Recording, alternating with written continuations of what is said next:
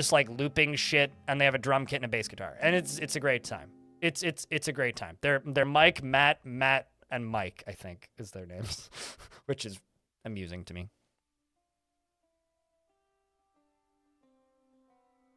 Anyway, you guys want to play some Dwarf Fort? I also need to figure out if Firebot runs on. Does it? Woo!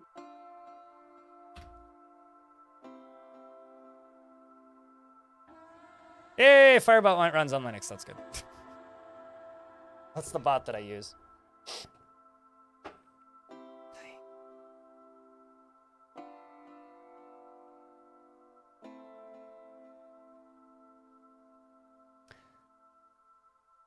So, how are we doing over there, YouTube? Let's take a peek. Got 20 of you here? Sweet, that works. All right, YouTube, remember to click that like button if you're watching the YouTube stream. Twitch chat, it's time to say hi, YouTube. So, yesterday, we ran into some issues. Frame rate tanked down to like 18 and didn't recover. So, I did a little bit of messing around and couldn't make it recover.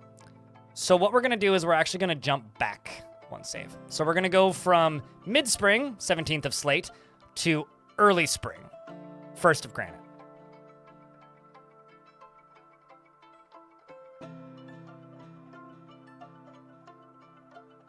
So that's what we're gonna do. Also, I'm curious. Ah, that's why that hasn't happened yet.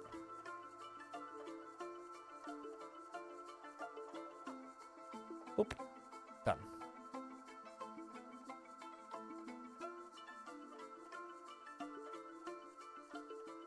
But yeah, plan for today is same as yesterday. So we're gonna play Dwarf Fortress for, I don't know, good chunk of hours. And then after that good chunk of hours, we're gonna go play some Cryptmaster. Try and acquire books or whatever we're trying to do in that thing. So yeah, we're just gonna cross our fingers, and if we run into the same lag problems, we'll have to deal with that when we get there. We've got a Baron that's making an artifact, and they are running off. The named dwarfs in the fort, which I just activated the redemptions for, is Shake Break, who I did actually expel in the last, or actually no, died I think in the last one, something like that. Who's alive again? A Devilish Potato, Alien Slayer, Antron Arch, Bebin Sowers, and Bonesaw, Boom Boom, Diamond Destruct, Dwarf is Great, Gazoom, I have 2 Gazooms. Well, whoops. Hard Mizzletov, Insulina Sama, Jesse XV, Kashmir Goat the Second, who's naked and very happy. Keen Cook, Night Revolt, and Patty, as well as Raging Cave, and Rosie, Ryder, Raikalu, and Sean Enjoys Bacon, Shinobi, as well as Stormwolf, and Tillen Artho, and Terminal Wetness, and UGDPY, and Wuggy, and that's everybody. And it appears that the first person to post... okay, Kage Nara gets a dwarf, I guess is what's happening. Also, Oblivion and Gaia and Stein all also said hi Twitch. So we got some people on the YouTube saying hello. Looks good with the copycats removal. I'm not invested into interesting search results. You need the most useful information with real world application in the least amount of time. I would say this. Boom, boom. Try it. It might suit your needs. For me, it's really useful if I'm looking up, like, if anybody here watched the Origins of Dwarf Fortress video I made, which I have all the stuff ready for the sequel called the Bugs of Dwarf Fortress. If anybody watched that video, all of those old forum posts and stuff, I found using Stract, not Google, because Google's useless for that sort of stuff. I think it's a use case thing. Right now, Stract is a niche search engine that's apparently gets like 10,000 searches per hour. So like people are using it with a pretty active, with a very active Discord, a pretty active open source development community. In 5 years, probably will be completely usable as a normal daily driver search engine. Right now, it's a niche use case search engine, and I think that's good. Beard with dwarf attached. Got it. I will search by happy until I find one. Are you okay with Baron of Trust sculpted? Sculpted, not culpted. Yeah, I mean, even if it's just like for most of my work shit, I'm using Google or I'm using DuckDuckGo, right? For most of my work stuff, I used Kage for like a month and didn't really find it much better, so I kind of just didn't bother. Whereas Stract, like, it's an awesome, different experience. You had clothes rot off your body? Oh, actually, I know why. Kagenara never becomes angry after seeing Kokoroko die, often feels filled with joy, is confident under pressure, after not having a tomb, after gaining another year. Also, a thing about this dwarf is this dwarf saw Kokoroko die, which means they literally almost died to a dragon because that dragon burned that dwarf. He likes to brawl and is quite ambitious and doesn't focus on material goods and needs alcohol to get through the working day and doesn't really care about anything anymore. Dreams of crafting a masterwork someday and personally values a harmonious existence. Is put off by trade and commerce and doesn't care about art one way or another. Doesn't care about family one way or another and dreams of crafting a masterwork someday. Isn't a full member of the fortress, but they've all started joining, so... yeah. Here's the thing. I look at Stract in the same way that I look at stuff like Mastodon and Kabin and Lemmy and all those.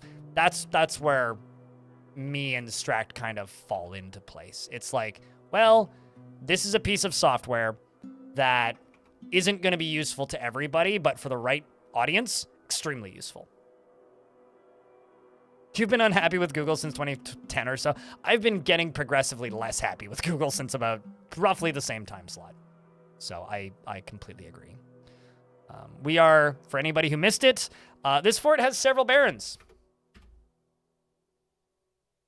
So we've changed the goal of this fort from I have to not use metal and defend the fort and all that nonsense to I need to get all of these barons green. All of these barons green. Query for programming stuff are abysmal in Google now. I believe it, yeah. I mean, and this is why I think something like Stract is interesting, right? If you are a programmer and you use, like, search engines to query for programming stuff, wouldn't it, like, be a net benefit to you and the people you work with to look into maybe making an optic or something specifically for programmers within Stract? Because, like... the fact that it has, like, built-in search results filters, being the optics, like, that seems like a net benefit for everybody involved. But, you know.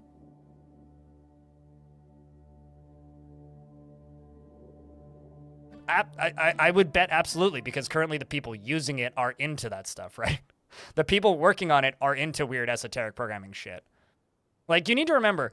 Stract started off as some guy's master's project for university, and it initially was intended to just be a better way of searching through Windows folders.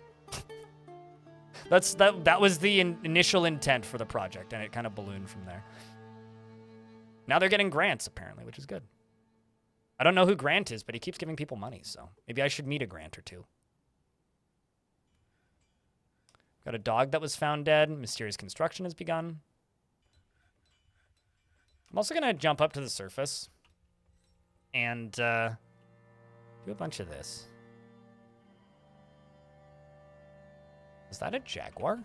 No, that was a dwarf. Oh, got a general just hanging out down here. Should probably give you a place to go and stay, but I don't know if I want to make stuff public, though. All right, let's just jump up to the tavern and make it public again. It was public, and then I stopped it from being public. We'll make it public again. Just so that I can get those dwarves inside. Is there a pike there? Weird. Oh, yeah. Also, my adventurer is now captain of the guard. Who also wants to acquire things. So you're a sloth bear. So let's do this. Silk sock. What actually are you wearing? Sock. We'll do shoes, skirt, dress, gloves.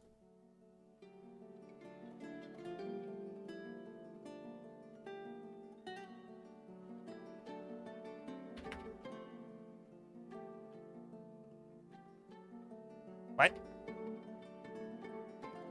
Trousers, I guess it is.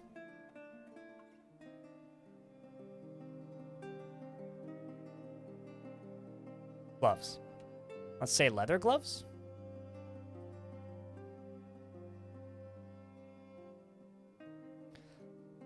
And I'm just going to say 2 of each of everything. And we'll do this annually.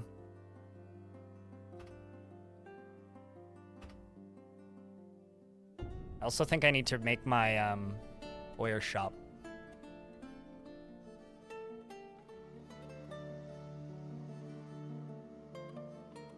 And then I need to make all of these sized for sloth bear men.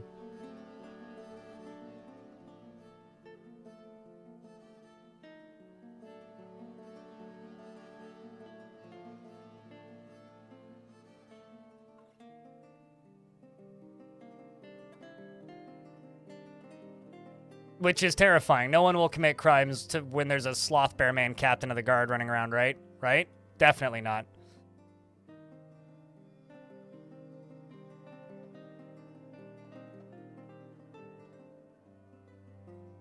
So that's 1. That's 2.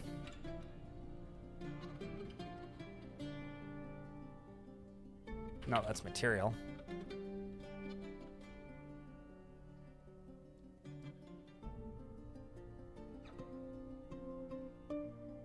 I also need to get some farming going so that we have better cloth availability, because we're starting to like run into issues with cloth, shall we say, but no, not sloth bear leather. Okay. Large, done.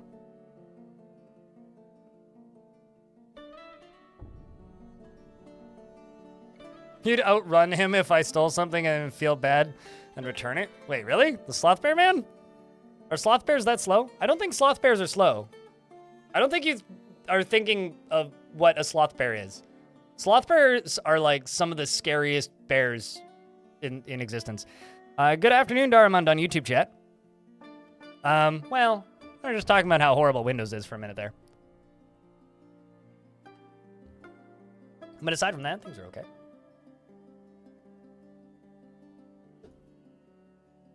Okay. We made our captain of the guard into a pair of gloves. Well, no, we didn't. That is slander against our captain of the guard. Also, what do you need? You need a dining room. Well, let's just make this into your dining room right here.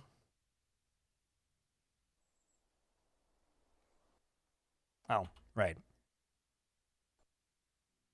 There we go.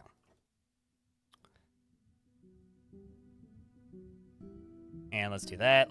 I don't have a bookcase. I should make more of those. Toss a chest in there. And we'll make this into a dining room. And this dining room is going to be for the captain of the guard. There you go. You now have a dining room, which you are now satisfied with. That's good. And now back down to here. Also, Salvadaddy, hello, by the way. Nimlark as well. It's good to see you. Funny thing is that you was talking about getting honestly, I want to live in an era, and I probably will never live in this era, Nimlark, but I want to live in an era that is a world where things like search engines are considered a government utility and just provided, like in the same sort of way that like internet should be a utility. And everybody should have access to it. Some things should just be available.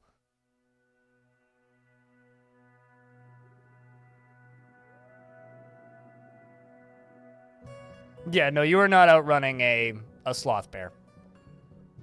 They're called sloth bears. They're not a sloth.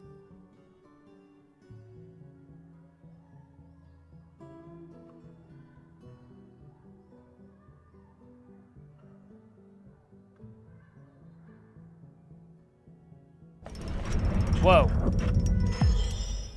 I totally forgot that, like, if you turn down the sounds in Dwarf Fortress, the sound effect is still super loud. Ingush, the Baron of Griptringed, has created Dumat Merceth, a green glass window, and offers it to the hot sparks. Awesome. Well, we'll definitely give it to one of our nobles right down here.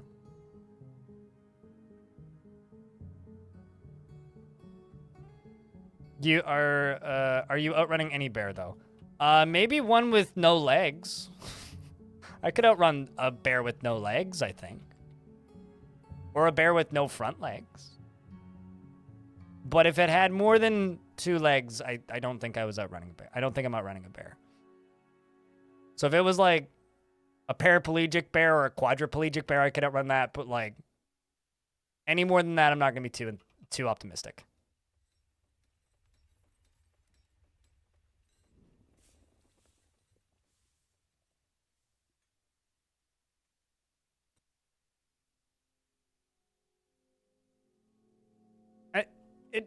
Here's the thing. It doesn't even necessarily need to be state-owned. It just needs to be state-regulated.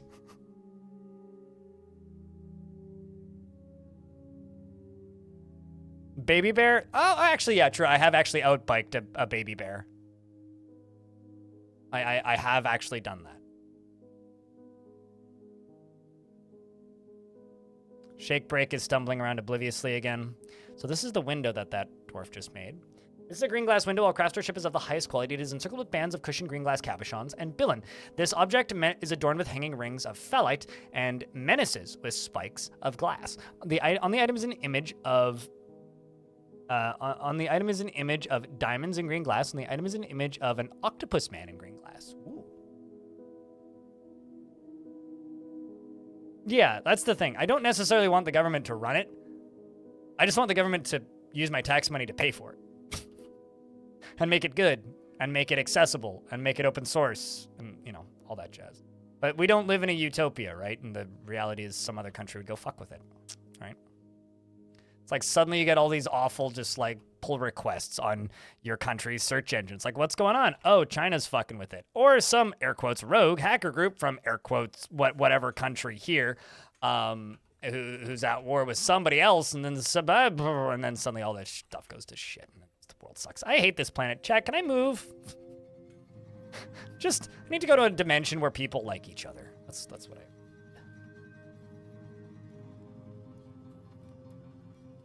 But yes, more things need to be utilities. Internet needs to be utility. Cell phone needs to be a utility. Thanks for coming to my TED Talk. I told my dad a couple months ago that I personally feel that the internet is as important as like heating and water when it comes to like utilities, and he like spat out his coffee. So.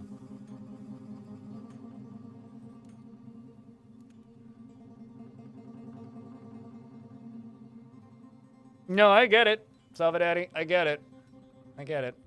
If the government ran it, it would be really, really bad. Yeah, I already heard that. You heard bears can roll at upwards? They can roll upwards of 15 miles an hour?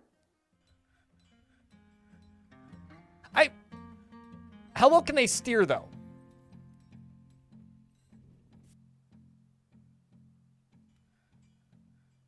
Because, like, I'll bet you I could zigzag faster.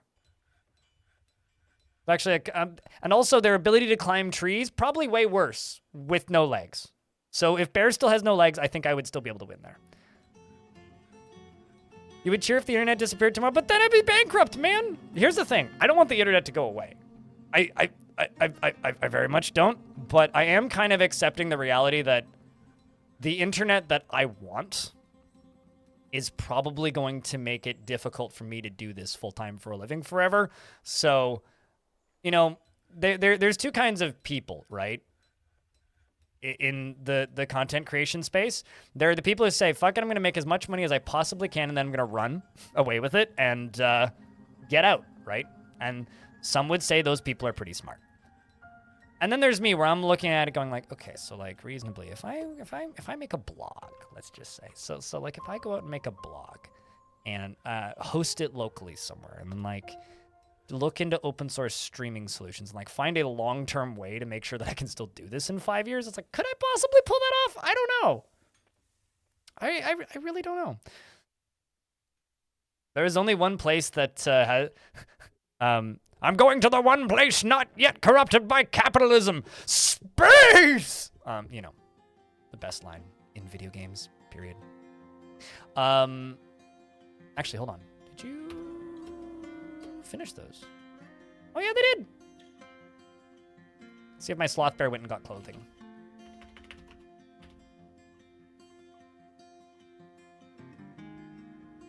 The more important question I have is, why are you hauling a pot? Literally just walking around with a glass pot. An empty one. Still a pot.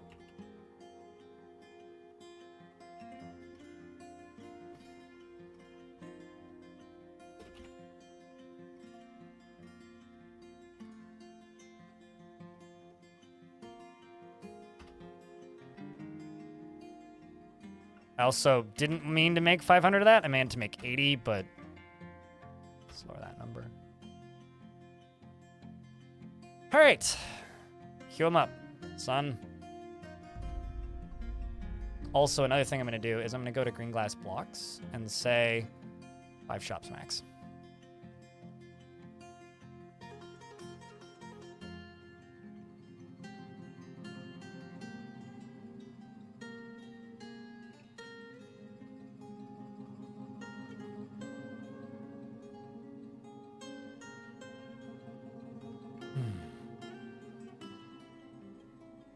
Sorry, what, Revivaler?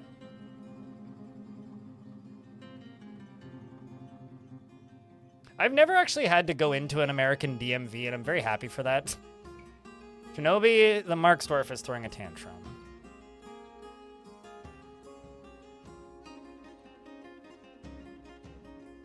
Not that upset, but you are haggard. What do you really want to do? You want martial training, you want to pray, you want to be with family. Do you have any family? All right, revolt.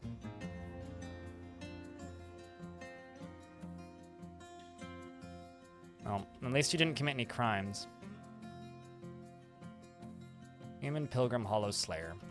I think what I need to do is pasture some dogs right here. Just 2 war dogs. That's it. In case anybody tries to steal my artifact. This is plural. Enjoy your lurking, JJ.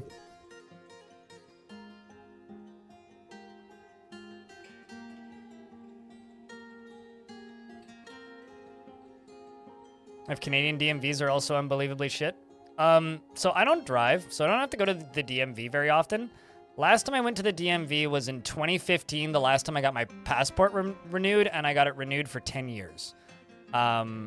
So fuck if I know. Probably. It's not somewhere I have to go frequently. And the last time I went there was kind of fine. I mean,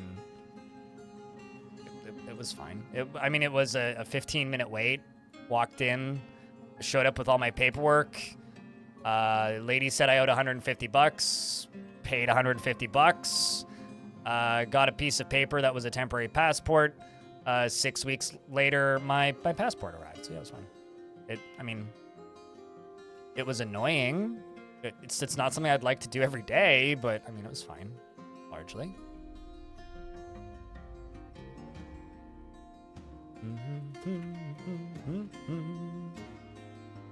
Okay, so let's do dining hall at the back.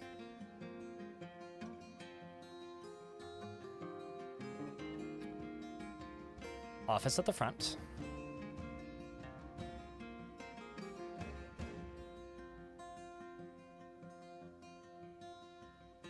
Kagenara. And Kagenara.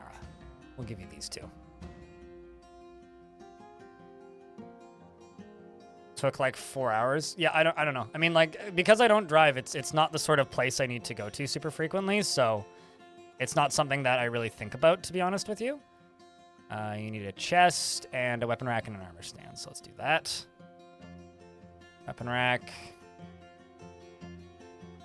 Armor stand. Chest.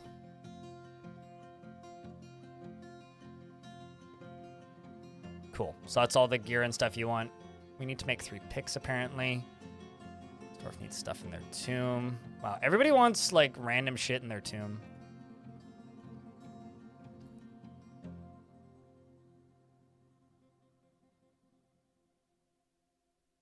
I think I'm just going to do this.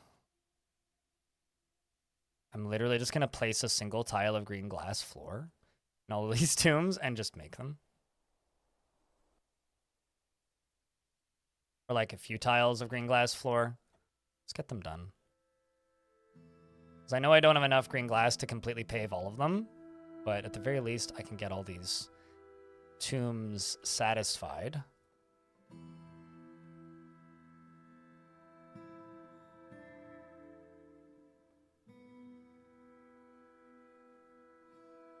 Or at the very least, get them tombs. It's better for them to have bad tombs than no tombs.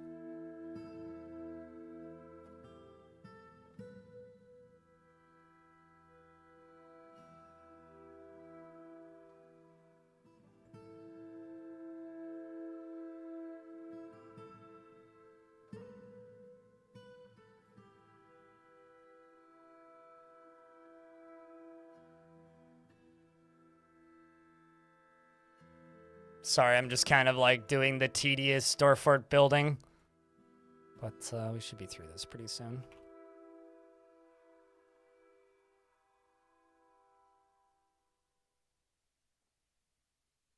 Boom. Okay. There's one more to do.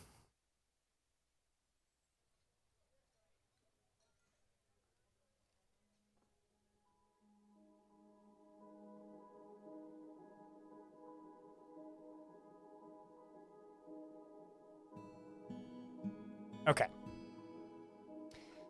Has Orb been constructed yet? Orb is under construction. Yeah, we are in the process of building Orb. It's getting there, slowly. We'll get there.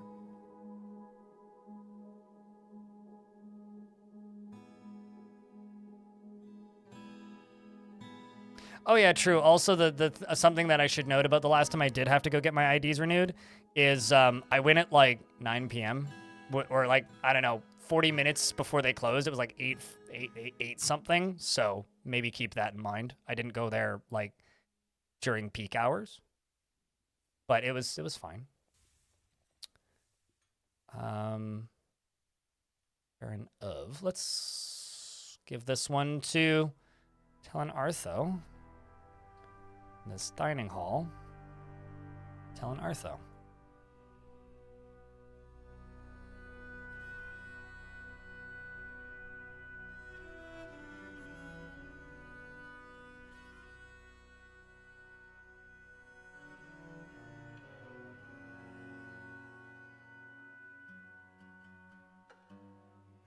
Let's do that, and that. This and that. Let's throw a chest in the middle. Let's throw a weapon rack right there. And let's throw 2 armor stands.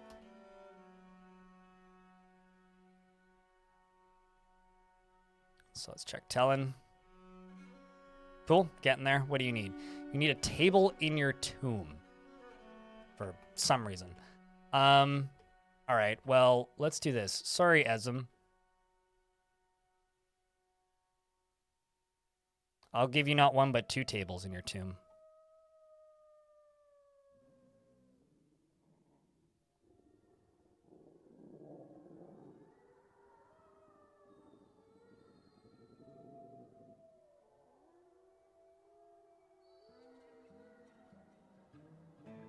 I'm just really curious about if they get a thought from there. Tables are your jam? Must be. Question is, if tables are your jam, what's your peanut butter?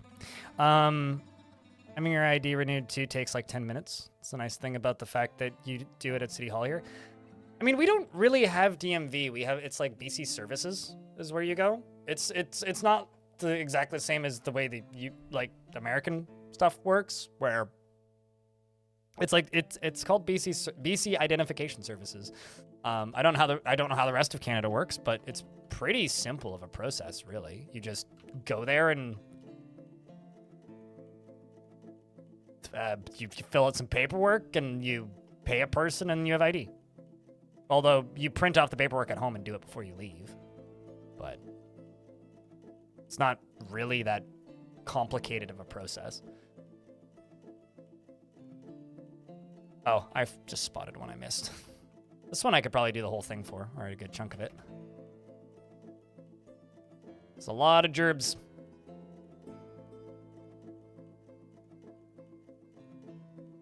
"40 days after," oh god. You imagine if you had dwarves with strict religious requirements? It's like, I can't be in a room with plump helmet wine. It's against my religion. It's like, what? What, how? Also, chat room, streamer has to do streamer thing for a second here. So the streamer thing streamer is going to do is remind everybody, it only costs you 1 penny to get third on the bits leaderboard. That's how much it currently costs an audience member of this stream to get a place in the annals of history for the next 7 days, for the till Sundays. Still doing tomato runs? I don't actually. Oh, you mean like running back and forth? There was a running joke with tomatoes the other day in this chat, so I was thinking about that. No, the tomatoes live on my neighbor's patio now and are giant. They're too big to move now. Yeah, they one of them is me tall. It is like a meter tall, probably. It's getting there. It's also like splayed out, and I have to tie it up again. They're getting big. To quote my neighbor, whose patio they're currently on, they're growing like weeds. They also have, some of them have flowers on them already, and I've seen bees buzzing around them, so that's a good sign as well. A door back here. I'm just gonna use one of these, whatever. And then tomb, pause game, multi, grab you, and assign you to, let's give you to Raging Cave. Let's also put a door here. A door here. And one at a time. As we're also working on down here.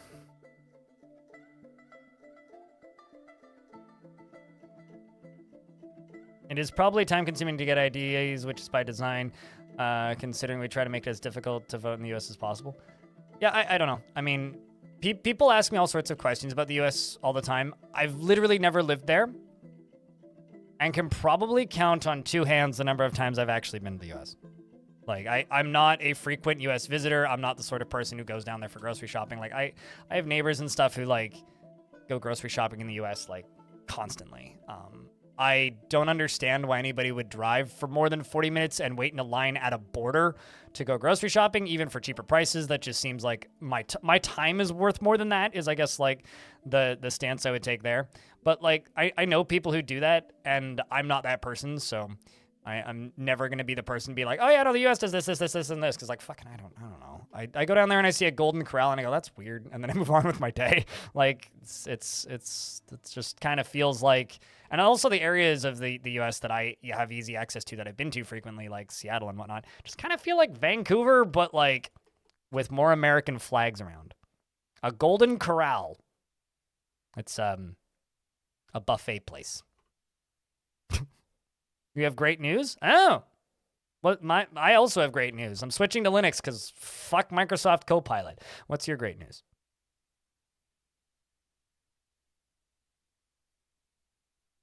Mostly crappy food. Yes, very much so. Your shoulder was diagnosed? Does he have a cold? I mean, I know you were having like injury problems, but like that's good. So what's up with your shoulder? Like what was the issue that was causing you pain? Because I know it was like fucking with you pretty bad.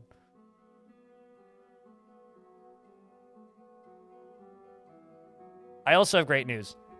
I'm drowning in nobles!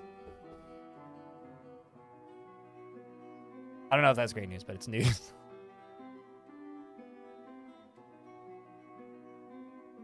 It's broken in a spot where x-rays couldn't see it and the bone is... Ow!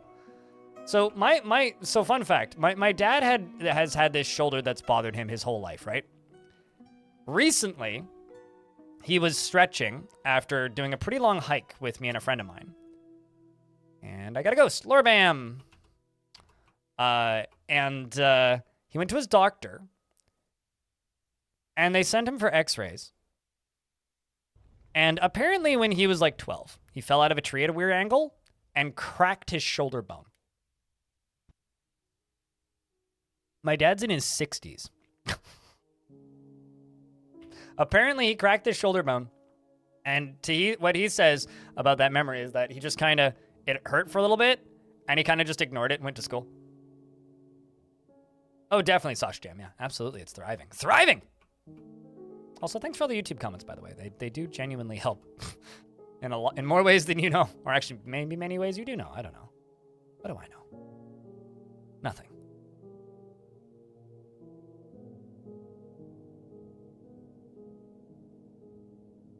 Not really EFT breakout. So in YouTube chat's asking if this game is like RimWorld. So bear with me for a second here, chat rooms. RimWorld is a tower defense game. I'm gonna like distill the games down to what they really are. RimWorld is a tower defense game, combat game with some very, very light story generation and a lot of very predictable gamey mechanics. Dwarf Fortress is a world simulation that's playing very slow Civ in the older world with thousands of years of history, and instead of one map like you get in RimWorld, you get like 200 stacked on top of each other, and also please do your part in regards to YouTube and making the YouTube not hate me, because just go look at the YouTube videos I've uploaded in the past week and then go look at the ones I uploaded 3 weeks ago. Look at the view count difference. Me getting sick for a week like pulled me completely out of the algorithm. So any help is greatly appreciated right now. Anyway, Dwarf Fortress is a history generator, generates thousands of years of history if you want it to, or hundreds of years of history. Which you can go back and read. Every single event is cataloged in the history. Worlds are re-embarkable, so once you've had a fort in a world, you can make another fort in that world and be part of the same faction, and history continues. Dwarves will then travel from old forts to new forts. You can have reoccurring characters. You can build, you can make adventurers and adventure around in an open world RPG. It's a lot more than what RimWorld has.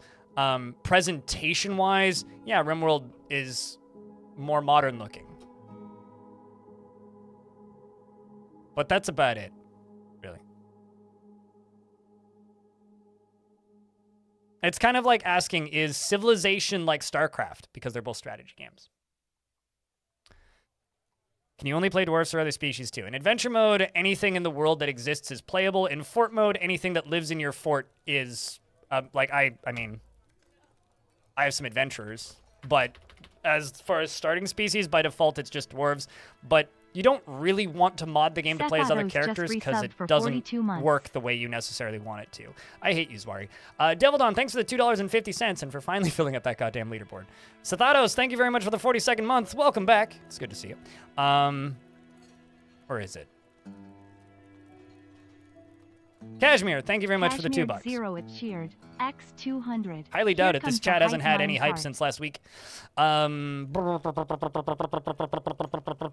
was the name of that character? I can't remember. Nope, he's no longer mayor. All right, I'll scroll until I find it. I mean, I got a sloth bear man. We've got there's a mantis person. That's the name. This person. There's a mantis man running around. But yes, you can have other species in your forts, but dwarves are the default starting faction.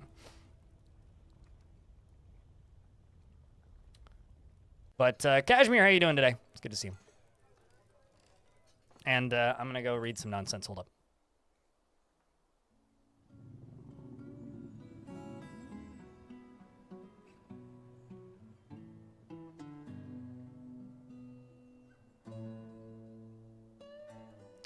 The greatest because rubbish would cause big explosions and bad breath. Therefore, a worm knows whether worms really know how burrowing works. Sadly, not all vampires understand infrastructure concerning the hematite cracks running through the base of the beans underground. Dwarves need... Cut up.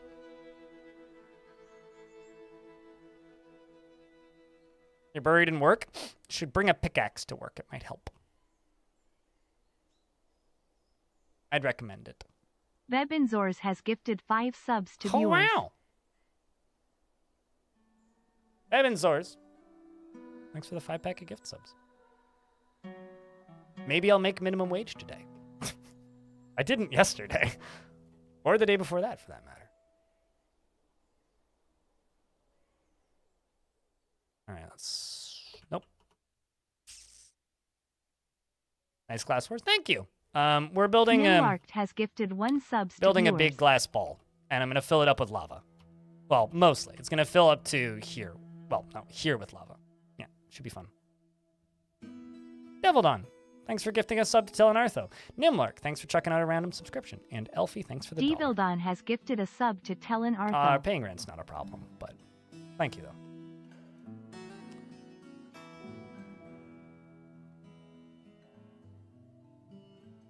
Trying to not send repeat messages? What? Oh, so you're sending 1 beer, 2 beers, 3 beers, 4 beers? Alfie Bean cheered. You could also swap between X100. crypt beer and free Here's crypt to beer. paying rent. But check this out, Sathados.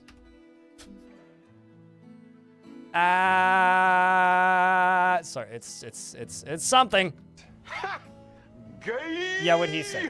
Ralph So yeah, cheered. X169. Ralph, Here's thanks for for the the rent crypt beer. $1.69. Appreciate you. You paid for this beer using it? I mean, okay. Fair enough. Here's the thing. Technically, you paid for this follower one too, because if you're subscribed, you can use it in other channels.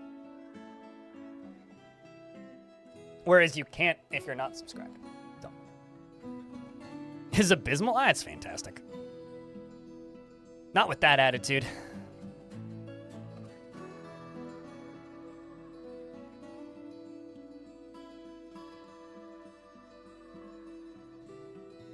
It gives me something to do. You can also use it in other Discords. Yeah. Kashmir Zero it cheered. X3000. Pay rent. Buy beer. Just get the priorities straight. Yeah, no, totally. I mean, last summer I bought and drank way too much beer, so I've just been buying beer in smaller quantities when I want to drink beer, because I know I'm just going to drink what I buy, so instead of buying a 6-pack, I just buy 2 cans. Or a can. Which cost me more in the end, but I drink less, so it's fine. You still need to link your Twitch and Discord. That literally takes 3 seconds. Pretty easy to do.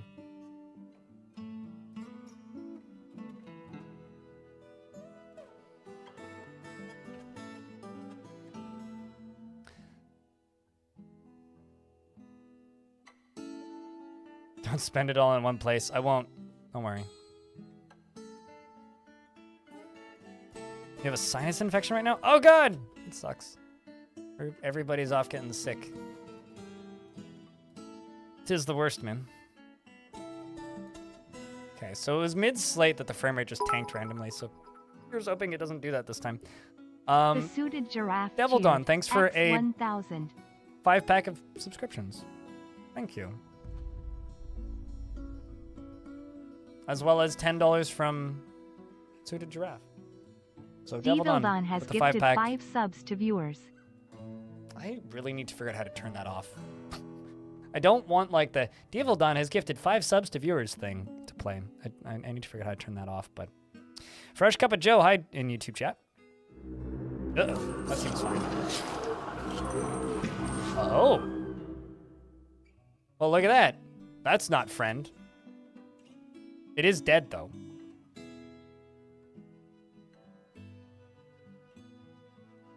We got a fuckload of rain yesterday and last night, so I don't know if that counts. Missed the OG sub sound. It's never coming back. For a multitude of reasons, but I think I could send you this song if you DM me off stream.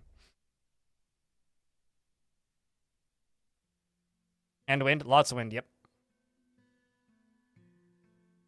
Giant cave spiders help with giant cave flies. If by giant cave flies you mean dwarves, yes.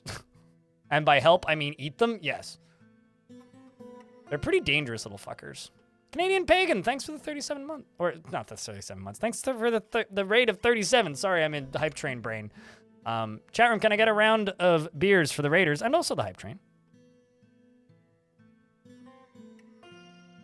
Welcome, Raiders. Mods, can I get a shout out for the Raiders, please? Thank you.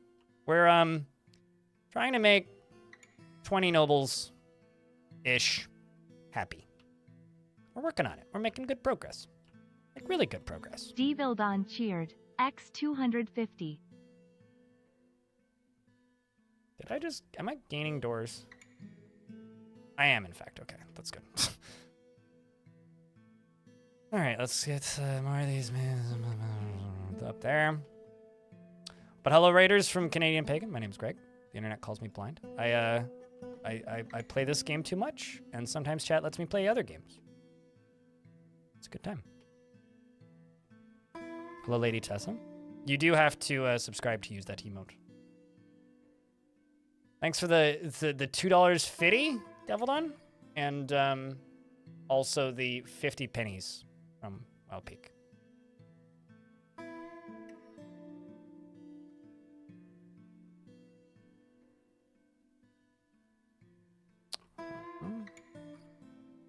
For that to get a little bit more. All right, so let's do this. Just leave the game paused. Make a couple of these. Go Esm.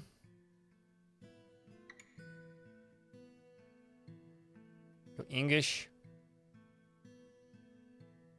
And Stackwood. One's already assigned. Okay, we got another one. Let's go Rigoth. See how we're doing here. Tomb. So Stackwood here wants an armor stand in their bedroom, which I can do. You want a weapon rack in your tomb. Reusal? Okay. So let's go here. Let's just make this into a tomb. Using the click drag function. Erase the corner there. And also add in this bottom bit.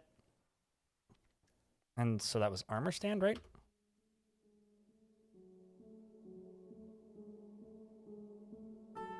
You allow me to play Path of Acra right now. Noted.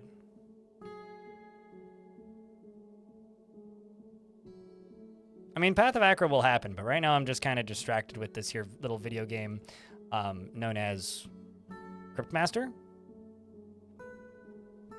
So once we get through with that, we'll open up the docket for other things again. Okay.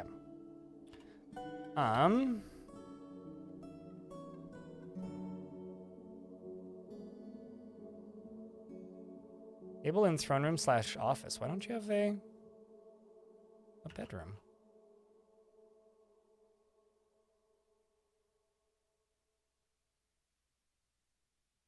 Sorry, you, but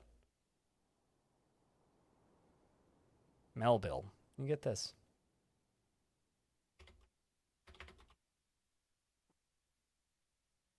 Oh, you do in fact have quarters.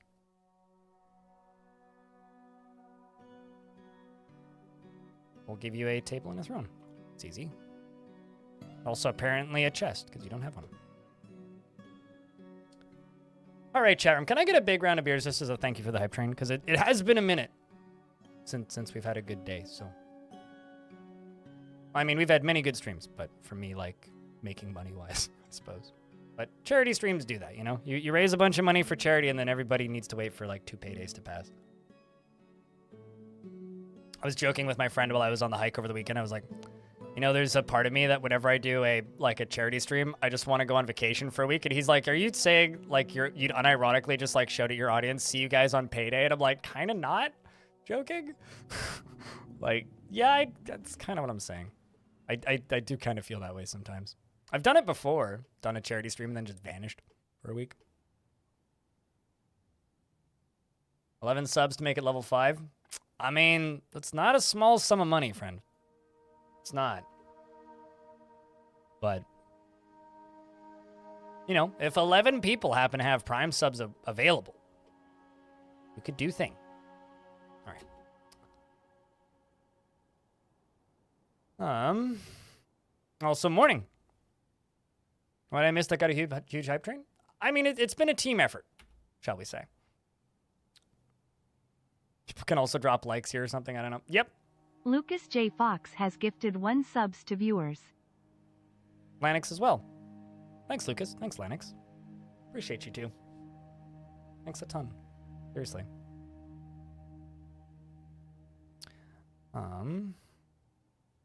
Lanix7 has gifted 1 subs to viewers. Let's just move on to up here as well, because I'm getting very distracted. Turns out, throwing mountains of money is a good way to distract the streamer. Weird. Who knew? But thank you for helping keep the channel funded. So now it's just 9 subscriptions to level up the train, but I don't think that's happening. Thanks for the train, chat! Very kind. I don't know why you don't have permission for that, Iron Zach. Hold on, let me check something. Let me fix my bot.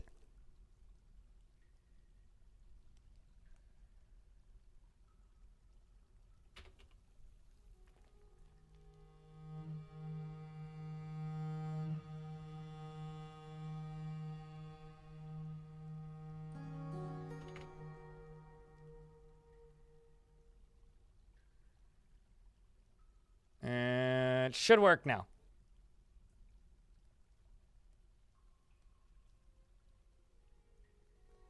Fine work? That's maybe a bit of a stretch. Iron Zach PT just resubbed for 13 months. Thank you very Hello, much chat. for the 13th month. Welcome back, dude. You're also a Greg Cashmere? Well, that's interesting.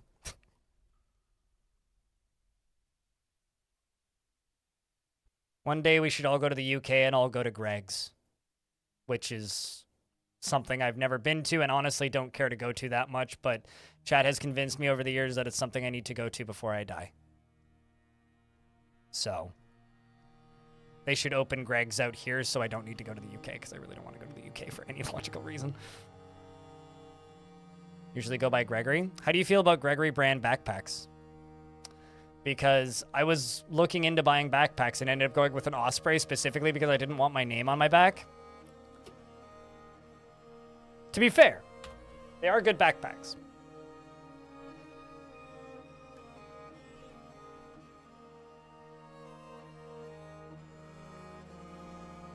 Canada's that kind of place where it's likely 12 out of 12 people, one will be able to afford everything for the rest, while the rest won't be able to afford anything for themselves. Kind of comes as a package with the whole stratification thing. I mean, yes and no.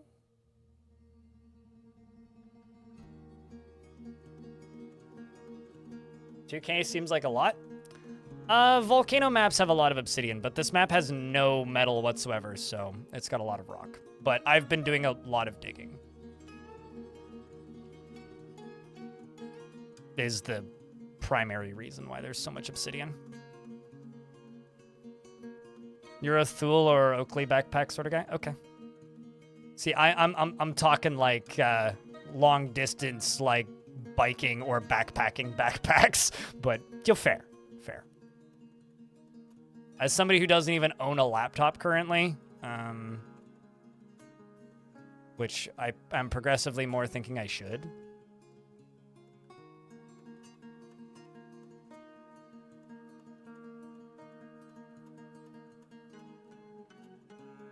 And they have lots of funny accents and say things weird. I have a question. Have you ever been to this country called America? The United States of them, in fact. You know what they have? They have this place called Texas. People talk real funny. They also have this place called Louisiana. People talk real funny from there. They also have people from Boston who talk funny as well. Talking funny is entirely based on what you are used to listening to. And just sounds kind of silly when you say it out loud. Referring to accents as, air quotes, sounding funny.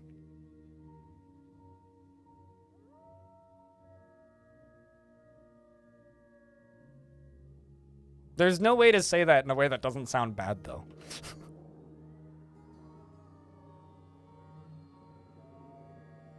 But appreciate the clarification. I don't think anybody's offended, but like,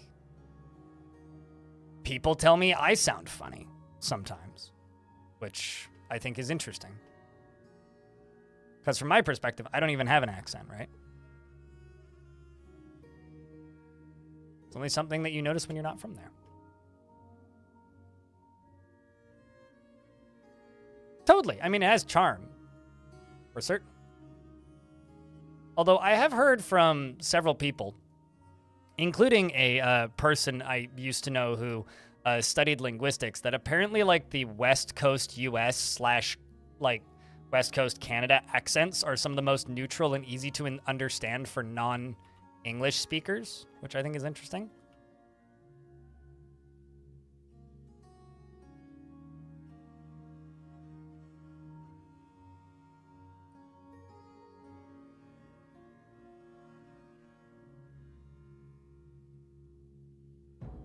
Although this linguist may or may not have been a linguist. This was somebody I knew through Twitch, so take people claiming about their careers as seriously as you want.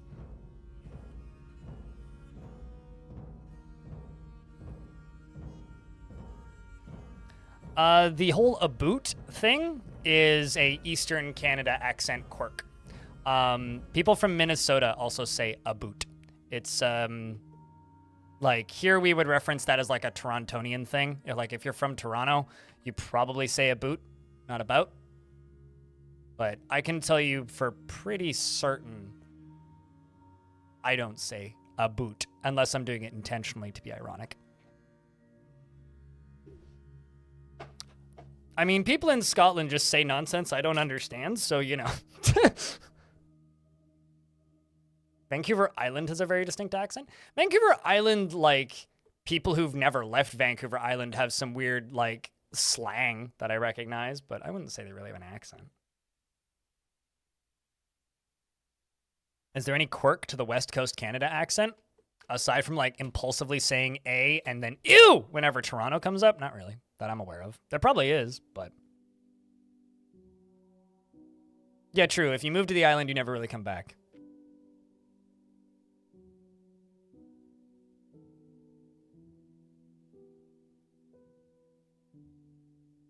It's kind of like a trap over there, really. So part of the reason that work is getting done so friggin' slowly in this fort is because most of this fort isn't actually permanent residence, and they've only just, after like 2 years, started petitioning for permanent residency. So, thought was countrywide? I'm mostly just joking. I don't know. I mean, it's one of those things where it's like a lot of the slang and whatnot is regional. And when it comes to living here, like, you have to remember that I've lived here my whole life. And because I've lived here my whole life, I don't really know what our accent quirks are because it's just the way I speak, right? So it's kind of difficult to, like, identify that, really, if you live somewhere. The A is real. I mean, I do say A. Like, I'd be lying if I said I did, if I claimed I didn't.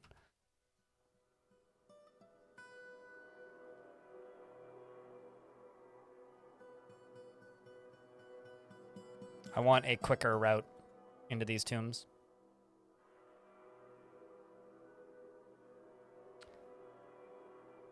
I Am Groot is gifting a sub to the 4th person to write something.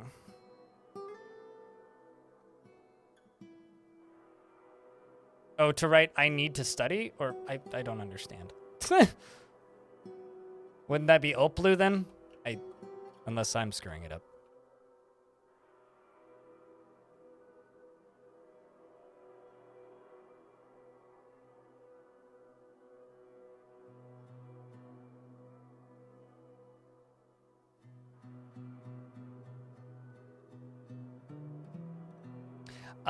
I don't know. I'm gonna give it to Oplu, I think. Oplu, what kind of dwarf would you like? Because the way I read that is, it's the 4th person to write because I need to study. That's the way I'm reading that. You're Spartacus? Got it. I'm stupid. How are you?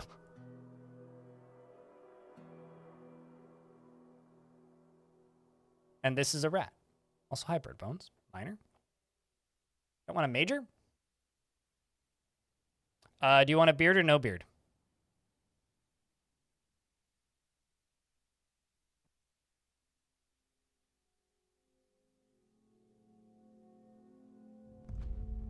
Turns out I have, like, no fucking minors.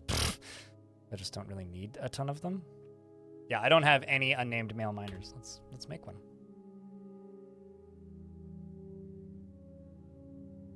You can be Baron Esm.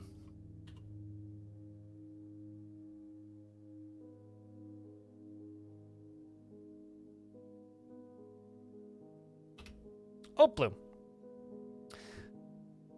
He has an incredibly calm demeanor. He lives at a slow-going and leisurely pace, is curious and eager to learn. He is very humble and he finds obligations confining, though he is conflicted by this for more than one reason. He doesn't seek out excitement and he has a tendency to go it alone without considering the advice of others. He tends to be a little wasteful when working on projects and he has a tendency towards forming deep and emotional bonds with others. He tends to avoid crowds and he is assertive and he tends to hang on to grievances. He doesn't mind a little tumult and discord in day-to-day living and inhales sharply when he's angry. He needs alcohol to get through the working day and doesn't really care about anything anymore. Dreams of raising a family and personally thinks the quest for knowledge is a delusional fantasy and sees competition as reasonably important and disregards tradition. Isn't a full member of the fort, but I'm sure he will be one day. And his aunt used to live here and is dead. His wife doesn't live here and his nephew, his two nephews and two of his cousins live here and one of the cousins is dead. Welcome to the fort. Jack, can I get a round of beers for the new dwarf? Don't drown him. And I have a ghost I have to memorialize, methinks. Oh, hey, it's party time, chat. You know what that means? Time to go get your favorite party emotes. You're already posting. Let's keep posting. Question is, where?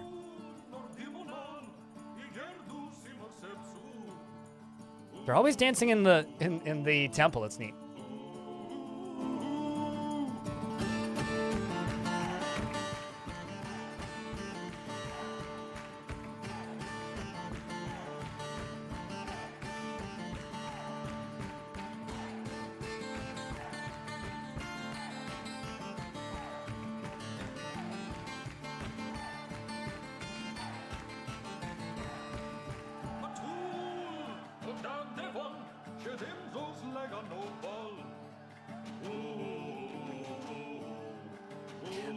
John Locke, if you've never played Adventure before, I would wait until the beta's done. Or at the very least, wait until Butchery is in the beta. Hello, Sketch.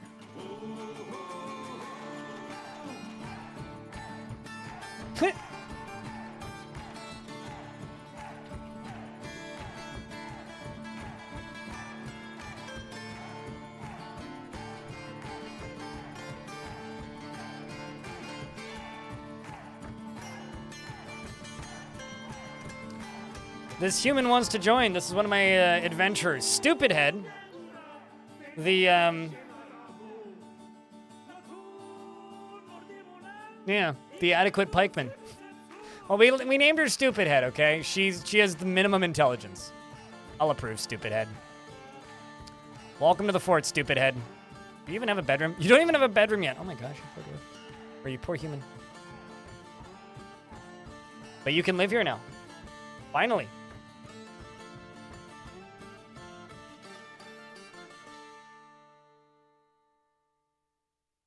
Cheerless. Yes, poor memory, poor intuition. Very dumb. Very, very dumb. So we did name her Stupid Head. Keep me posted on the volume levels, by the way, chat. I've adjusted some things for today. Got Vulbach, who's tantruming. Still no crimes. Wait, actually, hold on. Okay, you do have an office. Nobody reporting crime. I guess nobody's actually committing crimes while tantruming. Although I am seeing a combat log. It's fine.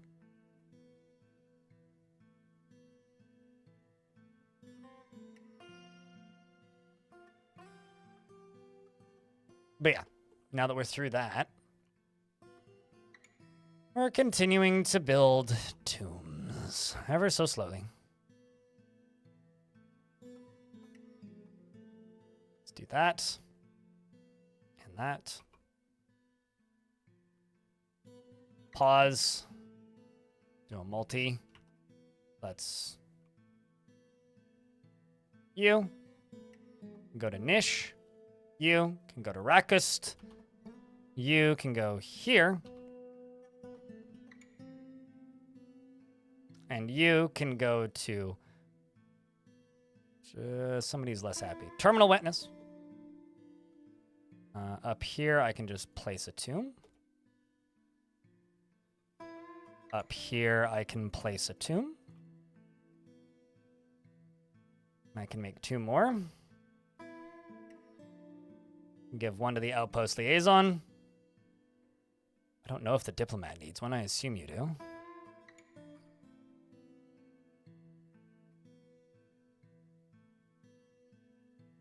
I think they're all assigned. Okay. Should be good.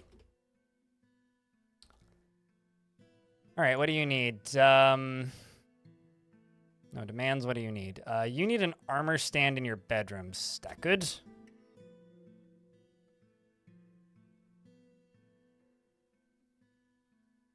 Your bedroom is right here. You need an armor stand in it.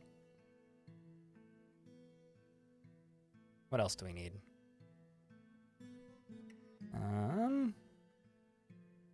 You need a table in your throne room and office. Well, that's very easy.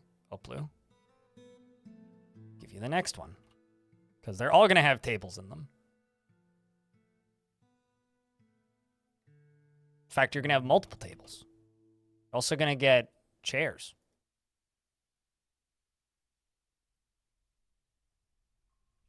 As well as weapon racks. And armor stands. Cabinet. A chest. A door. And multiple windows. So the front half will be office.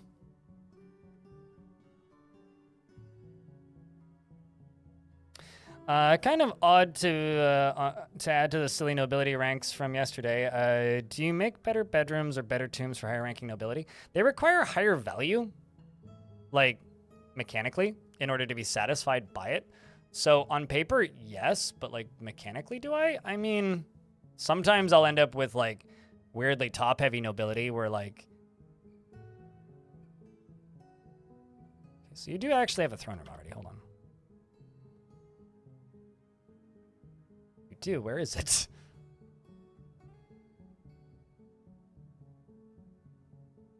Oh. Wait, what? Oh, it's Melville that wants that. Okay. You. But yeah, I mean, they on paper they require higher values, but it's like unless you're playing on hard difficulty, it's pretty easy to satisfy them. Like they don't actually require that much. It's just a couple rooms. So you know.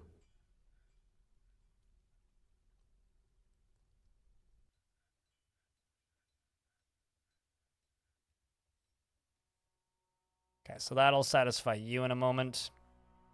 Still need, what, 4 more tombs. And then it's just like weapon racks, armor stands, and whatnot. And then it's going to be a matter of, you know, automating all of their demands. Which isn't, you know, going to take too long, hopefully.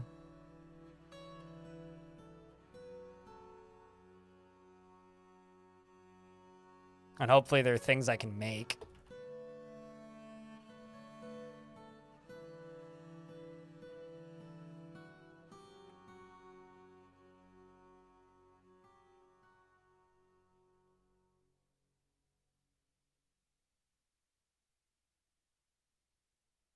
Okay, so here we're going to do this.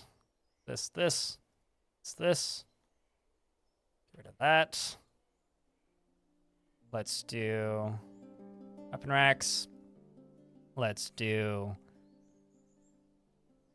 armor stands. Let's do another chest here. Let's do 2 more cabinets. And then we'll do 2 office and dining room.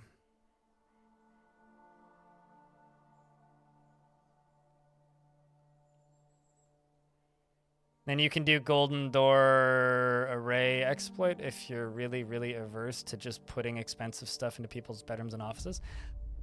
You know, honestly, if you're doing the bedroom door arrays and all that stuff, I start to question in my head why you're playing this game, because it's like, this is what I enjoy about this game. It's like a combination of the reading of history and the customizability of the game, and then just, you know, building stuff. Brosifer, what's up? It's not quite afternoon here yet. We're getting there. Give it a little bit more time. But we're getting there. Still need 1, 2, 3, 4, 5, 6 more offices. So probably what we're going to do, actually, is drop down to this layer and build another round of offices. Because currently we're on the upper layer, although what I actually need to do is I actually need to get rid of all this. I need to get rid of all this because this is just going to be floors and they're just going to be carved out. Oopsies, not the walls. So this will be the layer that I need to go to.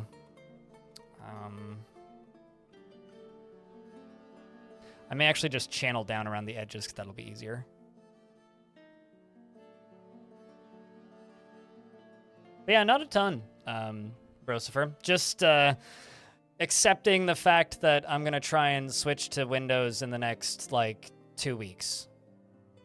Or switch off of Windows in the next 2 weeks is what's up, really. That's about it. Aside from that, I'm just, like,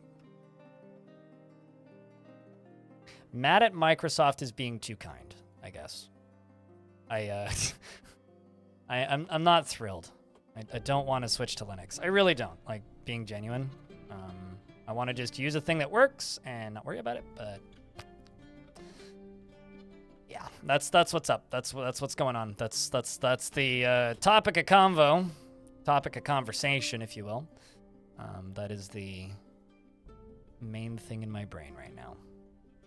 Sounds extreme? No. No, it's not. No, it's not. Microsoft is extreme. And I don't trust Microsoft, and I haven't trusted Microsoft for a long time. And now I really don't. You want to have, like, screenshots of everything you're doing on your entire computer logged and monitored? I don't know. I don't.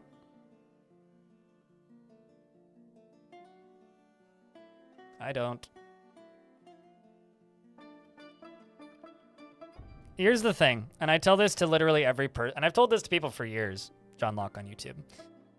If you are one of the people who is saying, I'm staying on insert Windows OS here, just move to Linux. Just don't even bother with that nonsense. Just move to Linux.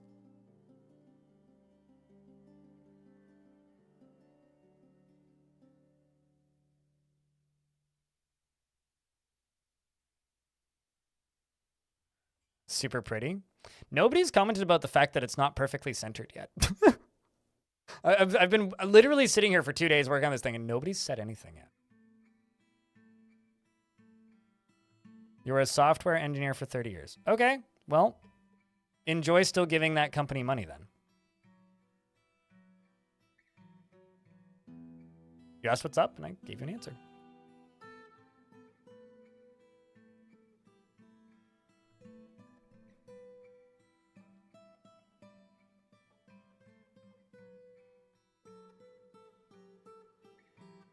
You don't want to learn a whole new OS, but Linux is the smart move. It's not even that I don't want to learn a whole new OS. Like, that doesn't bother me.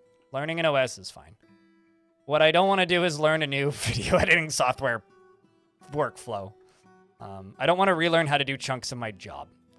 That's the issue I have.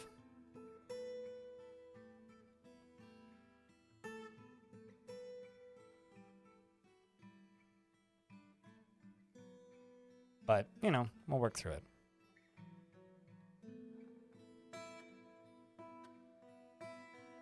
The Stoned Milkman. You did, in fact, follow me in January 2015. Yep, not dead yet. Still here.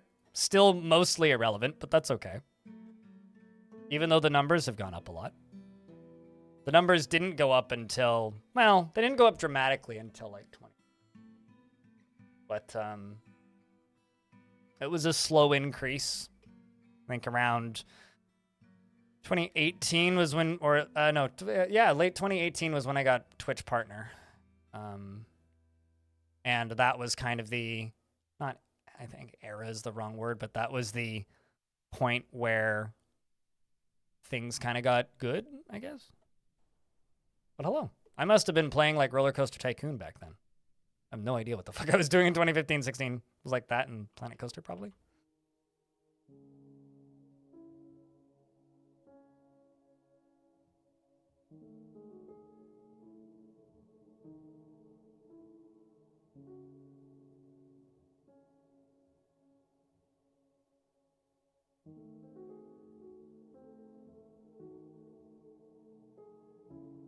Yeah, no, I get you. I mean, I don't want to like relearn how to use graphics drivers and shit, but like I don't know. I've done Linux before.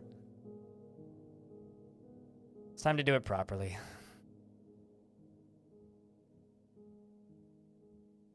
I think it was so fun fact.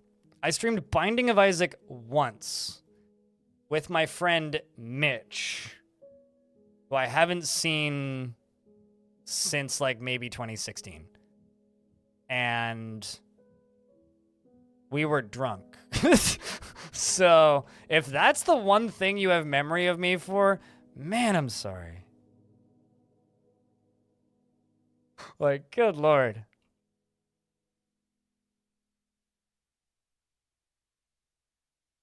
And then we went and saw Slipknot, and I still have a t-shirt from that show. Great show.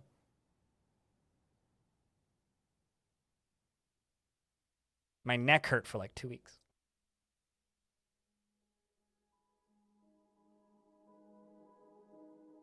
Yeah, I mean, my general dislike of AI nonsense is the thing that's killing Windows for me, right? And Microsoft is investing a fuckload of money in companies and software that I don't like. And the reality is it's just going to make an OS that I already kind of don't like worse. So that's kind of all it is, really. Sounds like a funny time. Not only that, but drunk Binding of Isaac and co-op, which is not a way anybody plays Binding of Isaac.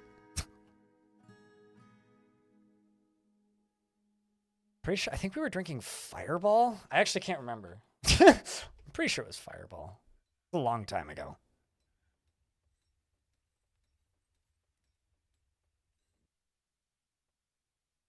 Why me? I'm not the person to cry and whine at. Cry and whine at like Suited Giraffe or somebody else in the, or like Crocodile on the Discord. Somebody else who actually like knows what they're talking about with this stuff. Don't cry at me.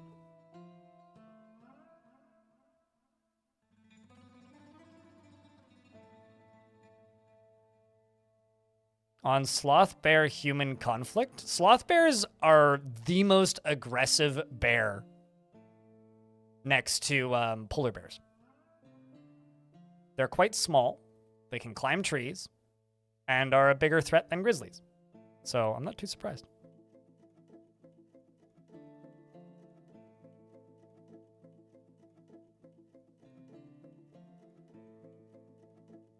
For years, from accounts I followed back, and you got one today, and I thought that I'd hop back on. About 14, 15 back then. Yeah, and I wasn't single. Probably still had the bookshelf background. 735 human casualties in a 5-year lifespan. Is that more than sharks?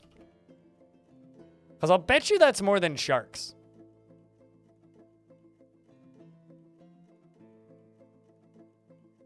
You know, sloth bears are terrifying. They also look possessed. Like, if you look at pictures of sloth bears, they are horrific looking. Like, they look demented.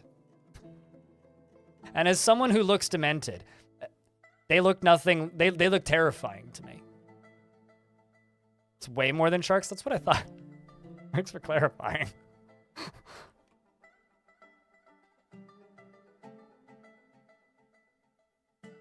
Let's go up here. This should finish up the tombs. At least until I can get flooring into them.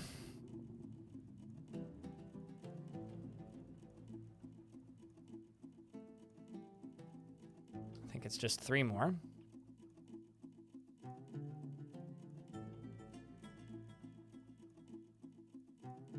Mine quests. Portal Den. And Gravelheim. Okay, do any of my... Okay. Kage Nara still needs a tomb, so you can get this top one.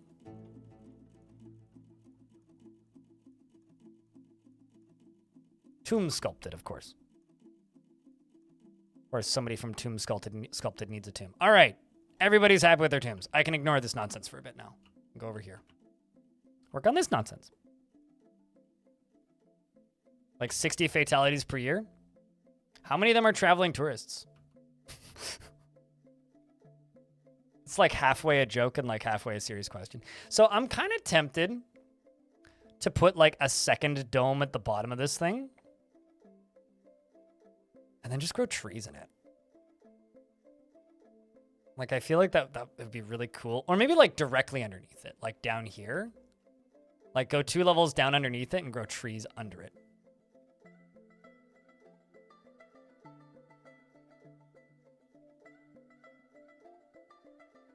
Sloth bears look like they're built for murder. Yep. Very true.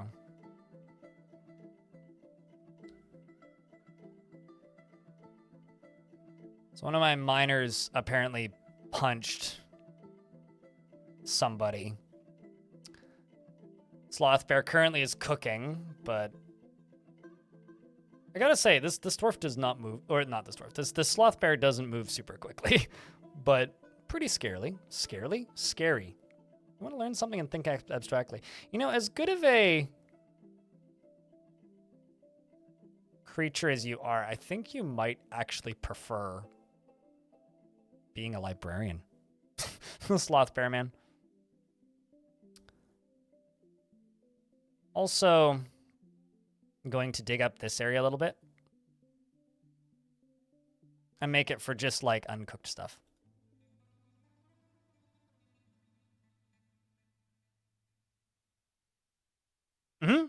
No, I'm well aware of what it applies to, but it's enough that I do not want to support the OS. I'm putting my money where my mouth is, right?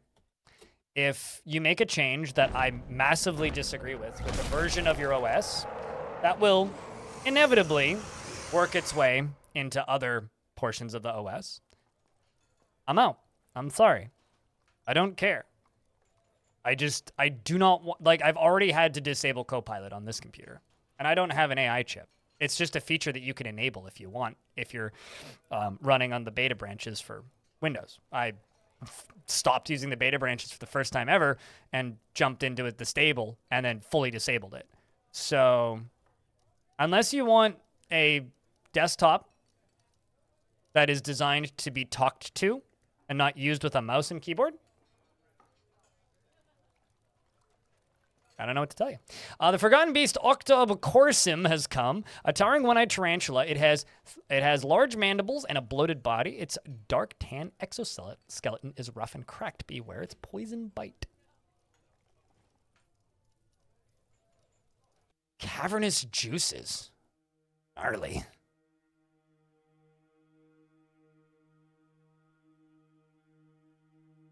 You know what's funny about that, though, Bird Bones? What's easier? Installing a bunch of potentially sketchy third-party software that lets you turn all that stuff off, or just using an OS that doesn't have that stuff?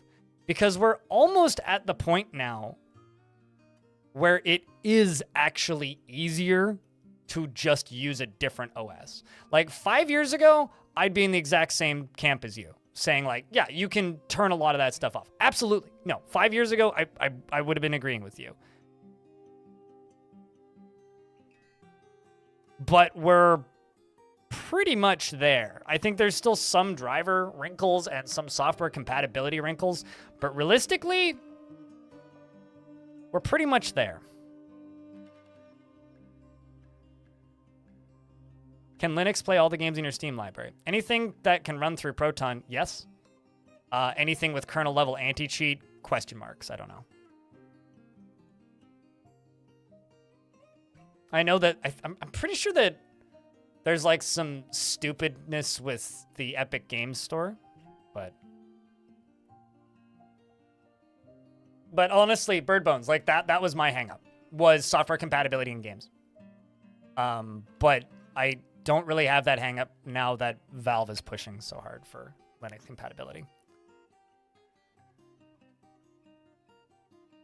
And we'll just go that way. We need empty bags. How much silk do I have? Cloth! Ugh.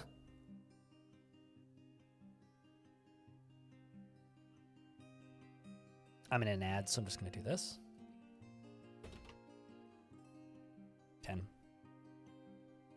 20. It's a fork of arch, is it not?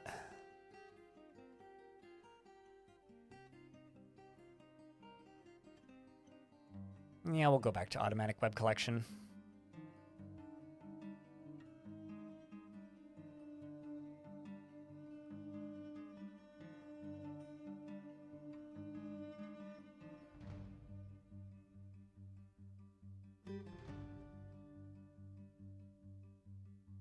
You know, I think that might be the most commonly stated fun fact in my chat these days, Devil Dawn. Steam Deck runs Linux.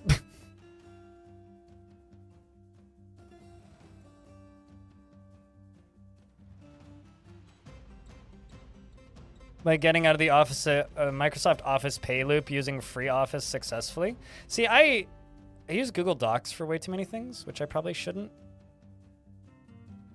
I'm pretty sure it's been Valve versus Microsoft since, like, those Valve guys left Microsoft to start Valve. Like, they've always had, like, obviously, like, Steam works on Microsoft OS, but as long as I've been aware of the existence of Valve, Valve has always been kind of when it comes to this. Okay, so you're going to, like, dive down in this way, looks like. Maybe not.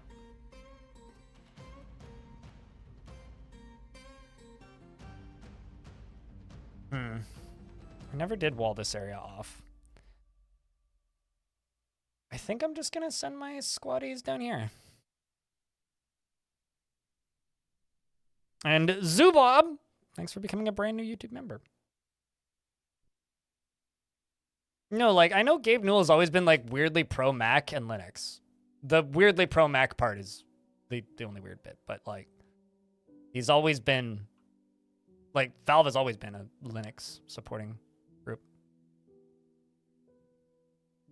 No, I mean, like, my last experience with Linux was Ubuntu in, like, 2010. And then I ran away screaming from Arch Linux in 2010.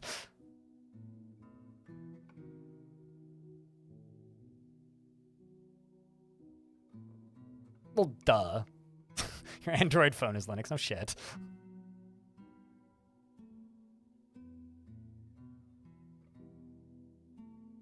I mean, most of the servers you connect to are probably either running Linux or Unix. Linux powers the internet. It's like the concrete that holds the internet together.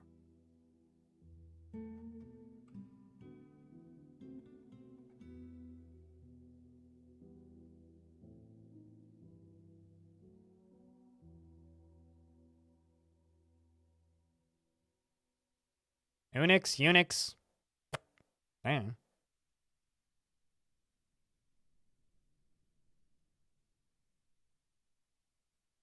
You're learning about Linux? I mean, I'm sitting here and I've got this tab and this tab open right now. This one's from last night, reading. This one was from this morning.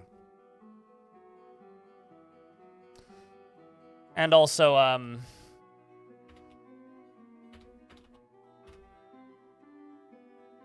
not Kubuntu. See, here's this. This is the fun thing about Linux.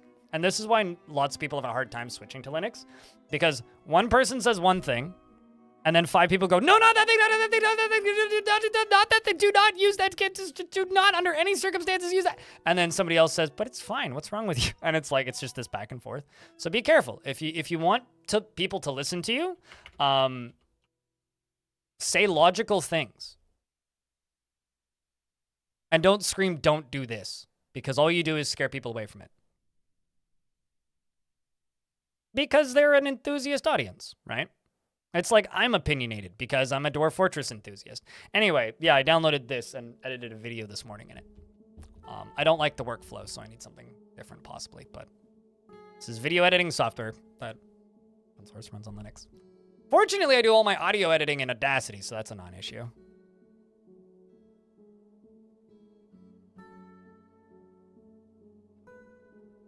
What won't work are FPS shooters with anti-cheat. Well, basically any free-to-play multiplayer game that has a kernel-level anti-cheat won't work. Although there are ways to make it work. Okay. There are ways to make it work, but those are the only real game things that don't play nice. Shotcut now? See, here's the thing. I don't want simple. I need the same level of funk. That was a pretty weak one. You get him, boy. Bashes him in the CPO thorax with his blowgun, and it exploded. Well, that thing was weak. Here's the thing. I don't need simple. I need feature equality with Adobe Premiere. I need something that can do everything that Adobe Premiere can do to a point, right? Because Adobe Premiere is what I've used for the better part of a decade. And I don't really want my workflow to get screwed with. So that's the actual issue there. It's not that it needs to be Adobe, but I need something that works like Adobe. The other one I've looked at, which I actually like the workflow for a lot better, but it just crashes a lot and it's very unstable, is Olive Editor. I've used Shotcut before, and I remember being underwhelmed, or tried it before, but it was a long time ago. I bounced off of it pretty quick.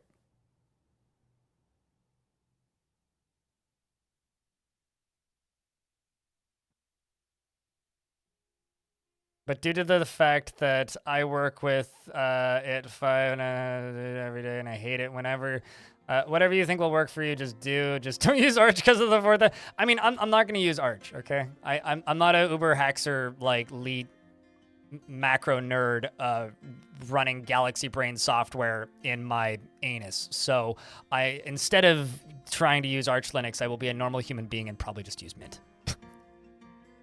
Probably. Where's Tekid when we need him? He's our I use Arch, by the way, Dwarf Fortress expert.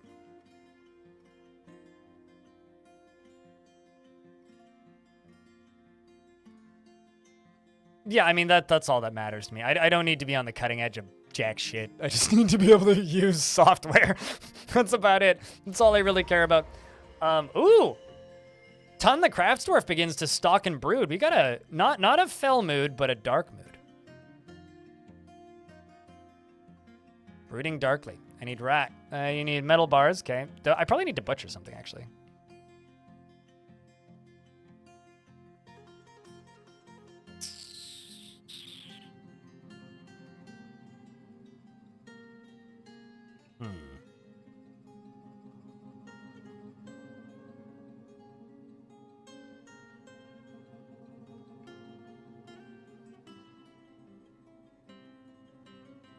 Let's just slaughter this bull. And also I need another tanner shop because you're sitting on it. Because I only have one.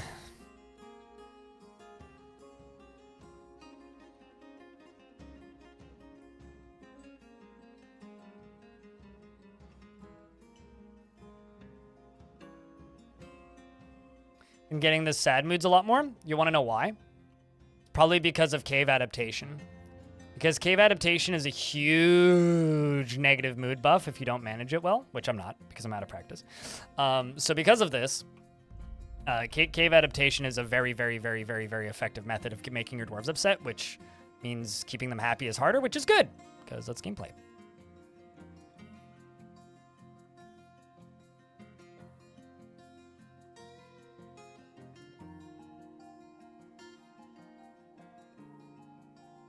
Yeah, I mean, I'm basically taking a list of suggestions, but like, if you want me to not take your suggestion, don't say all caps, don't use all of the other suggestions I've been given, right?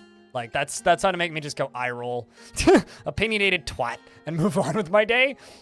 So I know that that's kind of like very judgmental, but like at the end of the day, I've been around nerds for a while, and usually when somebody screams, "Don't use this one," I'm just not gonna listen to you because it might be something that you hate using for personal reasons, which is fine.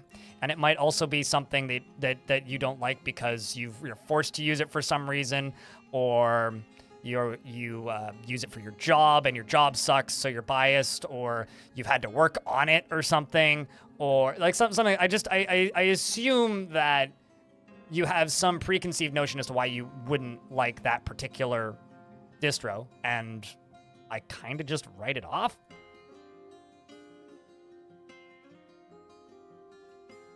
So, I know I realize that that's kind of judgmental, but I'm sorry, but it's the case.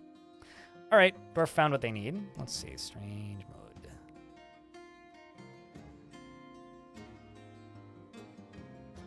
Oh, also I need to get rid of this. This was for the Titan. All right, you grabbed Bullbone. Got it. Let's see how my cloth is doing.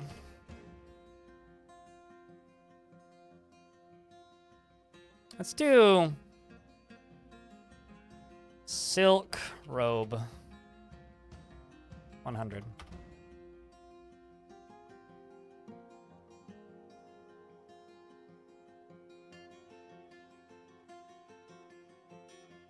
I mean, you had me there at steel. Are you asking me that, Puppet, or are you asking somebody else? I mean, I can do research on my own time and figure out different Linux distros, right? Like I'm computer savvy enough to know how to get around installation and finding something that'll work for me. Creed She has gifted a sub to Puphead. Creed, thanks for gifting a sub to Puphead. But at the same time, you know, if you're saying like this distro is spyware, then cool. But that's not the case here, Creed right? She has gifted a sub to Hard Emstees Love.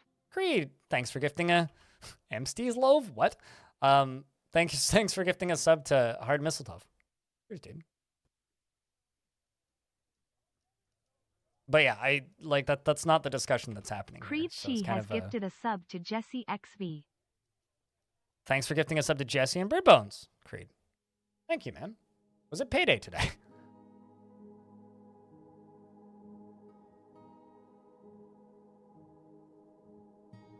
Creed She has gifted a sub to I mean, I think the keyword there is a __ few years bones. back.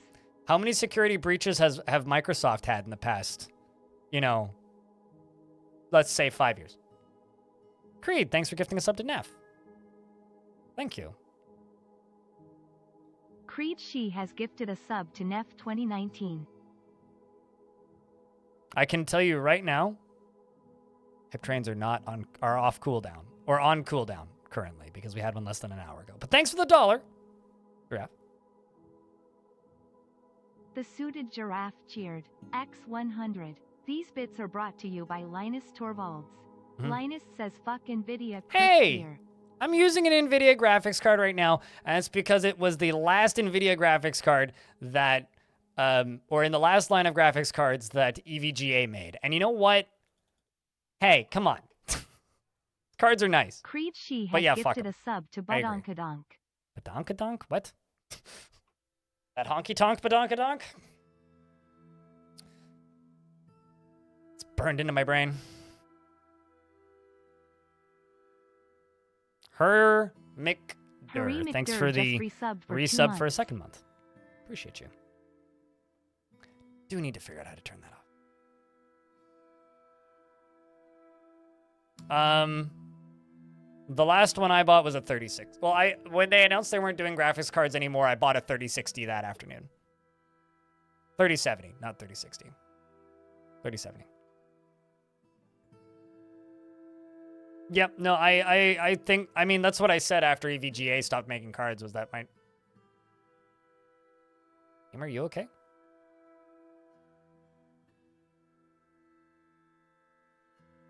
Frame rate just suddenly went down to 50 for a second there, and now it's stuttering. 7.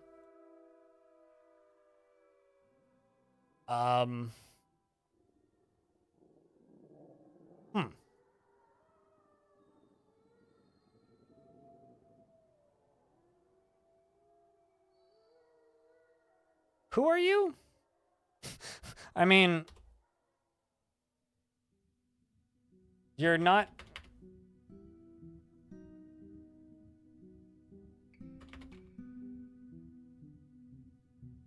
You're not a member of my fort.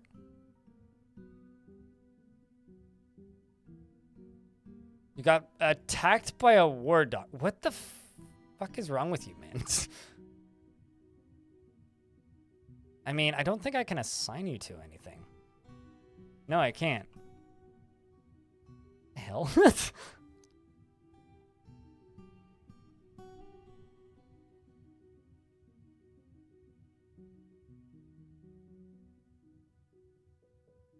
Chat, Creed wants to give a dwarf a stupid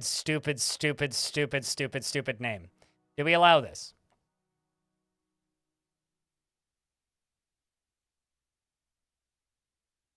Yes or no?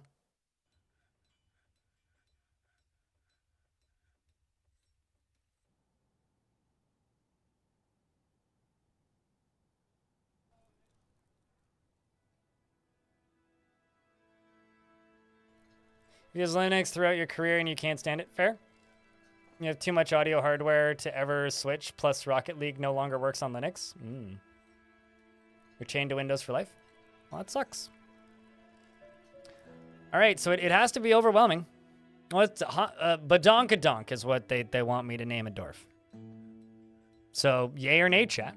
Yay or nay? So far we got 1, 2, 4 nays and 1, 2, 3, 4, 5, 6, 7, 8 yeses, 9 yeses. 10 nay or another nay. I think we're gonna go with no.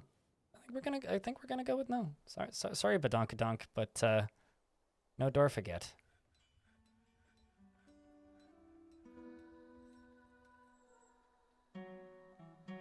You tried. It is still a silly name. I don't know. It's one of those names where I'm like always amazed that Twitch allows it.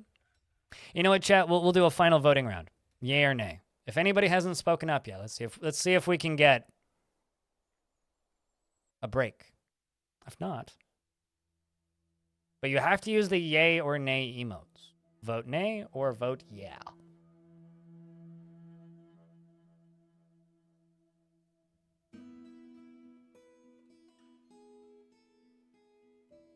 All right, chat room. What kind of dwarf is Badonkadonk getting then?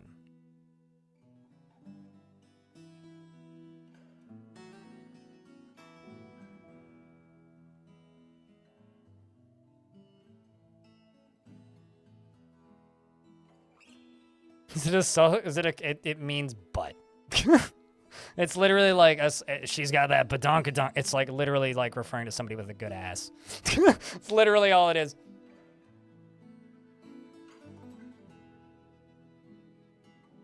It's a southernism for butt.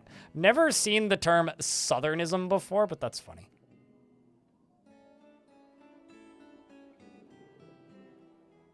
Oh, I don't want seeds. Well, actually, maybe I do want seeds. No, I don't want seeds. Don't want seeds. Not want seeds. Country grammar. Country slang, probably.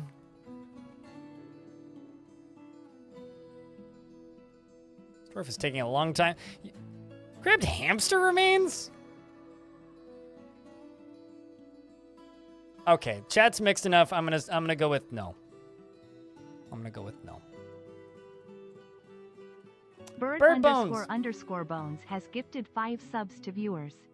Thanks for the 5 subscriptions. Appreciate you.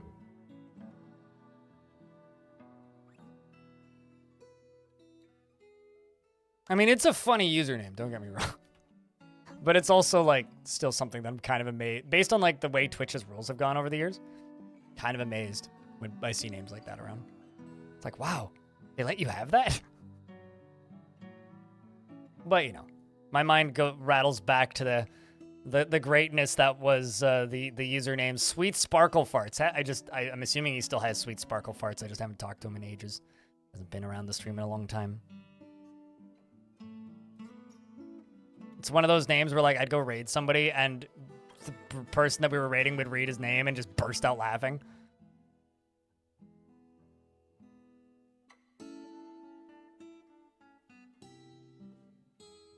You know, chat room today. This is a momentous occasion.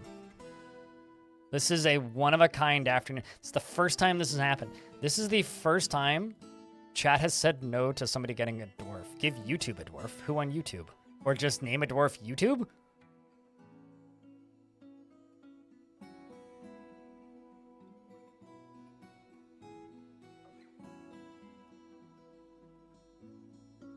It's not offensive. It's just very stupid.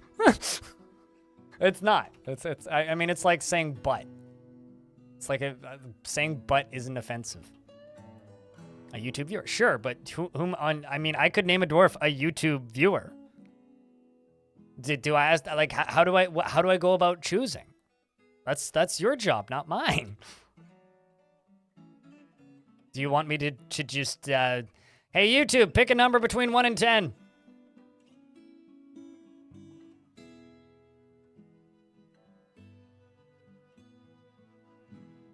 That's an 11, Chris. I hate to break it to you.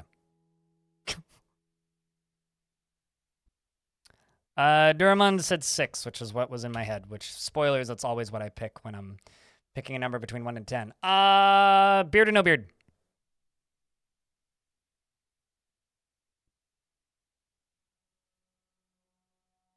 Butts are necessary for our life, that's for sure, Tolkien.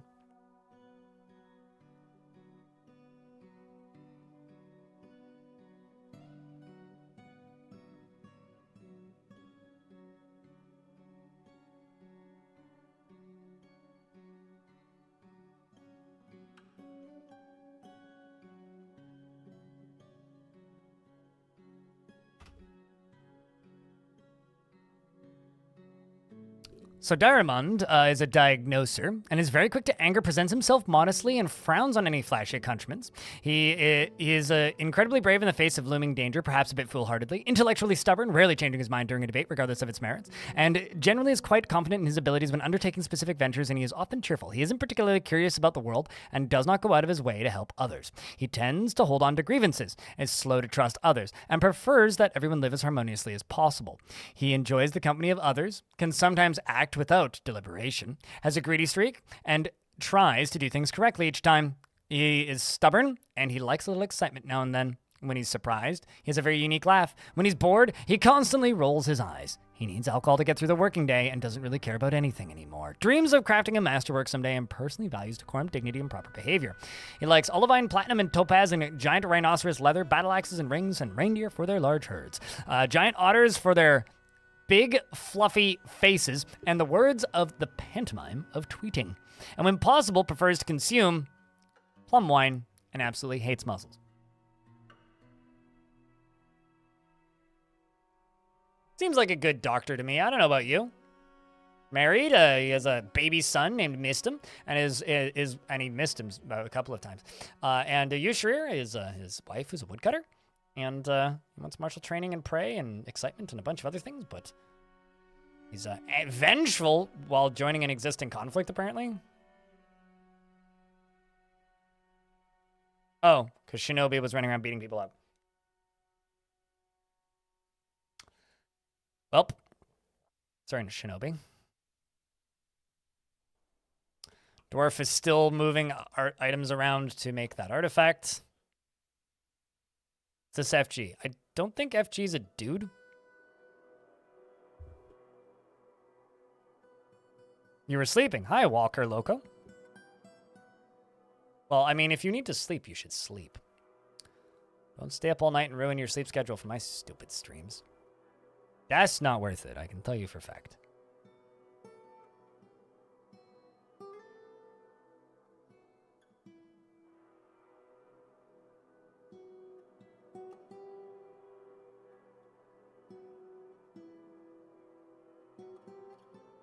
Yeah, this is the slow build of my orb. The very slow build of my orb.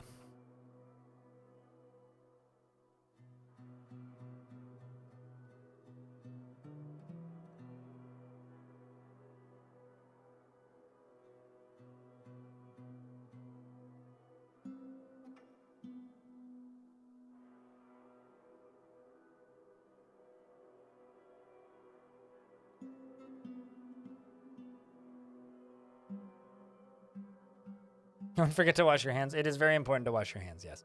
You like that he raises his voice to talk to YouTube chat like they're in another room? Well, I mean, you do need to realize they need to look at a different angle to look at YouTube chat. And also, because I'm generally referring to Twitch chat when I'm talking, I feel the need to make it known that I'm addressing a different group. So I don't know. If it comes off as weird, that's why.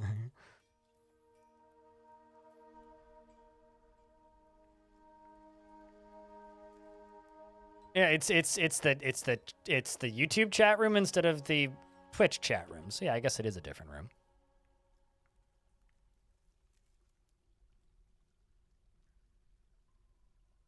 By that logic.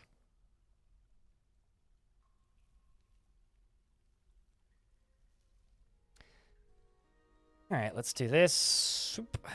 And this. This. And this. Might re-wall these at some point, but for right now, nah. Okay, so we're going to get a office at the front here. This is going to be assigned to, let's say English.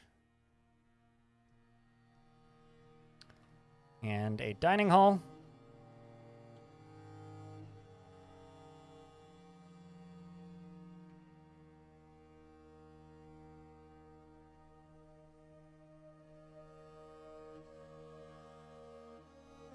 And there we go. Just a few more.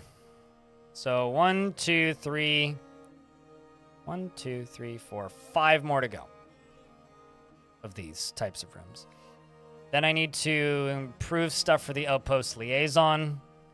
Also, they need to not be my bookkeeper. I need somebody else being my bookkeeper. Give it to Oplu. So you can be bookkeeper and broker, Oplu. Manager is the diplomat. Okay. Let's see how food transportation's going. So far, so good. And the stuff moved over.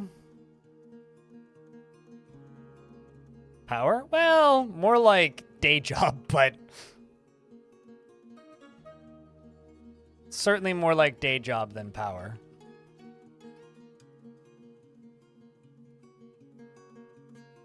It's like, now you have paperwork, you know? It's like, yay, paperwork.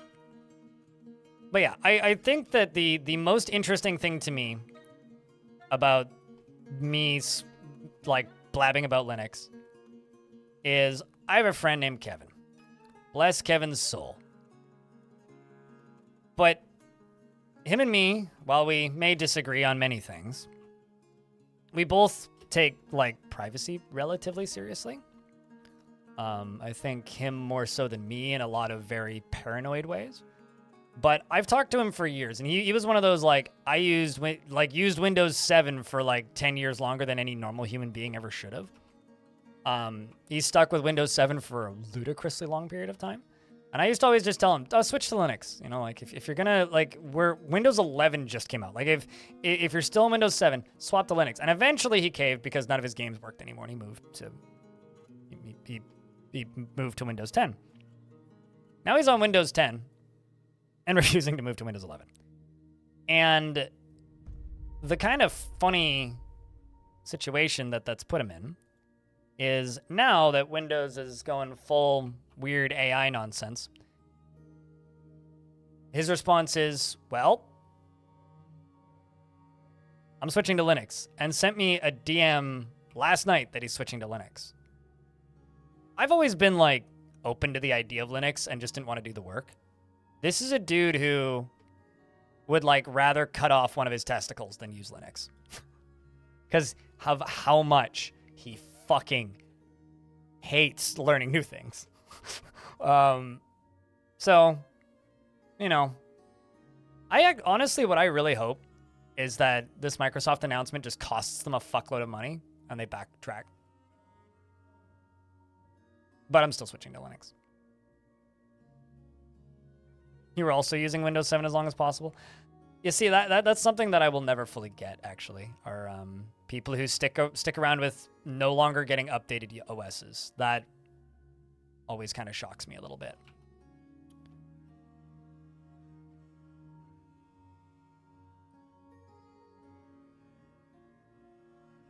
This area is looking really cool. You refuse to use Windows 11 at all? Then switch to Linux.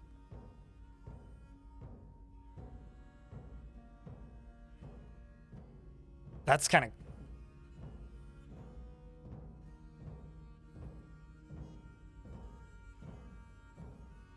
Hold on, I'm trying to respond. I don't know who's in ads, but there's an ad break happening.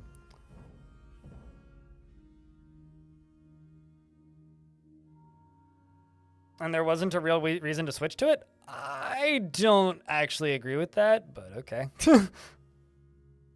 Windows 10 was a significant upgrade from Windows 8.1.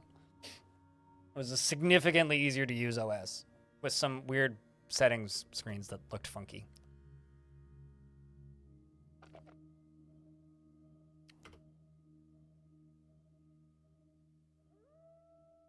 The buses...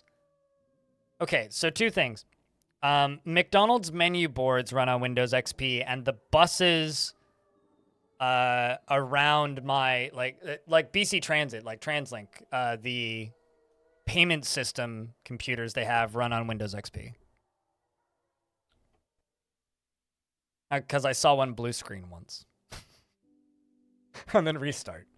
So was good luncheon. Okay, good. Well, leftover lentils with a little goat cheese. Well, there you go. What kind of lentils? Red lentils? Brown lentils?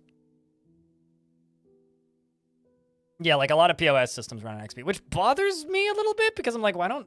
Like, that's something that should be running on Linux. Means it's 100% compatible with all future applications. Sure. Def, yes. Okay, so this lower layer now is... interesting. Ton Boofoot Cadol, the Craftsdwarf, has created a cowbone buckler and offers it to the hot sparks. So also a weird wrinkle with this fort is we haven't had traders in a while. A little bit worried we ain't going to get any.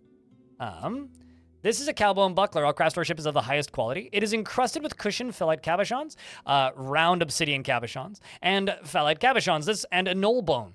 This object menaces with spikes of cowbone and toad bone. On the item is an image of a rectangular cabochon in Billin. Okay.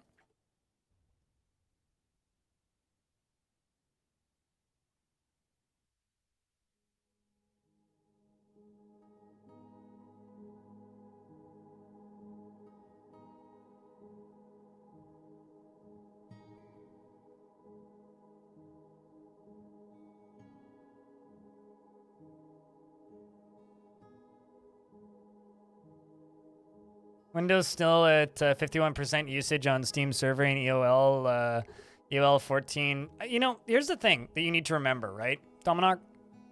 Historically, when it comes to Windows, people tend to switch 2 versions later, right? Like, I skipped Vista. I was on XP until 7 came out. Mostly skipped 8. I moved to 8 about 6 months before 10 was announced, which I actually quite liked. Then I stayed on 8 for, I don't know, the first half of 10's existence, and then moved to 10, I think around 2017. So it's like, when it comes to OSs, people are not quick adopters. It's always been that way. And people also find an OS that they like, and then they want to just keep using it forever, which kind of sucks if you're using, like, Macs or Windows PCs. Because the inevitability is it's just going to be like, you have to. Like, now's the time we need to turn on the money machine again.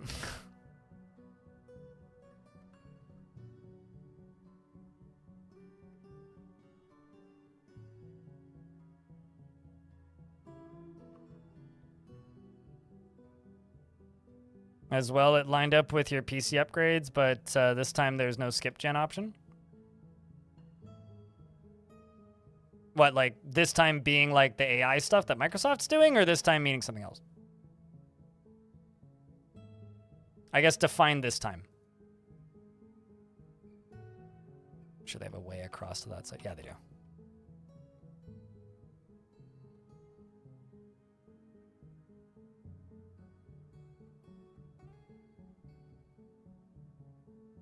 Microsoft has already been like babbling quietly about the follow-up to Windows 11.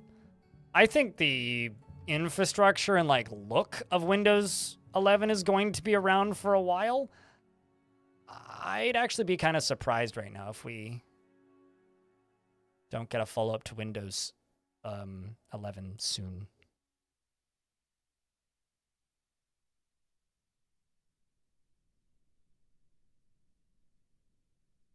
Just the way they've been talking. You hope the look changes? When you want them to move the start menu default to the side instead of in the middle?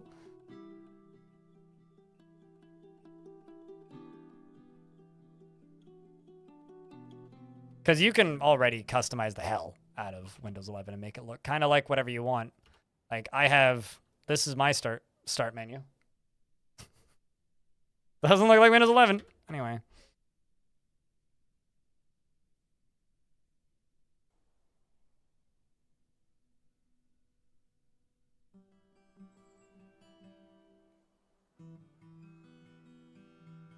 Yeah, I mean that's here's the sad part is there are more phones in existence and tablets in existence than desktop PCs. That's just going to be the norm going forward forever. I hate to break it to you. Everything is going to start to look like that, and that's just a sign of being old.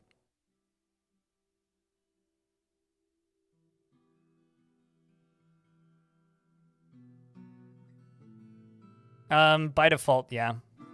Entron Arch. Finally, PCs are for nerds again? PCs have never not been for nerds. Don't kid yourself.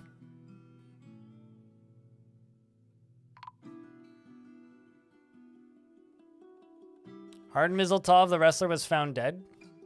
So this dwarf went insane at some point during last stream after failing an artifact that I completely missed. And I feel kind of terrible, but it is the reality that dwarf is dead, so I will give them a tomb.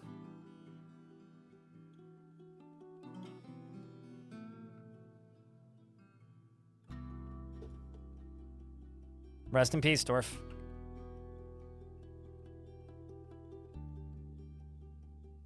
It's a damn shame, that. Okay, let's check my nobles. Do I have any demands? I do not currently. Okay, so now it's just the last of the offices. So I should be able to get the last of the offices done now. Which I'm just gonna do on this layer once these once we have little bridge entrances to all of the different office spots. I can also connect them together. That's okay. And connect to the center. And then what we're gonna do is channel out all of the extra stuff, all of the excess.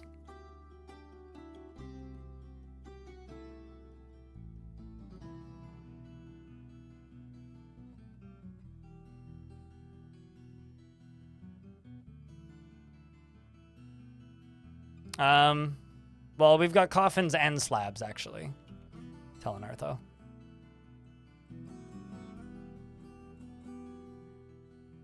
So yes, they are correct, and also, you're also correct. The reason there's so many slabs is because there's a dragon in my fortress. It's kind of hard to bury bodies that don't exist.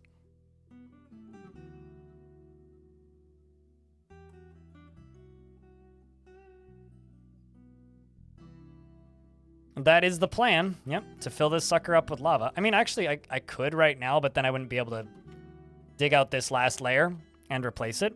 So, I mean, right now I still have to replace this layer. Currently, we have no access to the inside of it, though. Yeah, I've got a layer I got to replace. Because this fortress is called Fire Orb, so thus I am building a orb of fire.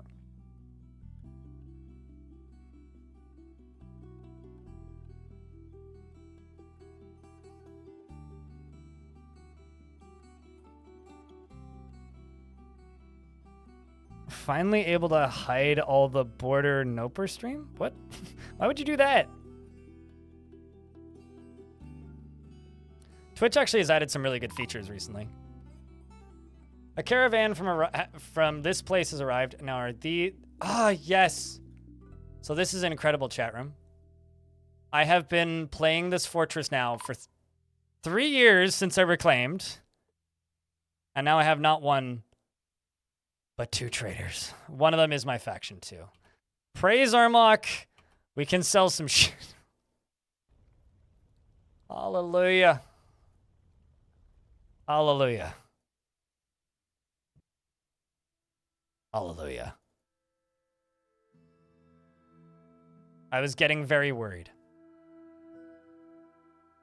A very damaged bucket.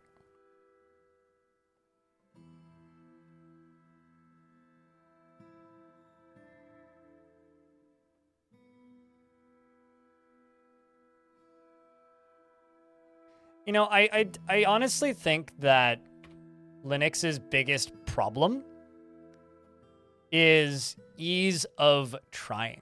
You know, like stuff that's accessible, that people have tried before, people are generally open to using, right? But you can't really, like, you know, as an example, you can walk into an Apple store. You can sit down or stand or whatever and try a piece of software.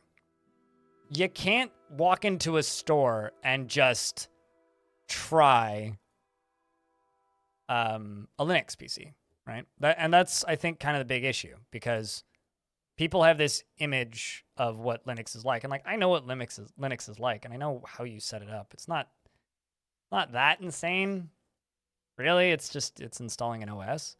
But people just get weirdly scared because of that, because they can't go try it. Like, you can walk into almost any, like, big store and try a Windows PC.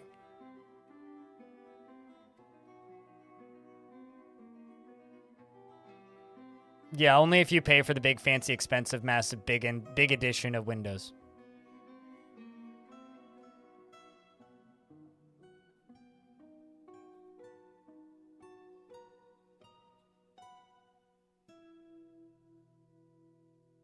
I really want to sell those windows, but they're kind of heavy, so.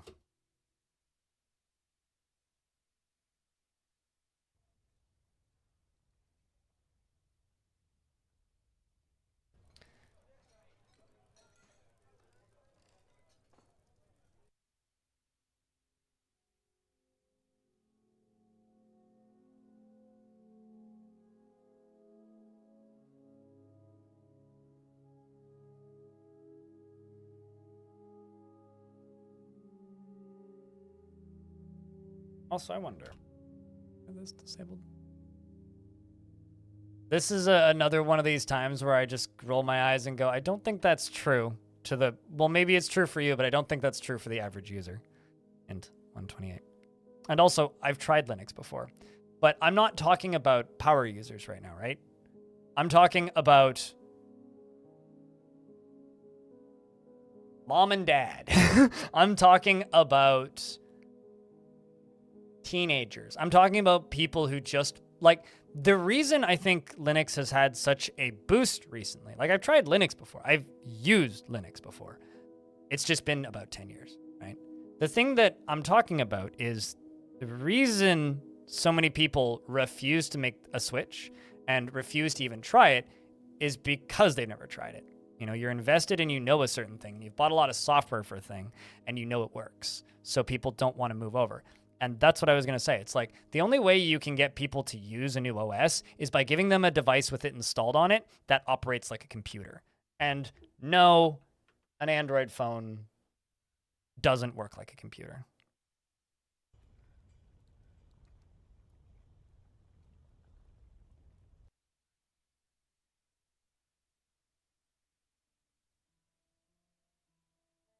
Speaking of phones, my phone apparently decided to start giving me strange, like, notifications for Formula 1 stuff that I never gave it permission to give.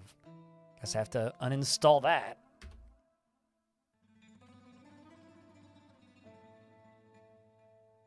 and it's not meant to be. Here's the thing. It needs to be. It needs to be, and it should be.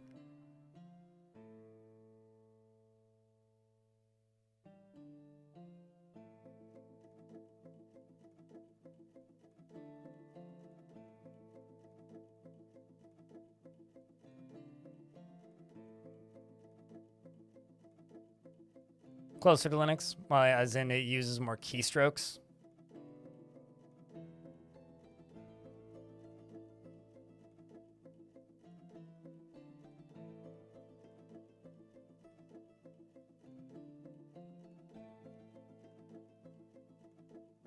I mean, so's Temple OS. Badonkadonk. But what's your point? Oplu, come on. Get up here. You know, these barons are going to keep... Looking at what Oplu's doing, these barons are going to keep this fortress so fucking happy once all of their offices are filled. Because they're constantly just going to be meeting with anybody who's even remotely upset. And just calming them down and making them happy. Anyway, I need somebody who isn't a baron to do this job. Like you, Ono the Boyer. Get up here.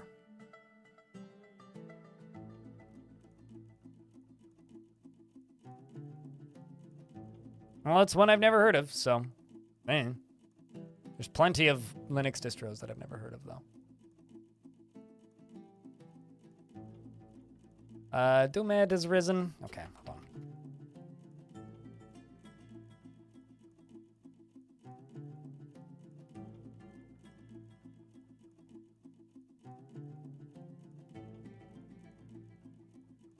Very happy I got to trade finally. Okay, so my broker's eating.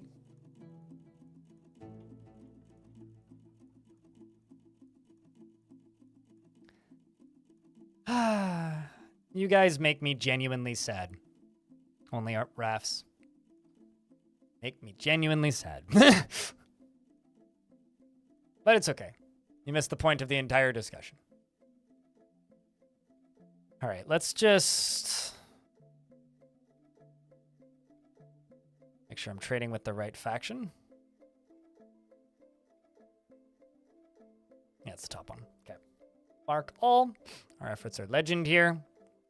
I'm gonna buy your wood. I'm gonna buy that instrument.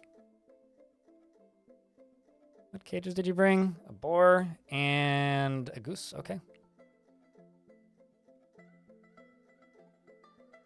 I mean, we were talking like an hour ago about how OSs should be considered a utility. So yes, you are diving right into the middle of it.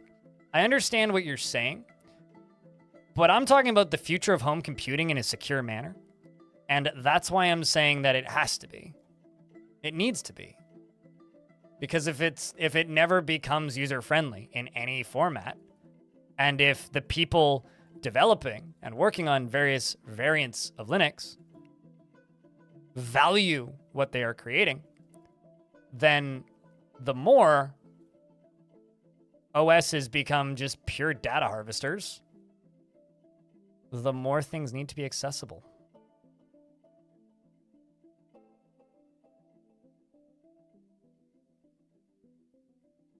Like, you can already check your email, watch pornography, and read the news on a Linux OS, which is quite literally what most people do. Like, sure, is there software compatibility issues? Absolutely. But if everybody's using it, that problem would fix itself probably pretty quickly. So, I don't know.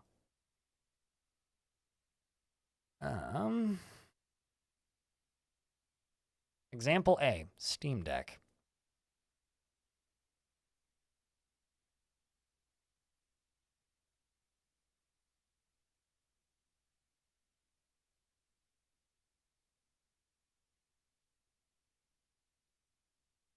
Like, I think that things like cryptocurrency are a little silly. The whole decentralized currency to avoid paying taxes thing is a little silly. And it enables a lot of problems. But some things should be decentralized.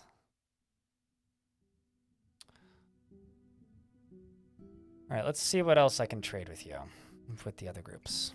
Do we even have any crafts? Not really.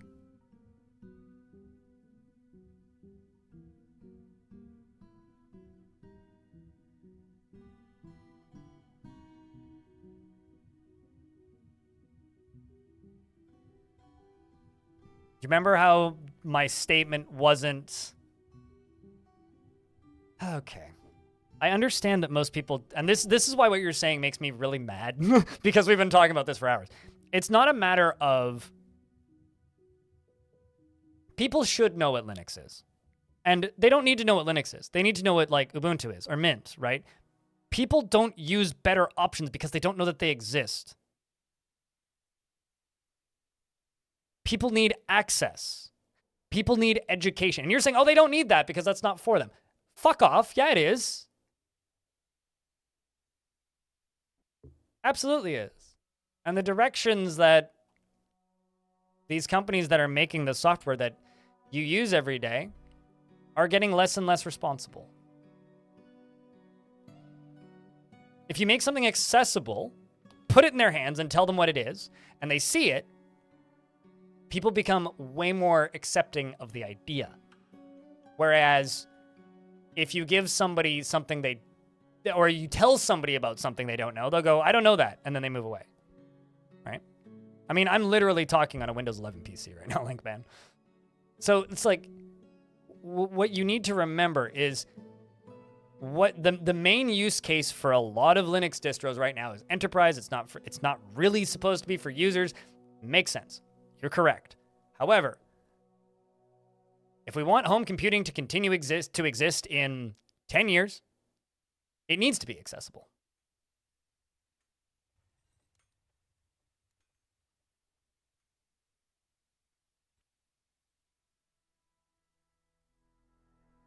What Devil Don said. You don't need to know how to build a car. You just need to be able to go and buy a car, right? You need to have the access to be able to go and get one. It's like if I wanted to buy a Renault out here, I couldn't because nobody sells them. But like most people who live, or a lot of people who live here, don't even know that Renault exists. Really. Just an example. Just a massive car company. Nobody knows they exist because like they don't sell their cars here. But if there was access, people would.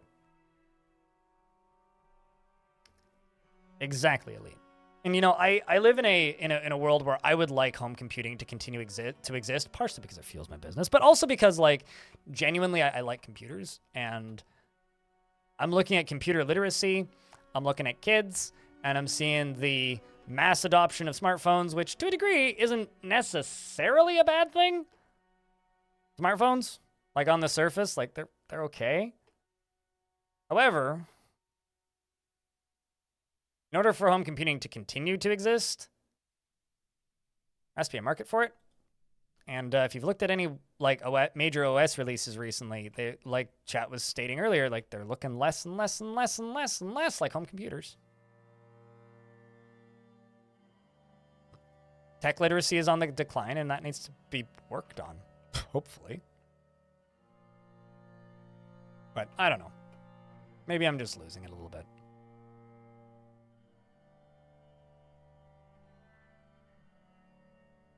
You speak beep codes for computers that don't exist anymore, and it's weird? Wait, what? What do you mean by you speak?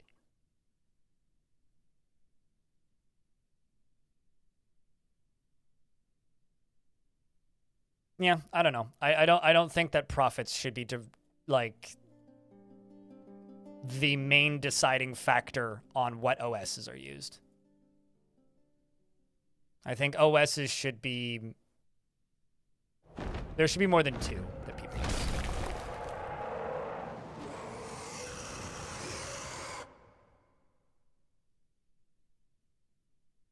No, you're correct, enemy. Yeah. I mean, I have a vague memory of going to a museum where they had a computer that you could play a cassette on a portable cassette player in front of said computer's microphone, and then it would load software. So I'm pretty sure that's probably what you're talking about. Unless you're talking about error codes, in which case I do know that. I remember old computer error codes. I think I'm just thinking way further back in time. The Forgotten Beast, Thrariri? Kamabakascythe. Has common towering one-eyed crab. It has large mandibles and it squirms and fidgets. Its eggplant exoskeleton is rough and cracked. Beware, it's poison gas. Farting eggplant-colored crab. Okay.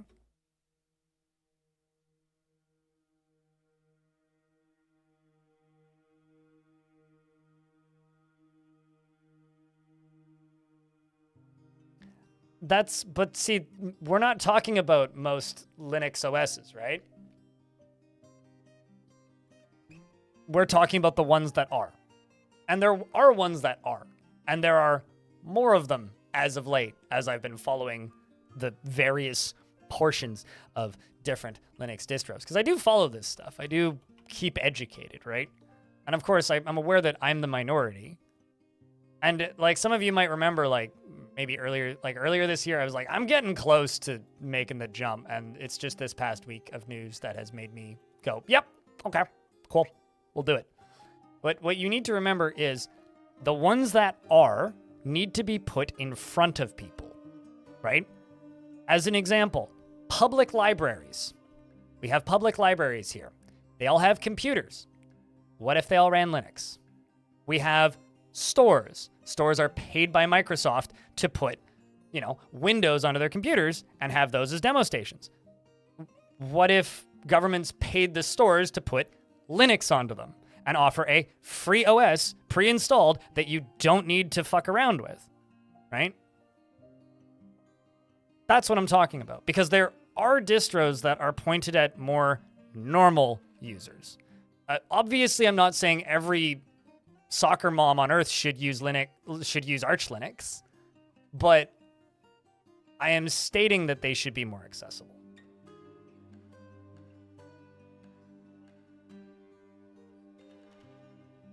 No, I don't play any multiplayer stuff. I wouldn't have issue with recording software. I might have an issue with this camera, but that's fine. I have many issues with this camera already. OBS would be fine. All of my webcams are fine. I need to look at Elgato capture card compatibility, but that's about it. And even that, I could probably get around. This is the Forgotten Beast, and this is another Forgotten Beast, which has killed, apparently, a goblin in the year 15. I wonder if that was a goblin trying to, some important goblin. Killed a bunch of random crap in this cavern. This, I think, is a worm, right? A towering scaly nematode. Oh, wow, I don't even remember this one. An enormous shell, and it appears to be emaciated. Its chestnut scales are jagged and overlapping. Beware its noxious secretions. So we've got poison gas and noxious secretions. So we've got spitting, acid, and gas. They begin dueling. The Forgotten Beast attacks the other one a bunch, but it jumps away. I'm going to rename this one Noodle so we know which one's which. Okay, so Noodle is fighting with Beast. If we look at the combat logs, Noodle bites the Forgotten Beast in the third leg, chipping the Chitin. The Forgotten Beast misses Noodle. The Noodle attacks Forgotten Beast, but it jumps away. The Forgotten Beast attacks Noodle, but it jumps away. The combat continues. Ichor is spilling onto the ground. Who's bleeding? It is the crab that is bleeding. Noodle seems to be totally fine, although its shell is torn open, so that's unfortunate. Noodle bites the Forgotten Beast in the left foot, not leg. The Forgotten Beast kicks Noodle in the shell with the third foot, bruising it. Noodle bites the Forgotten Beast in the left fourth foot, and the injured part explodes. So this thing's foot's exploded. It's now bleeding heavily. It's injured. The Forgotten Beast is caught in a burst of really boil blizzards, Forgotten Beast boiling extract. And the Noodle misses the Forgotten Beast. The Noodle pushes the Forgotten Beast into the third leg, and the injured part is smashed into the body in an unrecognizable mass. Forgotten Beast kicks the Noodle in the body with its right third foot, and the injured part explodes into gore. And even though it looked like it, Forgotten Beast kicked Noodle in the right spot and made him explode. And now we just have a seriously injured crab. But it stands tall.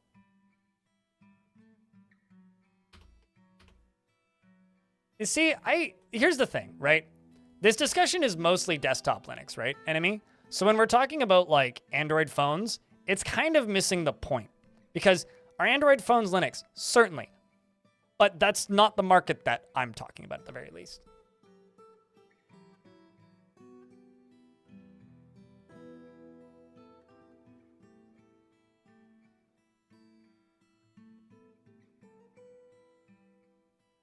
Don't try and bring some obscure hardware like a TV card. Or like my dad has this old analog to digital audio converter plugged into his computer still, which I think still works.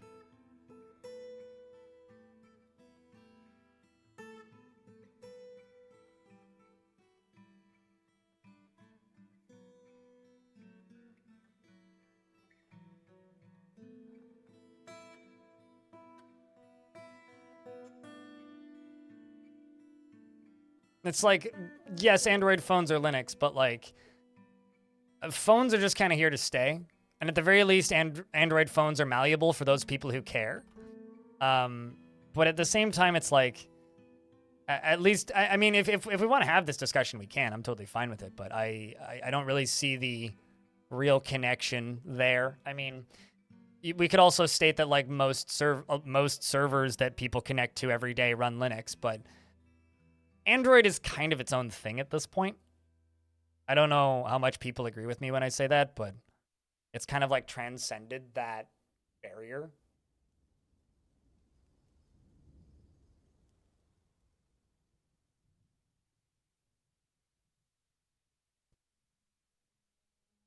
How so, Diamond?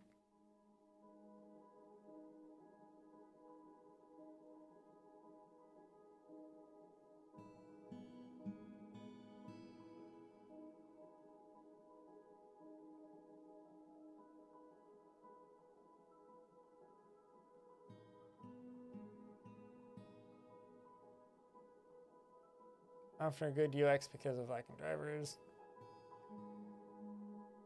You know, it's kind of funny having this discussion because I have this, also, hey, Dark and Dawn. It's kind of funny having this discussion about Linux because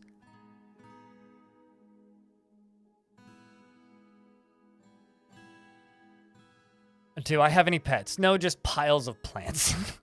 Lots and lots of plants. It's interesting having this discussion because I have this exact same discussion with my bartender. But not about computers and not about Linux. I have this exact same discussion every couple weeks with my bartender about bike lanes. Because I argue you need to have people demanding bike lanes in order to get good bike lanes. He argues you have to have bike lanes and then throw a bike at somebody, make sure it hits them in the face, tell them it's a bicycle, remind them that they can ride it, tell them that they can ride it, tell them that it's close by, and then build bike lanes literally everywhere, and then maybe people will use them.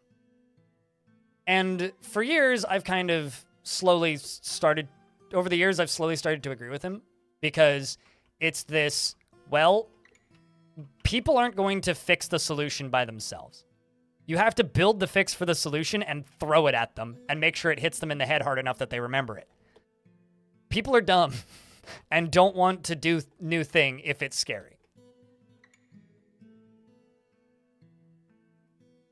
The more people using a thing, the more demand there is for it. But in order for it to actually work, people need to already be using it.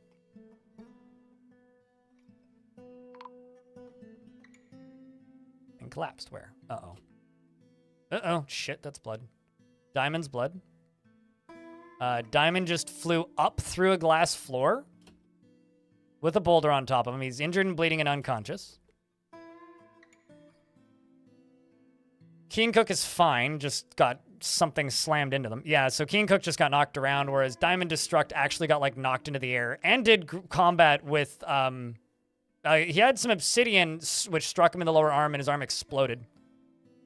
Collided with a dwarf, slammed into glass, broke through it. Damn. But is now walking it off, so, you know, to the hospital with you.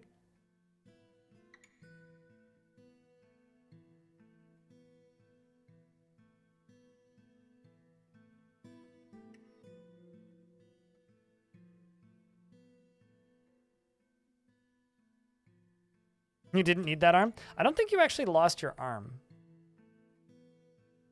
Don't think you did.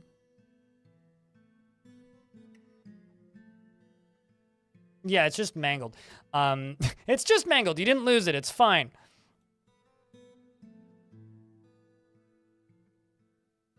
I mean, let's see how bad it is. I mean, it did kind of explode, yeah. See if I'm done trading. Nope. I will buy that singular silver bar. Actually, did you bring an anvil? Yes, you did. Gimme! Totally forgot about that. I don't have an anvil currently.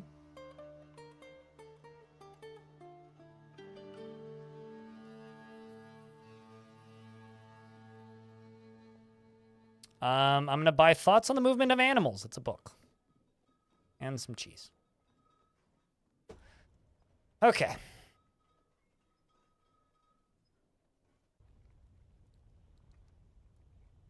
You also improved appraisal. Expert appraiser. Would you look at that? What was... Huh. You just caught a Bushmaster lady. That's a lot of steam.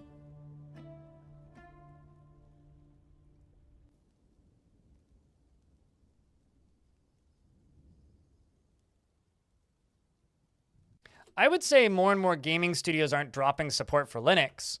More and more gaming studios are adding anti-cheat that isn't supported by Linux.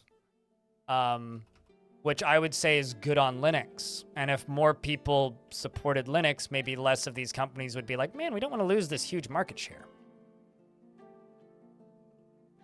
The dwarves don't see the see-through floors. It's an aesthetic thing for the player.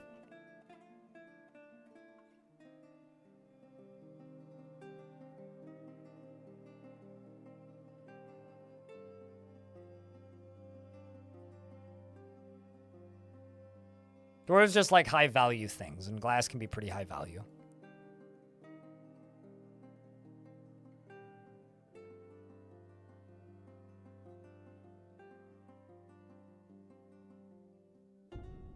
But also, I don't really care about those games that are running them anti-cheats generally.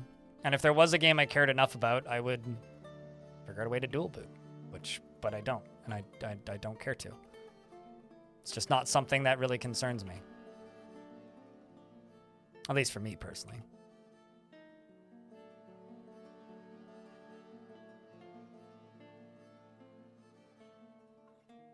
That glass is so thick. It's pretty glass, man. Devildan, thanks for the $2.50. 250. Appreciate you. This thing looks like a Cthulhu monster to me right now. I think I might fill in the sides a bit more.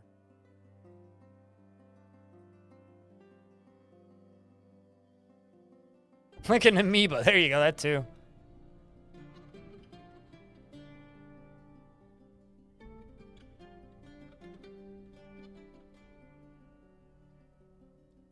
I think I might actually connect these two sides, because right now this just kind of goes down here and that's it. I think I might loop this around here and connect to here.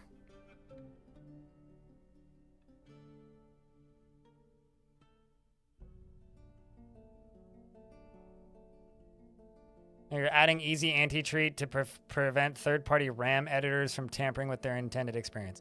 You know what's like, well, maybe not sad. It's probably for the best. People have ruined April Fool's Day.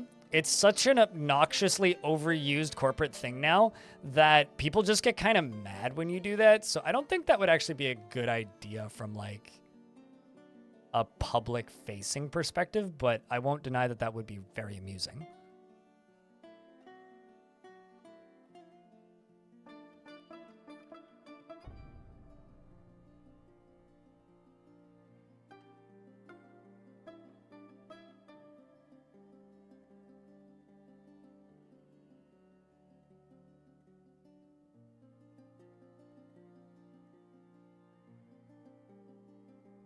The merchants have embarked on their journey.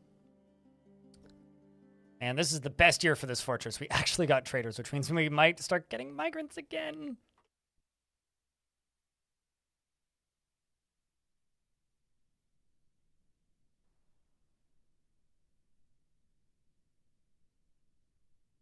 Let's just fill these in a bit, just so that it looks a little bit like more consistent.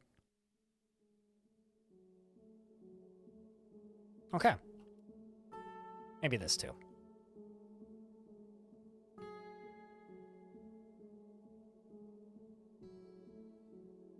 Yeah, well, it's not going to be completely filled with lava. I'm going to fill it with lava and then down around the base of it, so down here, I'm going to get some water down into here, basically, and then try and grow trees around it. Okay, so currently dwarves don't have access to inside of here. Okay, where do you connect to? I need, like, an access tunnel or something.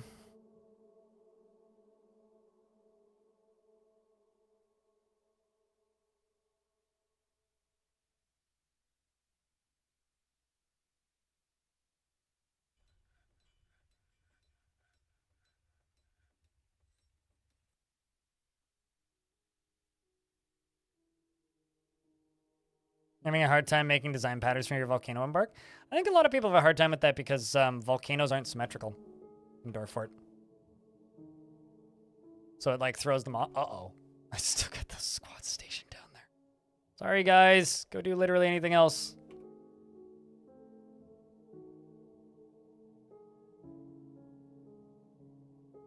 Still cutting raw glass into gems. We're going to cut gems seasonally. We'll cut gems seasonally.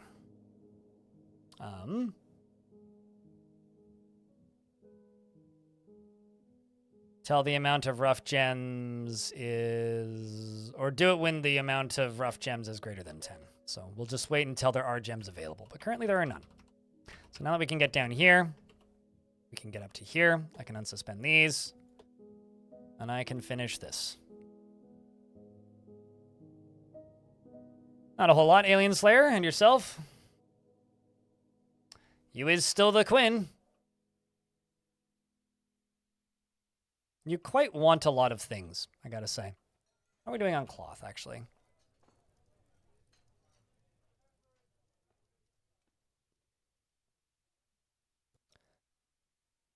Okay, let's go over to here.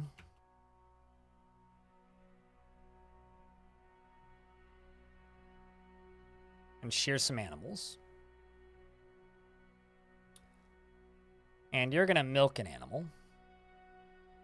You're going to spin thread. You're also going to spin thread. You up here are just going to try and process plants. I do have processable plants. We should process plants. Making a bunch of cloth.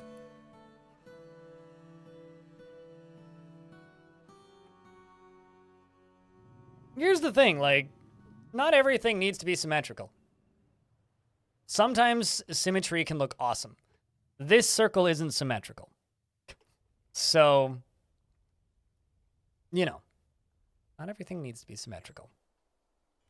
I think it's the grid nature of this game, the grid-based nature of this game that gets people stuck in that a little bit. Okay, so we do have rope reeds. So if we have rope reeds,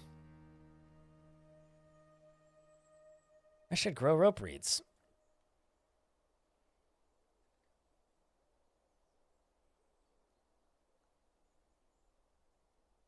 And set up a process plants job.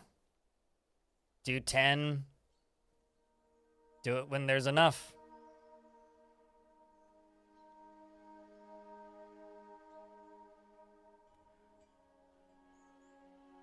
Okay, so now what we're going to do is I'm going to select a random dwarf. And I'm going to screenshot your inventory. I'm going to pop it up.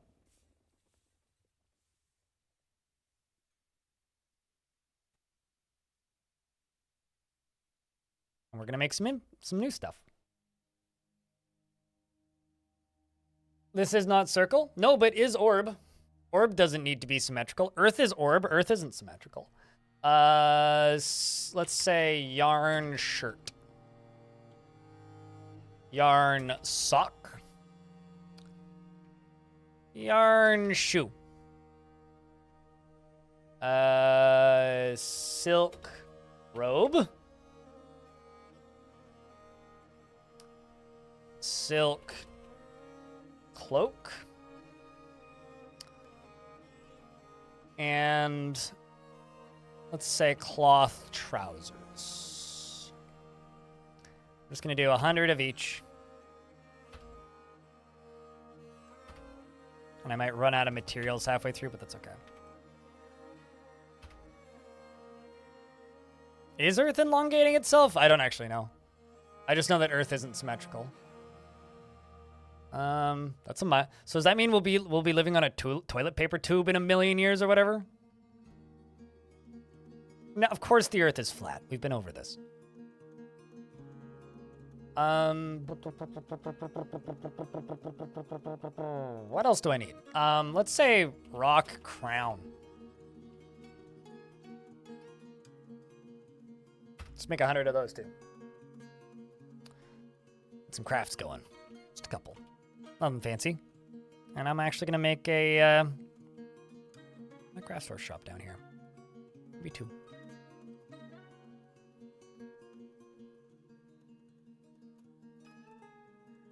Maybe just 1. Don't really have space for another one right now.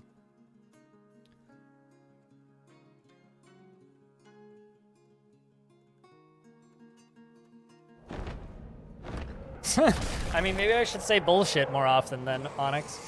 Forgotten Beast Ustba, Sletbustspo, has come. A huge 3-eyed petrosaur. It has an enormous shell and it appears to be emaciated. Its slate gray scales are round and close set. Beware its fire.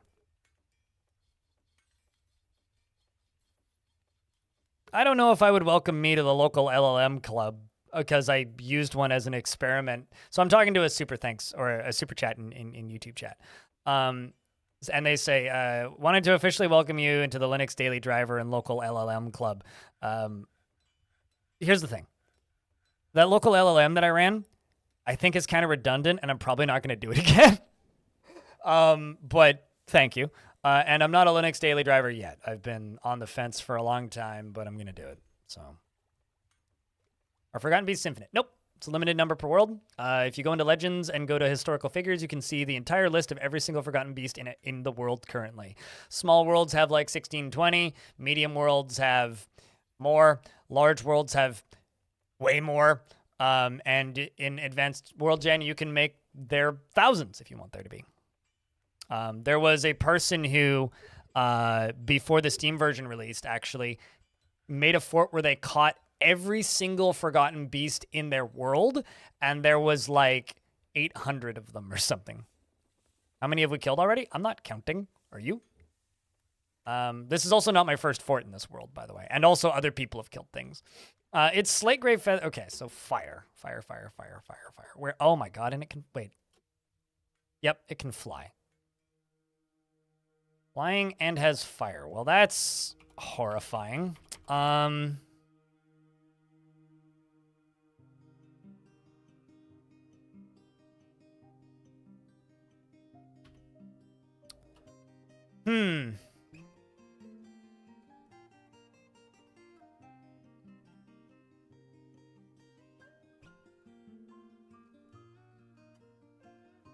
mean, we have a dragon in my fort already, so it's certainly not that. Let's just try and pull this lever. And then we'll follow it. No, okay.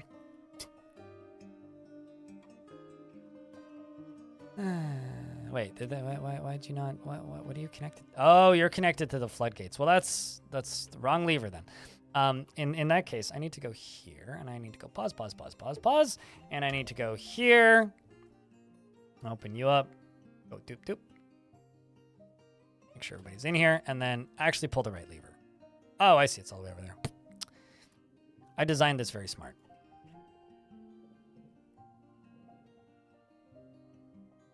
There you come. Get back out here. Ant soldiers are fighting with it. And by that I mean it's setting shit on fire pretty quickly.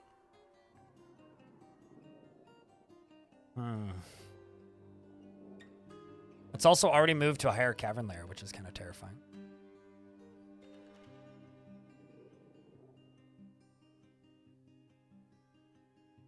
Yeah, it was 800 something by the end of it. I don't think I saw the final account. So there is a... I wonder if it's still around. There is a legendary rodent man wrestler, I think. They're elite. Let's see if I can find them.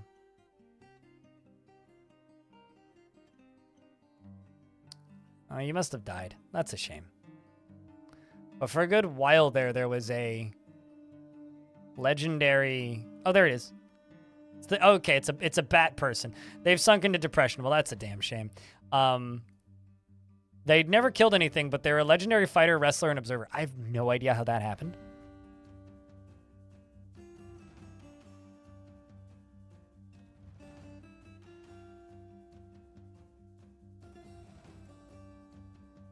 Also, I got to applaud this Ant-Man's ability to get out of the way of things. I mean, apparently it's gotten no kills so far, which I find hard to believe. Oh, wow, it actually took a hit that time. Something flew off of it, or something flew off of something. Okay, well, you're just boiling your own fat out.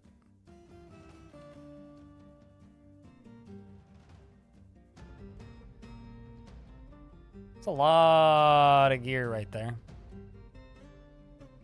There must have been some blood on that shield because that shield steamed off with the fire. The fact that this thing can fly. So I bet you the caverns are closed off now. And got kicked? I've never seen a dwarf die to gelding, but I had a dwarf lose an eye once. During trying to geld a cat. Yeah, I've never seen one die. He must have been a really crappy gelder. That's very funny.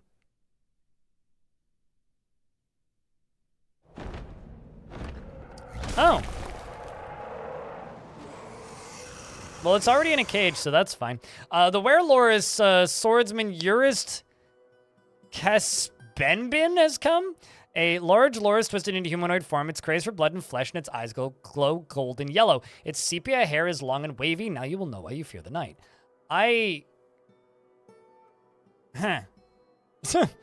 All right. I mean, the caverns are locked off, so we can probably just unlock the door again. Assuming there's no dwarfs down here, which I don't actually know. Very well, maybe.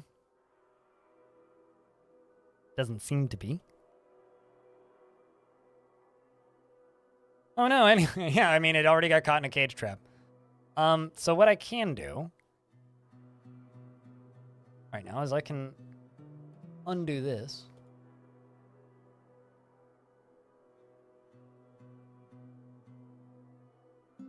And check this, which is there's an ad that needs to run in a minute 30. Chat, I need to go use the toilet. I will be back in a minute or so. You guys can follow this dwarf. Take care, chat. Don't go anywhere too quickly unless you really want to. I'm sure there will be much more Linux babbles in the near future.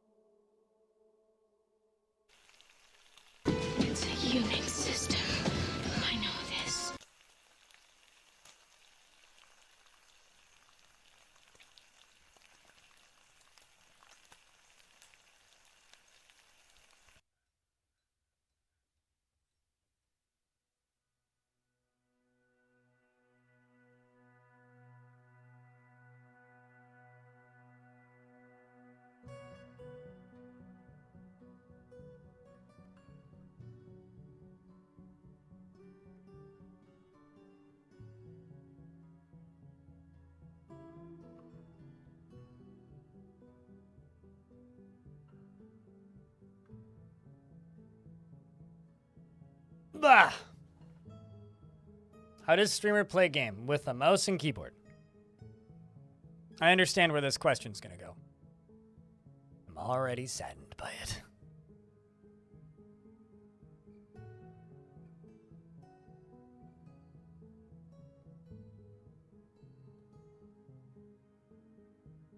All right. Oh boy, this poor old dwarf, Kashmir.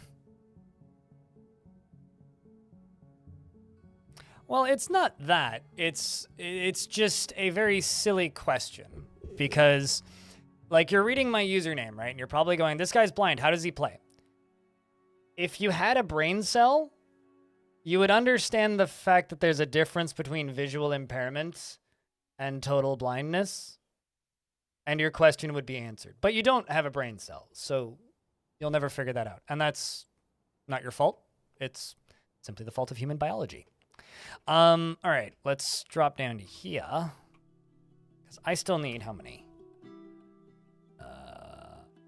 1, 2, 3, 4, 5. I need 5 more spaces. So let's do 1.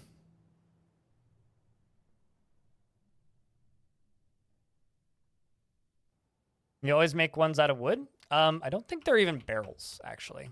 These are green glass pots. And then these are rock pots.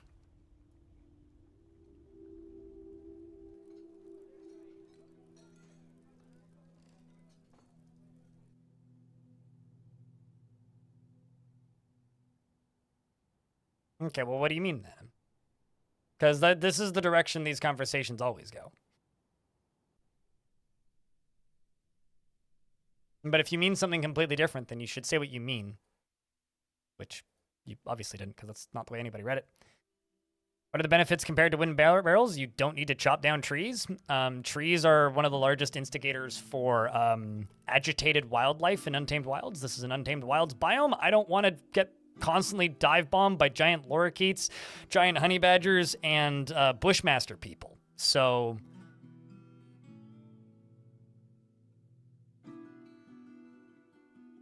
easily infinite resource, plus also not having to deal with as much, you know, oh no, I got attacked by a giant animal. Glass ones and clay ones are both infinitely renewable, yeah.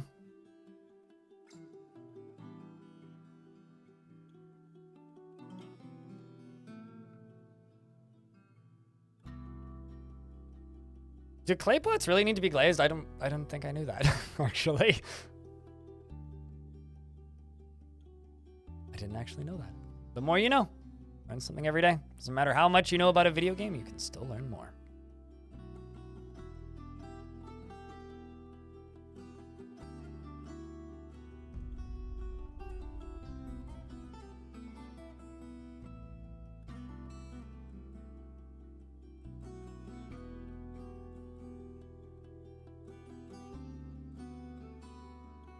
The Dunning-Kruger effect in this game is real with you right now? How so?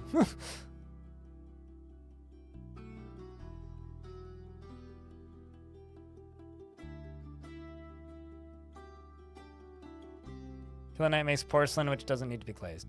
Okay, that's probably what I've done before then, because I'm pretty sure I've done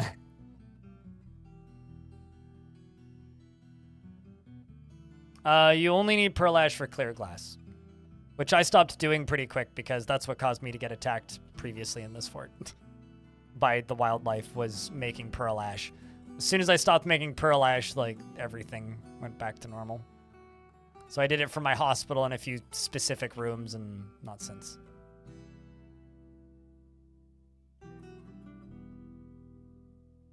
Oh, I mean, here's the thing.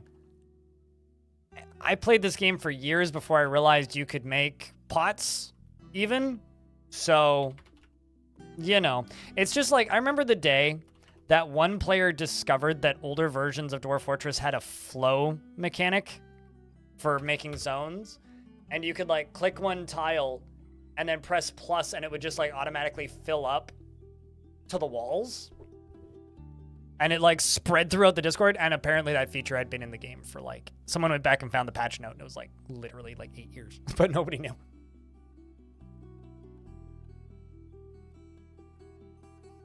And that's why we are dwarfs and we're digging a hole. Enemy. Even though I hate that song.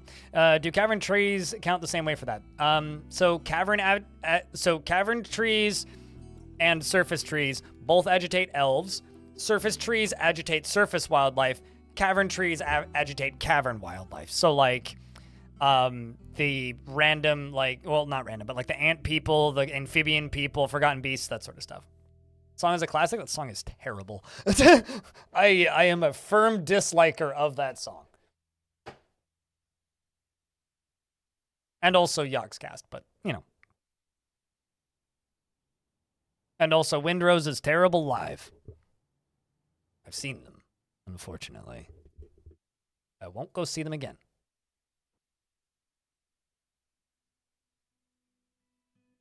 Imagine being a band where, like, the thing that you're the most well known for is a YouTube cover. That's a colorful history. Yep. Yeah, no, I'm not a fan of Yogscast because they were very early in the sponsored content train and kind of broke a lot of laws in regards to sponsored content and how they identified it and didn't tell anybody. You know, it's fine.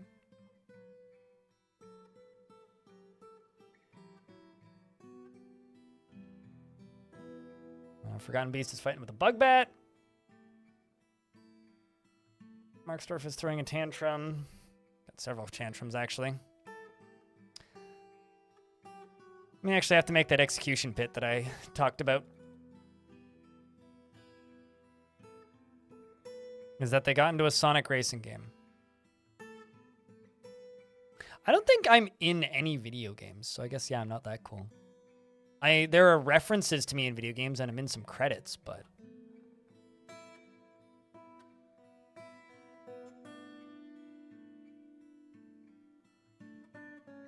I mean, like, the thing is, it's an information-heavy game. It's like, no.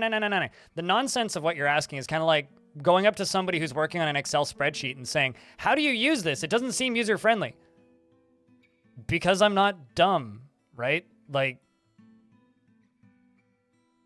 You can do that just by sitting down and learning it. There are people with no eyesight whatsoever that are capable. No, I'm not going to do that, Bonesaw. Pick somebody else. Sorry, I'm not going to name somebody after a negative interaction. Refuse to do that. Are you on my side, Bonesaw? It doesn't seem like it. Dwarf for Puphead. Puphead! What kind of dwarf do you want? You're on the side of chaos? Cool, but that is not always going to be a useful or desired thing. Hello, Mithras one.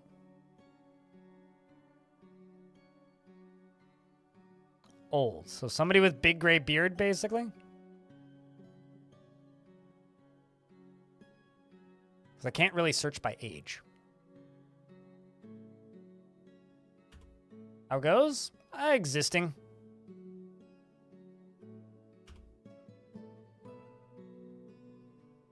These dwarves aren't really that old, so. How old are you? 111, that'll do. Puphead.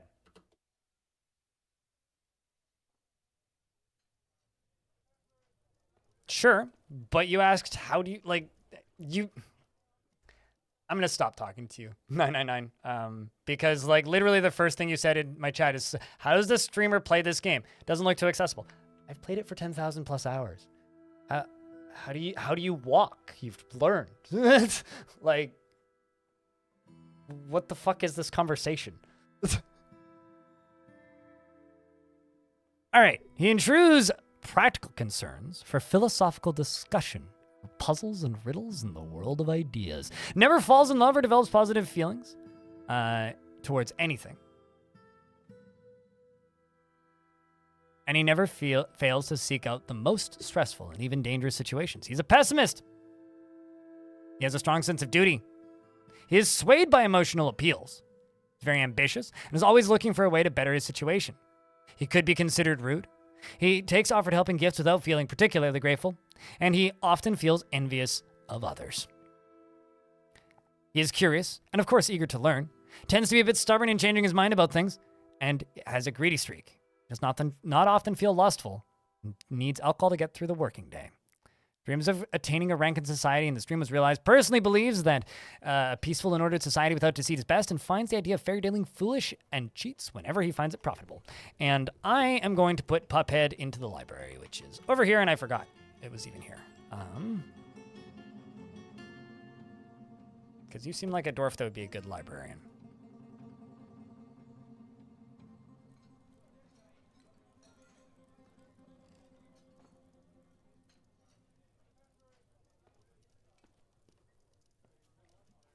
Like one of your exes?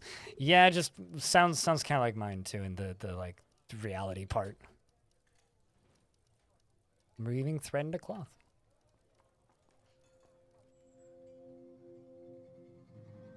I mean, here's the thing, 999. If you want help learning to play the game, ask for help learning to play the game.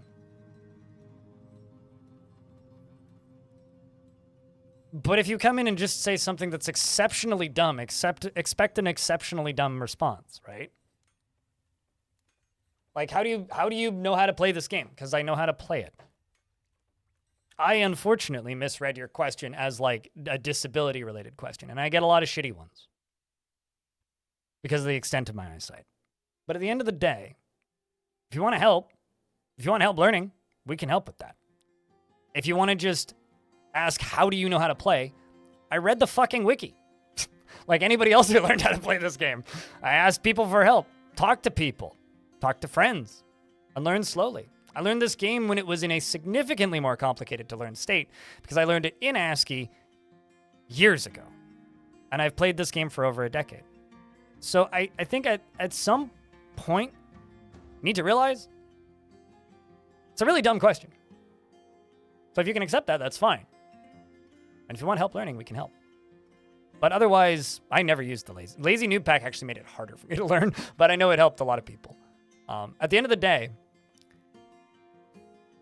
just realize how silly of a question that is. But we can help if you want help. Meanwhile, Shrimp City in the YouTube chat says, I started a couple of weeks ago and I just watched Blind's tutorials. I mean, there you go. Yeah, start playing. There's no dumb questions if you're asking questions about how to play the video game, but there's plenty of dumb questions in existence. It's like one of my favorite questions I used to get back when I played ASCII DF was, how do you play this? And I said, with a mouse and keyboard and a computer, and understanding of the English language. Literally all you need. All right, so this dwarf isn't a full member of the fortress, but will become one. Needs to craft an object and wants to be with family. Doesn't have any family whatsoever, but that we know of. But he does have a friend who's another one of the barons. Never killed anything, and is bored after being unable to practice a craft, and wants to acquire something. Wants to be around family. You bet you can come up with a dumb question? Oh, I'm certain you can.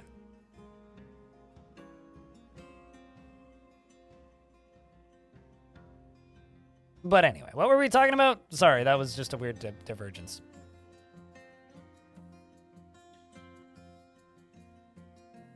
Did you make decent progress, though, Zubob, in YouTube chat? Considering, you know, there are dozens of us that like throwing our heads at brick walls.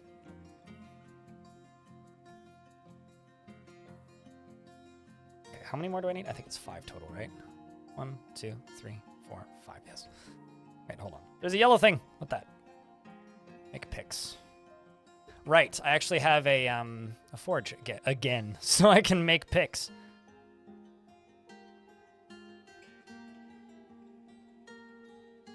Yogscast? I don't really want to talk about Yogscast, to be honest with you.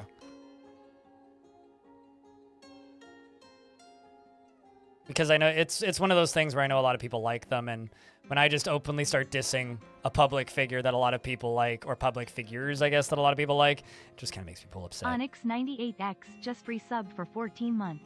Welcome back for a 14th month. It's good to have you around.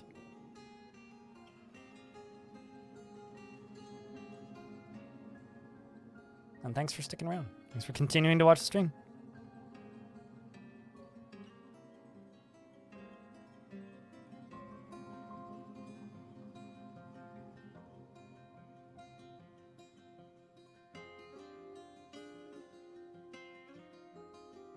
And thank you for helping keep this channel funded. 1, 2, 3, 4. Okay, so we do actually have an extra one, but that's fine.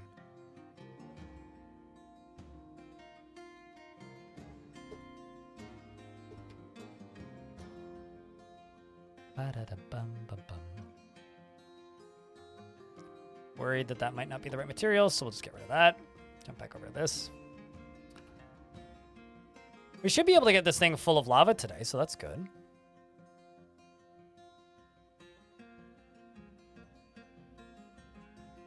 Streamers were a big deal. Yeah,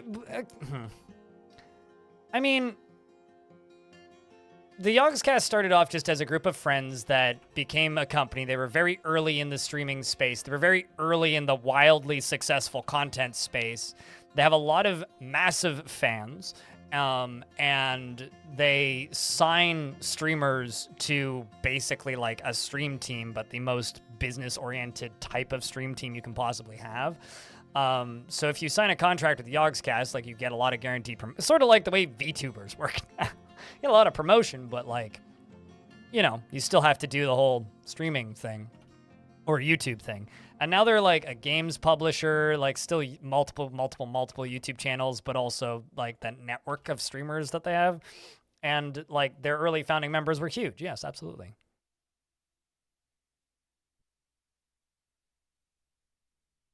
Currently, I'm pretty warm. I wish I was cooler right now. Last night, one of my neighbors was complaining that she wants it to be 30 degrees or above, and I was like, please don't say that. I don't want to go to the garden twice a day just yet. I'm not quite at that era again.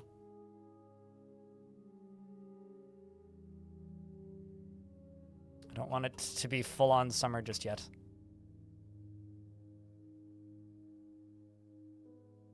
You don't fertilize container tomatoes until it's time for fruiting. You don't fertilize tomatoes until it's time for fruiting, aside from when you plant them. Put them in dirt, give them food. Wait until July, give them more food. Or August even, depending on whether or not they're early or late fruiting. But they don't need to eat too much unless they are fruiting or flowering. It's like 30 degrees all the time. There's a reason I don't live in Brazil.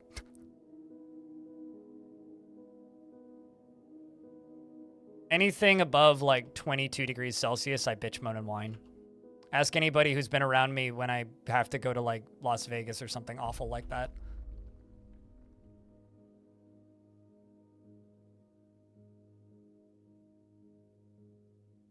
As much as I don't mind Las Vegas, the city's way too fucking hot.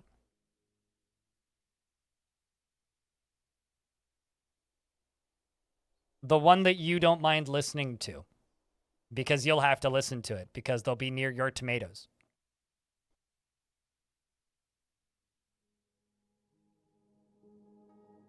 And also, there's only one song that you should play for your plants, and that's Chicken and Corn by Annihilator.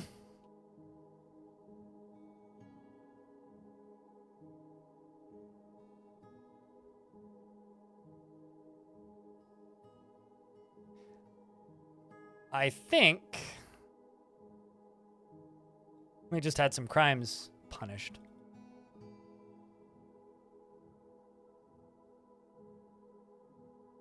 It's 30 degrees way too much for you. Yeah, I don't know. I mean, I live in Canada because I was born here. But the reality is I live in an area that's very, very, very temperate. So I'm just used to cold temperatures and cooler temperatures. And when it gets hot, I get heat exhaustion really quickly. The only reason I tolerate summer is because that's when I get to garden the most, and I like gardening a lot. But genuinely, like, I don't like heat whatsoever. My coworker has given you a tomato plant, and you're very protective of it. It's your first tomato plant? What kind of tomato?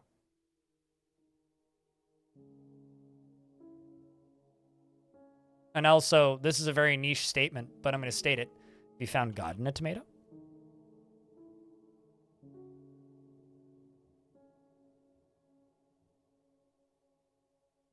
There Miner throwing a tantrum. Back into prison.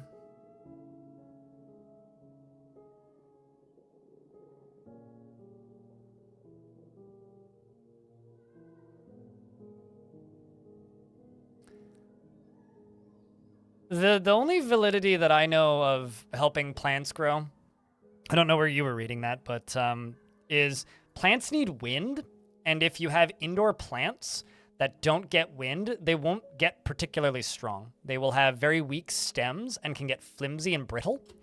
So you need some sort of like movement stimulus that is like equivalent to or simulating wind. And so if you blast loud music, that can cause some wind stimulant, which can cause the stems to get stronger. I don't know about them hearing bird calls, though. I mean, that might be true, but I've never heard of that.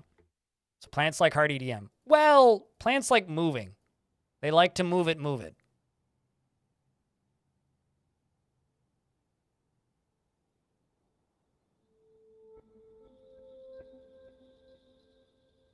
The only place I ever found God was inside of a Chili's. All right. I ask because I'm going to go see the Psychedelic Porn Crumpets this weekend. It's the 4th time I've bought tickets to see the Psychedelic Porn Crumpets, and every single other time their show has been canceled. Thank you, pandemic. So hopefully this time it actually happens.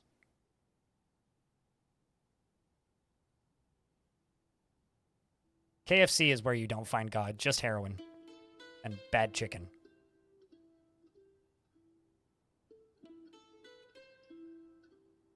Plants don't like it when you diggy hole, because when you diggy hole, you also diggy uppy their rooties, and then their rooties die. And then they sad. So plants don't like being diggied.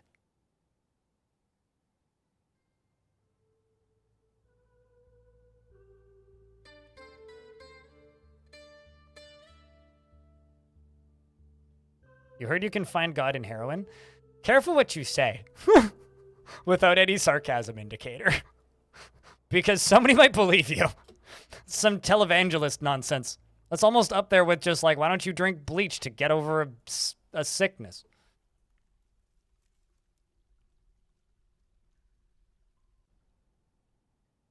Or maybe say like a less harmful drug. Like, I don't know.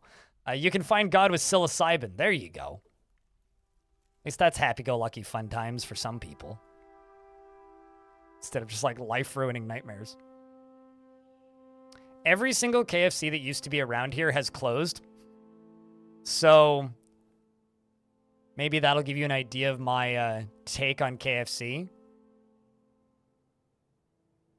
And as somebody who used to clean fast food restaurants, KFCs are really fucking dirty. Like, really dirty. Like, disturbingly dirty.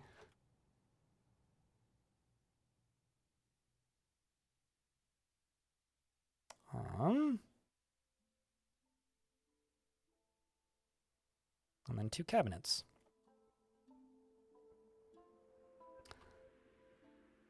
And then we'll do office on this side. Oopsies.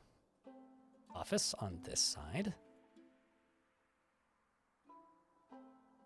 Still be a dining room.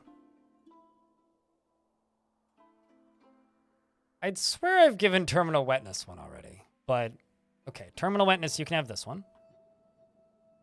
Rest of this can be a dining hall.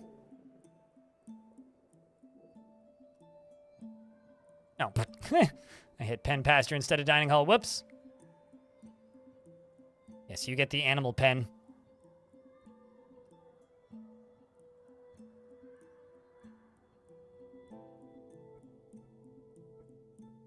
To be among the cleanest. It's got to also be like international things too, right? Like KFC in Canada is going to be very different than KFC in the US.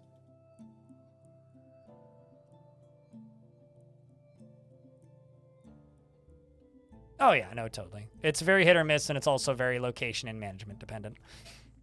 But KFC's bad. You can't change my mind. Don't even try.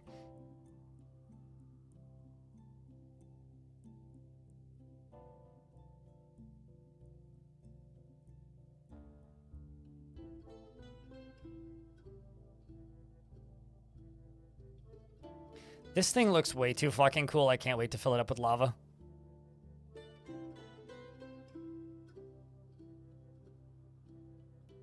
It is true. You are correct. I'm mostly just ribbing you. Not bad.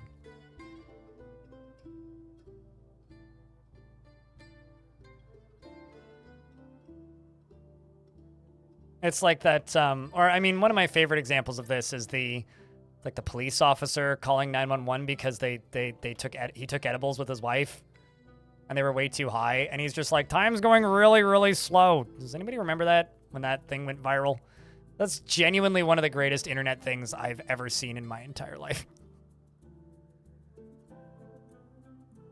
He's just like, we took marijuana and I think we're dead. It's like, how much did you have? I don't know, we made brownies. Time's going really, really slow.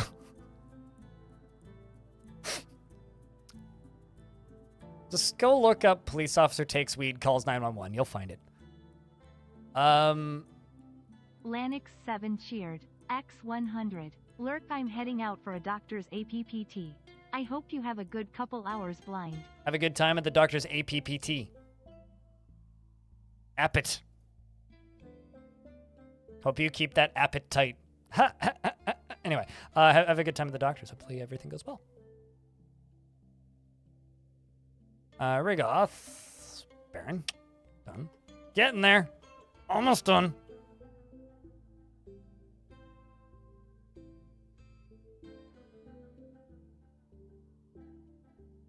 Did that table disappear? I'd swear there was a table here. Oh. I just didn't build the table. And thanks for the $1.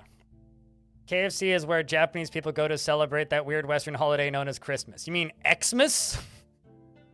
Yeah, that is one of the... There has to be a documentary about, like, the success of marketing for KFC in Japan. Because it's, like, a successful enough marketing campaign that, like, that an entire country's culture is just convinced that that's what people in the West do that. There is one? Oh, of course, probably. It's probably more than one, actually. But it's fucking wild. That's what that is.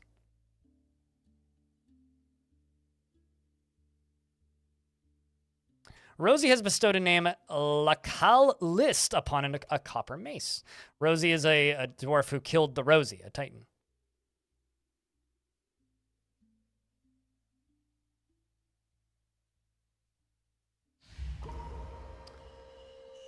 Another glassmaker has been possessed. Well, I'm not surprised.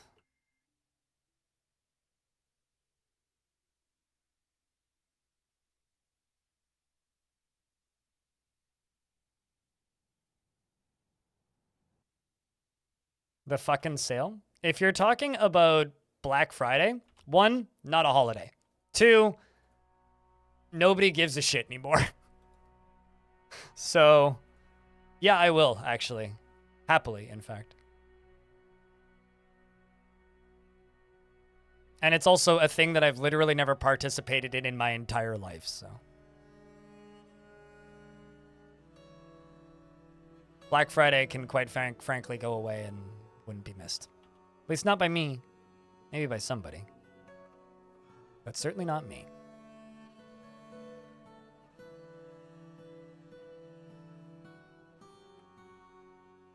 I need to know if that fire-breathing nonsense is still in the basement, or if it died.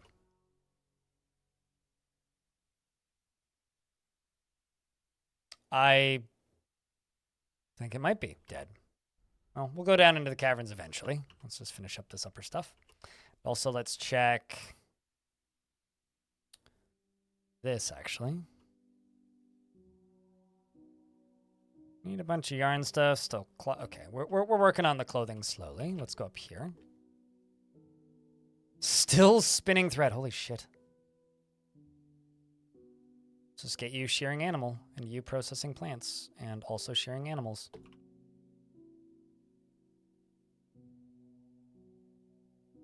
Is a bunderer something who, like, somebody who doesn't like a thing? I don't think I've ever seen that written before. Goat Swarm. But yeah, I'm not a fan of Black Friday. Not at all. South Park quote. Oh, okay. I've seen very little South Park. This is a known fact of me. I've basically seen the South Park movie, and that's pretty much it.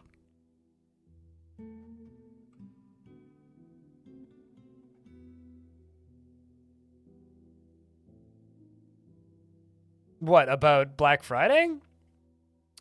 Yeah, I mean, the thing is, Black Friday was a thing that mattered when big box stores mattered, and big box stores haven't mattered in a minute, so yeah, it's basically dead.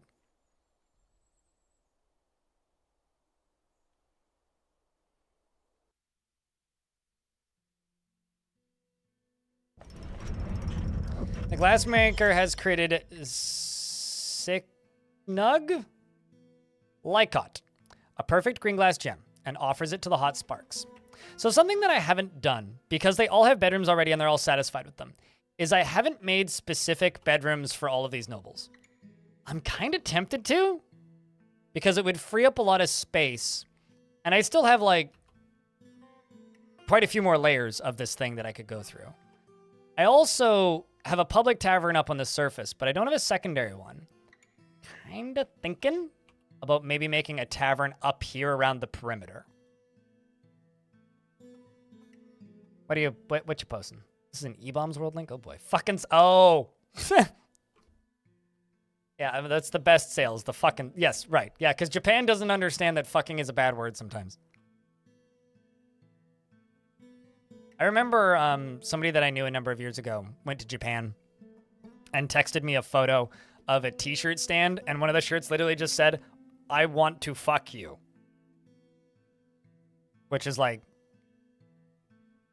that's a thing you can put on a shirt? And there was another one at the same stand that also said fucking angry. All right. You've transformed back into a werelorus. I know that you were in a cage, but I kind of forgot. I don't know I want to know who you are once you cease being a werelorus, so I'll keep an eye on that. Yep. You've made that green glass gem, so we'll go up here.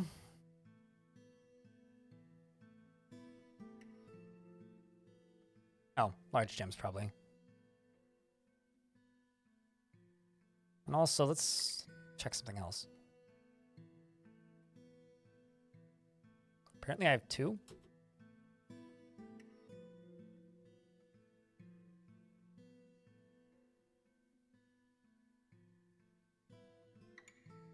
You don't see the issue. Something wrong? What, calling a shirt that? Tavern viewing for the orb? Yeah, exactly. Dwarf Baron, 2 p.m. drunk and viewing the Fire Orb naturally.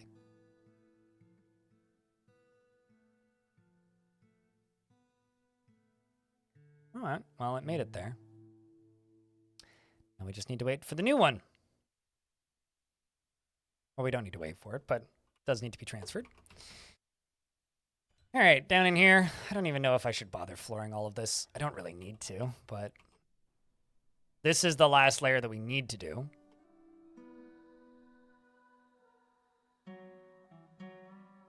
I will be happy when all of this construction is done, because it'll mean I won't need to do it again.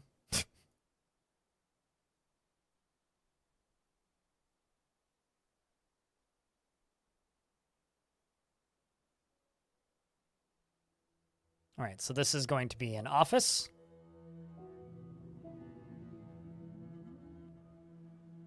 And we're going to erase this corner. Pause game. I'm in an ad. And the rest of this is going to be a dining hall, except not the erase button. That's not going to get me anywhere very, very far, very fast.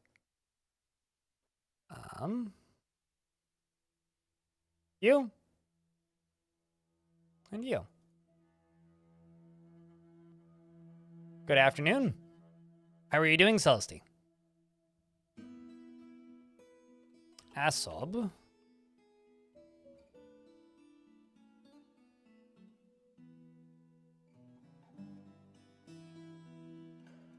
You need 2 chests and 2 cabinets.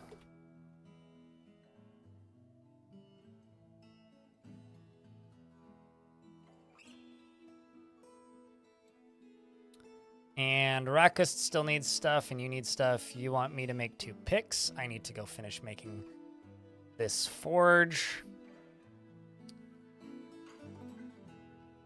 Healthy be streaking. Uh-oh. Well, just don't do that in public, okay? Okay, drive home, not fun. Hot in the east coast of USA. Yeah, that's here at the very least, we had a pretty crazy storm last night, and today's pretty cool, but it's supposed to heat up in like a week, which is probably what you guys are getting right now. Not screw it. We'll just use whatever material is closest. See what they deem as important.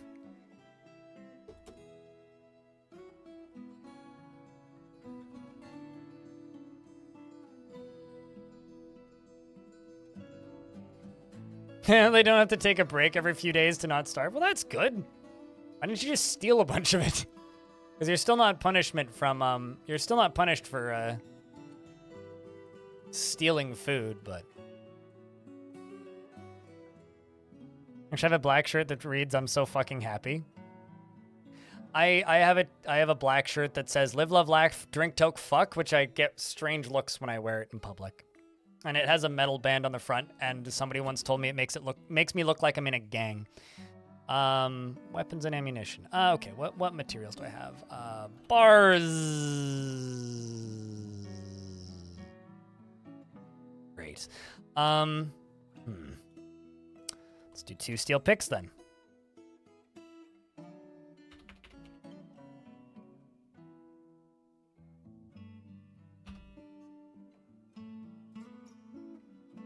Still working our way through all this yarn stuff.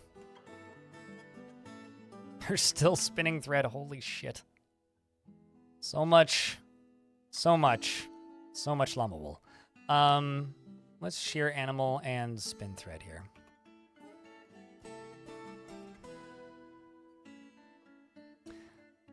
I mean, when it's gigantic bold letters all the way up my back, it's kind of hard not to miss. It's kind of hard to miss, to be honest with you. Although the one that particular shirt is a band shirt, right? So I generally just wear it to concerts.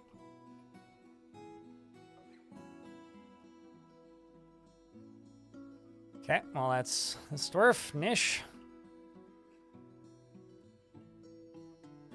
I cannot wait for all of this construction to be finished. And not wait. Why is there a bag of sand in here? Oplu must have, needed a bag of sand.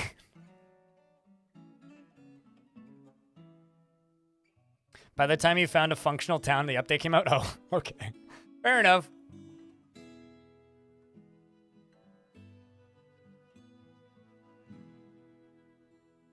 All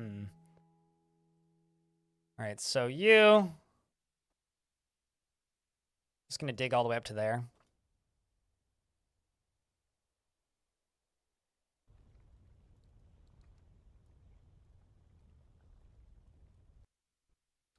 Also going to mine all of that out. We're going to do this from the top down, so it'll be safe. Also going to need a bridge or a floodgate or something, which I'll put right there. Actually, don't know if I have any floodgates. I might.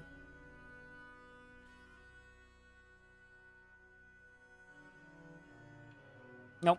Okay, bridge it is.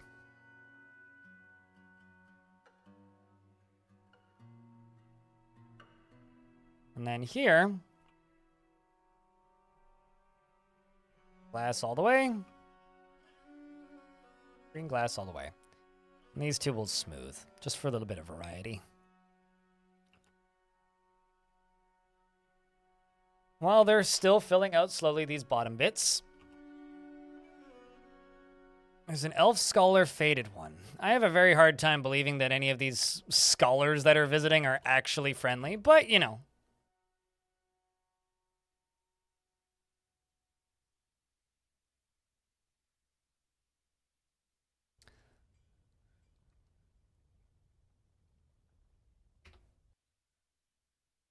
Make large bone gem.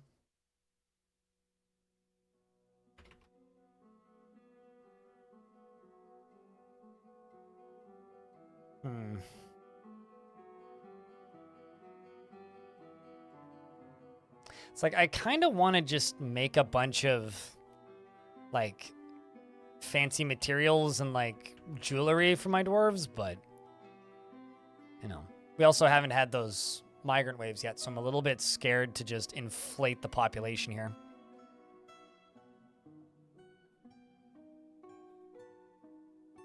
You had like 3 months of DF pause. This music hits different now. Oh, like you didn't play for 3 works, Schnibbler? But yeah, I think that we're going to do, like, YouTube's chat's also enthusiastic about it. I think that this is up area up here is going to get a tavern around the perimeter. Green glass windows, gazing in upon the glorious glowy ball, kind of all the way around the edge here. That's what it's going to do. And like right here, I'm going to put a lever. It's going to be the open shut button. If anybody's wondering why constructions are going so slow, is because this fortress actually has a population of like 40. Most of the people in this fort are just permanent residents and not actually citizens.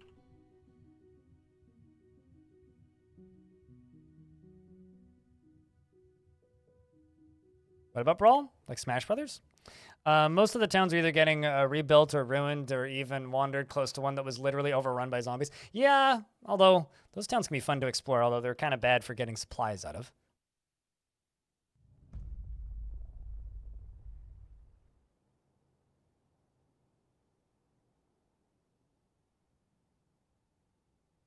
But they can still be fun to visit and wander around and explore. All right, let's do that.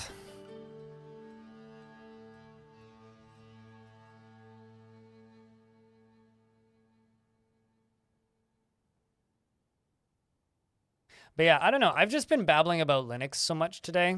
I don't actually know what to talk about at this point. So, as per usual, if chat has anything in particular you want to babble about, be it this game or something else, it might pick up in chat. You can start talking about it. I know this. Really? Wild.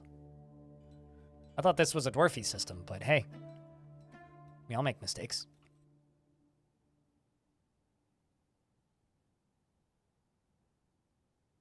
Do I ever drink kombucha? I made kombucha once, except I got drunk off of it, which was a bit of a problem because I don't have an alcohol testing kit. I drink kombucha sometimes, but it's really high in carbs, so I'm diabetic, so it's kind of hard for me to drink it. How are my plants growing? They're still growing. I mean, I did a plant show and tell at the start of the stream. I have cucumber seedlings and zucchini seedlings that need to be planted. I have a very, very, very, very, very, very, very, very, very, very, very, very tiny tomato seedling. I'm starting some beets for my mom. I have some basil seedlings that need to be planted pretty soon. What else do I have? I threw a bunch of wildflower seeds around this morning because I had them. So here's hoping they turn into something. That's about it.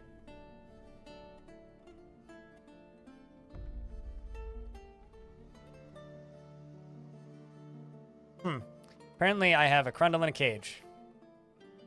There's also a named Plump Helmet Man? Excuse me? It killed a dog. How does that happen? This dwarf Urist.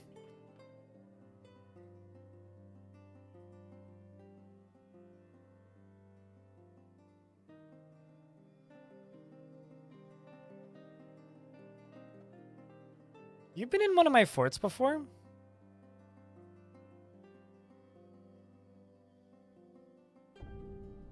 The former bookkeeper of the Guild of Lulls. Nope. Guild of Warriors is a good name, though. Rusted Bolts. Former Doyen. Member of the Humble Coven of Religion. Yeah, no, I don't recognize this dwarf.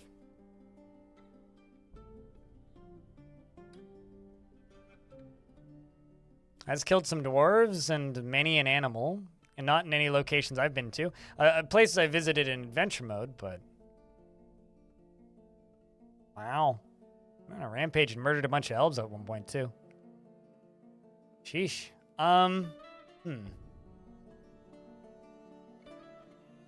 Well, you know what we could do? Throw them into, Okay. If I want to be real mean, you know what I could do? Down at the bottom of this, put them in here, and then pull the lever right when we start to fill this thing up with lava. That's something we could do. But that would be real mean. I don't know, chat. Are we real mean?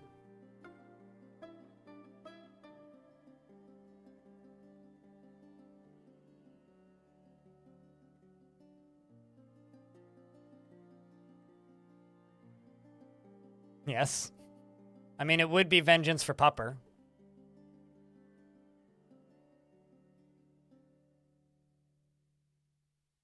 That we have a were creature in a cage who killed a dog once. Named Urist.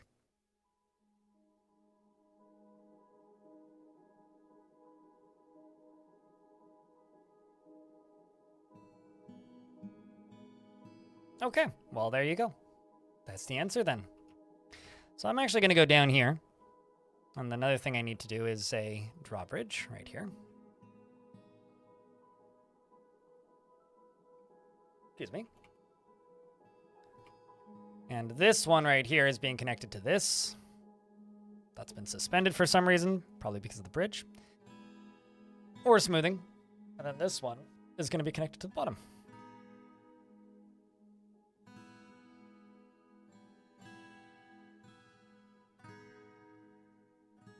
If I can mount, tame giant creatures in adventure mode. If they are tame, yes. Well, if they're also a mount, not all giant creatures are considered a mount. I know that like jaguars are, tigers are, but I don't think all of them are.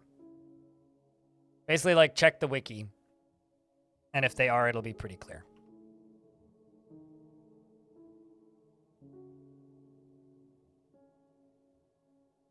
Then you, right here, are going to be connected to this sucker down here. I'm also going to put 2 green glass floor tiles right there, and also 2 green glass floor tiles right there. Happy to help, Glotcott.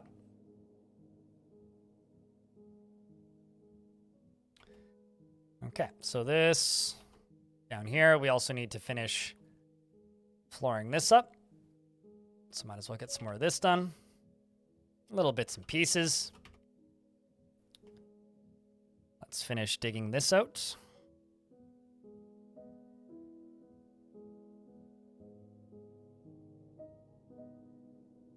Should also have some more miners running around now because I made some more picks.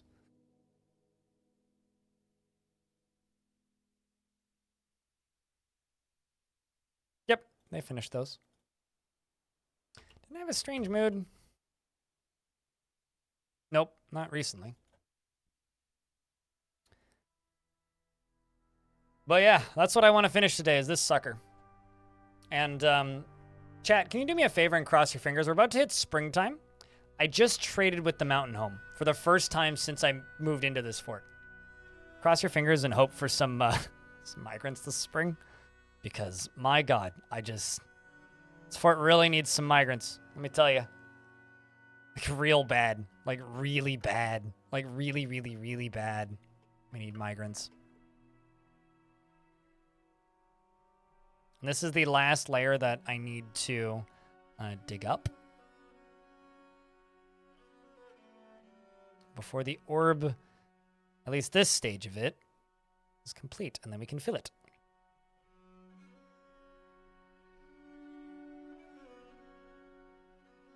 You have a migraine? Oh no. That's what are you playing chess? I guess. So if we, for some reason, need to drain this, I mean, we could build the drain after, actually. Yeah, you know what? I'm going to build the drain after. So I may not necessarily use that as a drain.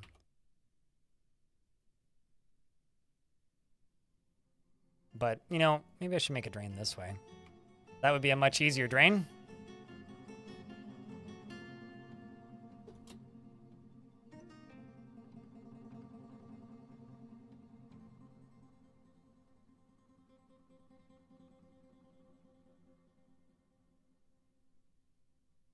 Hello, Stormwolf. How are you? Somebody was obviously following a guide, and their guide, like, led them astray, and so they just went, well, instead of continuing to play.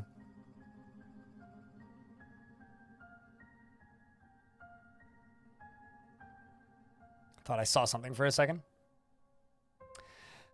Doing okay. There's been a lot of chatter about Linux today, and a lot of babbling about software compatibility and driver compatibility. A lot of babbling about random stream stuff, and, you know, it's been okay. Weather's good. Lots of gardening happening up in here. Yeah, a lot of that stuff. A lot of the normal nonsense. How about yourself?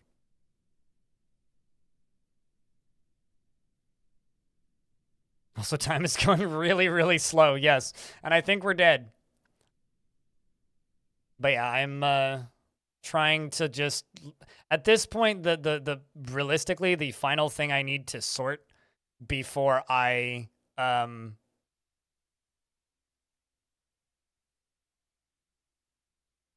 think at this point, the final thing that I need to sort before I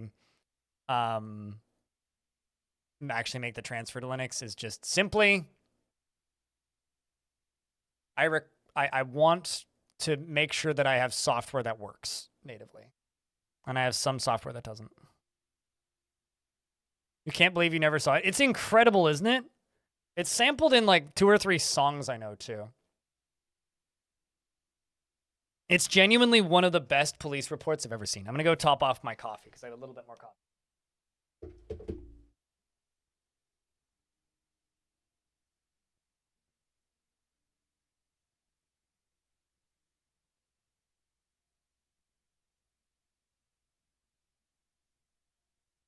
It was one of those stories of like,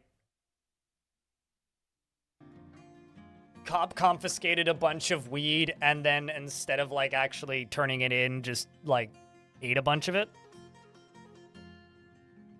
If I remember the story correctly, because it was in the news at the time, connected to the video.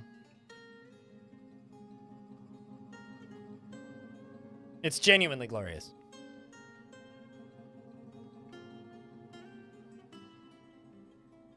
Very funny. Especially, you know, in the modern world.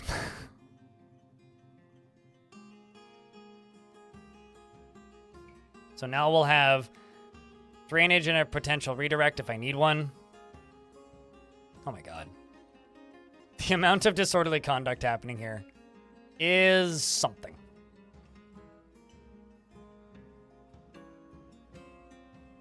So up here, I'm going to build not 1, but 2, maybe 3 even pumps.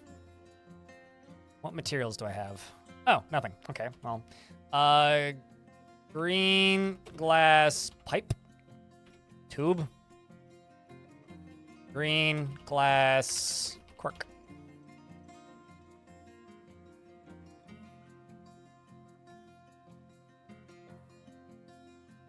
Yeah, eating weed is a perfectly normal thing that normal people do, right?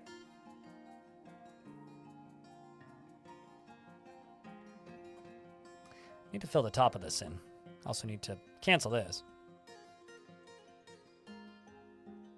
Trying to think how I should get up here. You know what? Actually, let's do it this way.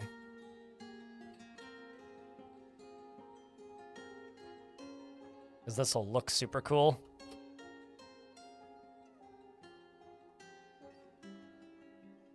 But yes, eating it.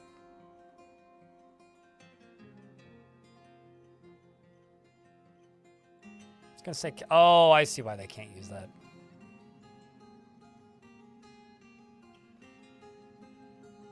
Because they can't currently access this. Let's just get rid of these boulders. Last maker's throwing a tantrum. Well, that's unfortunate. Let's also start getting rid of these boulders. I'm just going to tell them to dump it. It's going to take a little bit, but...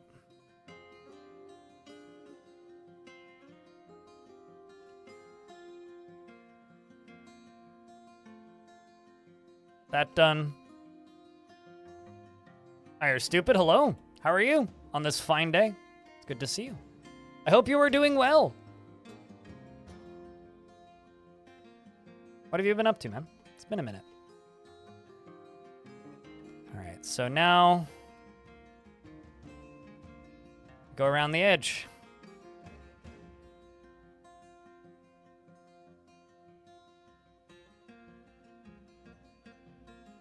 This is the last layer I need to do before we are free from this well, not free from this project, but free to fill it up. You know, I just thought of something. Can you attach windows to a lever? I'm just realizing I've never tried. You can with bars. No, you can't. Okay. I guess that makes sense. Let's connect you to that.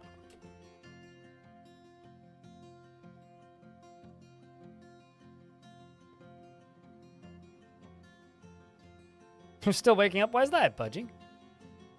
Did you sleep in, or are you just in such time zone that it is, you know, waking up time? Although, honestly, some days I feel like I'm waking out, actively waking up until it's time for bed, and then I still feel like I'm waking up after that. So, depending on the day, yeah.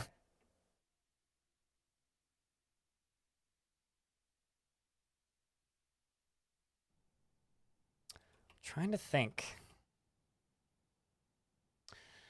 Ooh, I could let it overflow a little bit, but man, that would be dangerous. Be 8 p.m. for Budgie if you know your time zones? Yeah.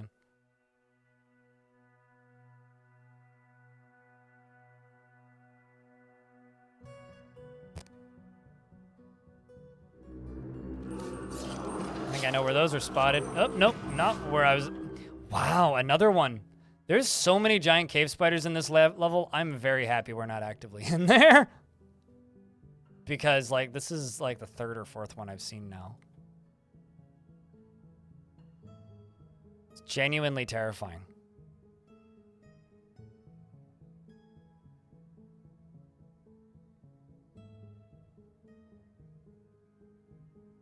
I was gonna say, that's pretty late then, Budgie. Okay. I need a dining hall assigned for you. Because apparently I never gave you a dining hall. So I should actually have enough space now to be able to finish up satisfying these nobles.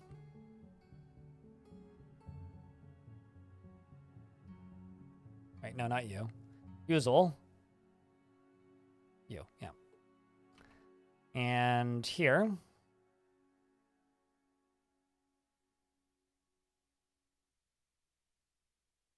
And erase that. So that's the dining hall. Here I will do, let's just unpause game. 1, 2, 3. 1, 2. 1, 2, 3. 2. And then I'll do these. I'll do these. I'll do these. And 2 of these. And the bottom half will be an office. Who still needs them? Rackest. And Rackest.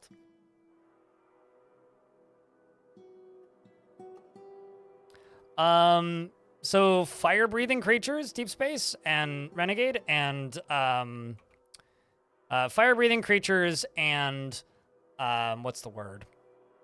Web spitters can only shoot on flat axes. So they cannot aim up, basically. They're not like Mark stores who can aim up and down.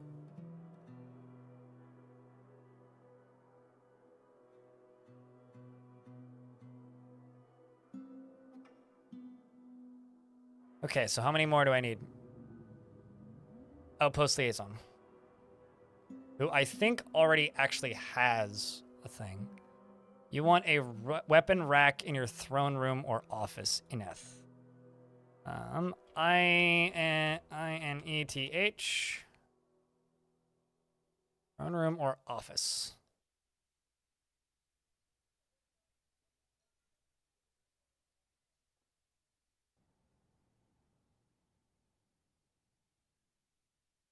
Wait, what? Oh, iron specifically. Do I even have any iron? I don't think I do. Okay, well, noted.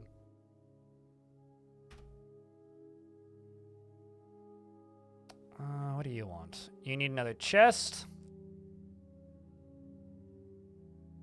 And you need another chest. So Raging Cave.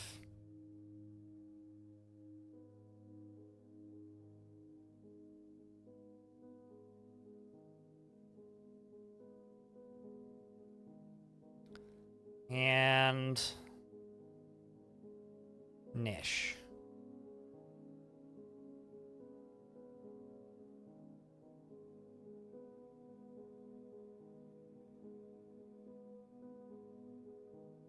Okay, so now... Oh my god. Hi, Vey. We did it, chat. I just need to get you an iron weapon rack. You're going go bed? You have good night bed. Snooze good, friend. Was just lurking. Hope you're enjoying your lurks.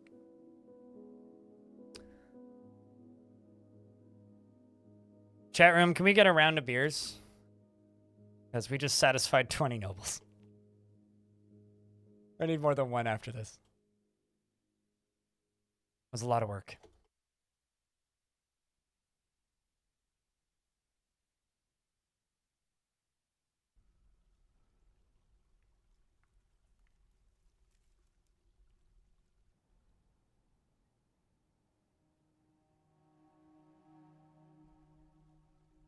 At least everybody's running around with nice new clothing now.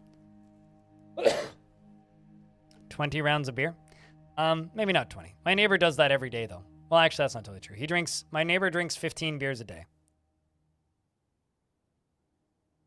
Which, that, my friends, is called alcoholism. Do not do that. It's bad for you. Even he recommends against it.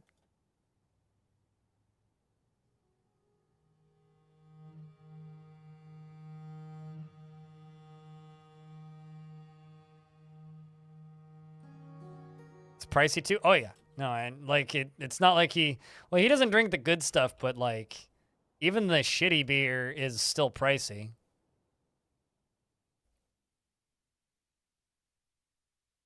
I asked him once how much he spends a year on alcohol, and he just kind of laughed. Which is like, at that point, you might as well just put your own, right? But this, that, this, that. Although there was like the hotel bar that I go to. There was a guy from Ireland who was staying at the hotel for a couple weeks for work, and I saw him a couple times. And every time he went there, he easily spent like $200 just drinking tall cans of Guinness, which are like $10 a pop. So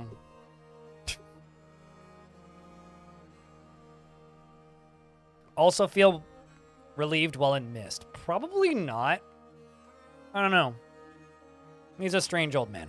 Maybe not. Well, not that strange, but he's a sometimes kind of annoying old boomer. Like, he was complaining at me recently about how he can't post news articles on Facebook. And I had to explain to him that it's because Facebook are a bunch of nitwits. And that's probably a good thing. So I had to try and explain data privacy to him. You're having a Guinness as this conversation happens? I'm sorry. You had a quail called Betsy? That's adorable. Recently learned that one of the Chihuahuas in my building is named Bean, which is a really good name for a Chihuahua.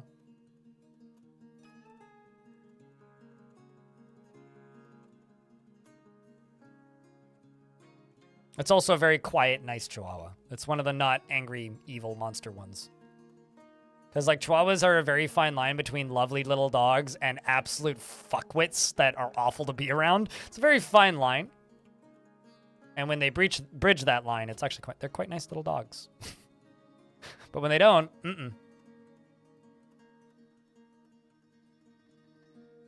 Bruce is lovely in public. My neighbor's Chihuahua, Daniela, believes that everything that moves that is not her owner or herself is the enemy and must die, preferably in a ball of barking and fire. But if she knows you, you cease to become the enemy eventually. But this takes days, maybe weeks.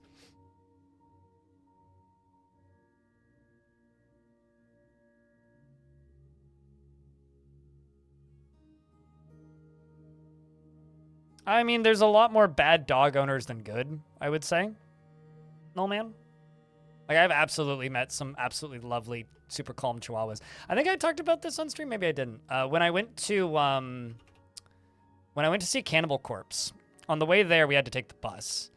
And one of the buses that we got on in downtown Vancouver, there was this guy at the bus stop. And he was decked out completely in Harley-Davidson gear and sitting on a mobility scooter, and he looked like he was in his 70s or something. He looked pretty old.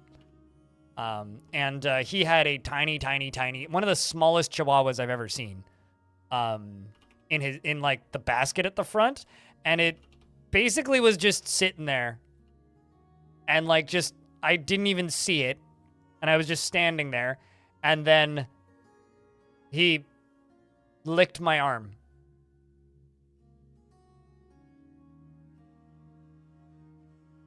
Like, literally, like, this little Chihuahua.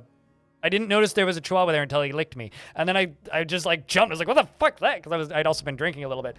And I looked down. I'm like, there's a dog there. And I'd been talking to this guy for, like, a couple of minutes because our bus was late. The guy looks at me and goes, oh, yeah, no, he's super chill. You can pet him. And it's just, like, saw him a couple minutes later on the bus. Just, like, random people just petting this Chihuahua. Like, there was nothing tying him up, nothing holding him back. He was just sitting there. Kind of watching. It's adorable. Really adorable. Okay, so all this stuff keeps getting toppled, and there's a ghost here. Name of that dwarf.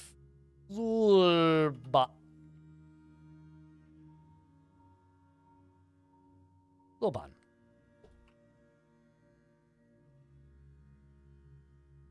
But he'll give you high fives. Not for petting. Okay. She's not as fond as them. Well, I mean, cat is just plaything, right? To most dogs. I should put a tomb on top of this. Like, this should be the queen's tomb.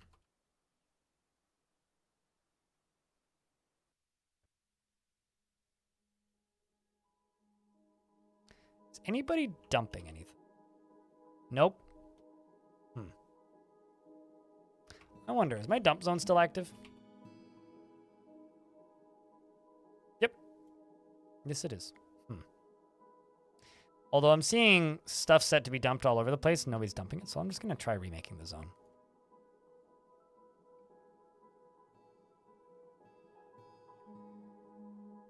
Odd. Cats suddenly gain the ability to run up walls whenever they see a dog. Oh, really? Do they also gain the ability to fly?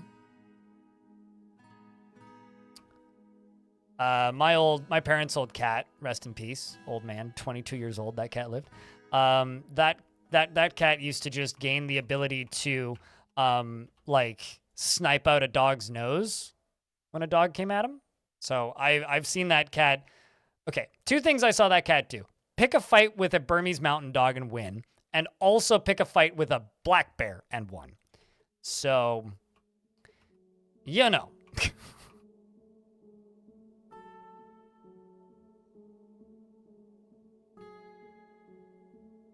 Literally watch that cat chase a bear up a tree. Scrappy little man. Oh yeah. Oh yeah, no, that cat was a beast. And I think he enjoyed his retirement too. I mean, he went from living on like almost like 15 acres basically of free range land that he could just roam around on freely to living in a city. But the house that he lived in, which is my parents' house, has like this tiny little patch of nature at the back of it because my parents are very much, you know, like trees and stuff. So basically moved into a fenced in yard completely surrounded by trees, and apparently never really left it much aside from like sometimes would walk around the front of the house and still caught rats and whatnot, but like had a significantly lower chance of dying to coyotes. He probably wouldn't have lived as long otherwise. Oh man, I'm gonna use DF hack. I feel bad for this cat, so I'm gonna full heal it. I don't know what happened to you, kitty, but like you don't deserve to be incapable of walking. Just gonna cheat to do that.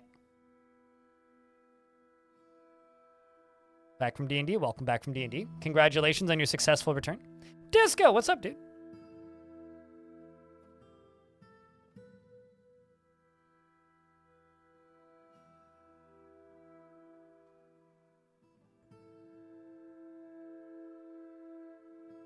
You know, Discocito, you've been throwing me off recently because you haven't changed your name to something nonsensical recently. Because you used to change your name like every 3 months or something. And let you know that I'm still breathing. Well, that's good. Shh. This is a good day. This is a very good day. So I reclaimed this fort. Oh boy. What? Was it Tuesday? Maybe earlier? Anyway.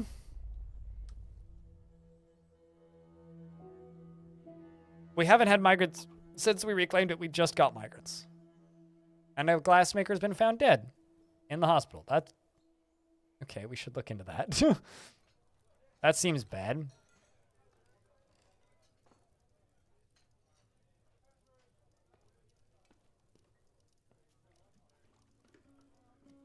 You were pissed off, so maybe it's for the best. We're going to go up to here and see if I can place these just yet. There's Zulban.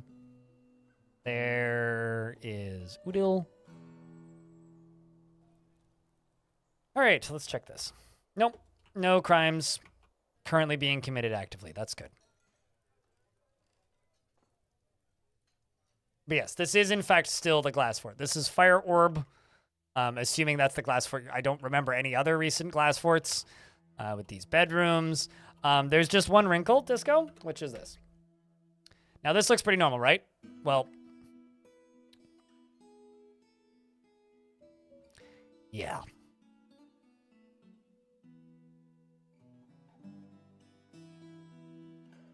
Look, they're all green though.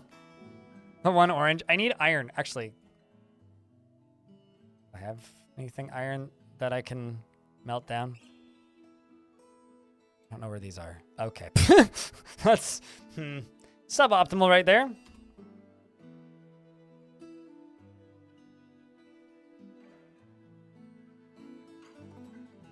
A lot of these I don't really want to melt. All the large ones just also happen to be in lava.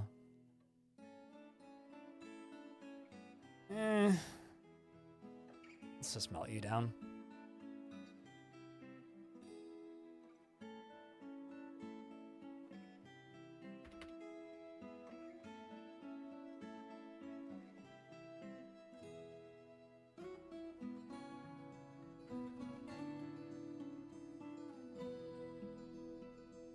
An item was seen being stolen. So Lumul.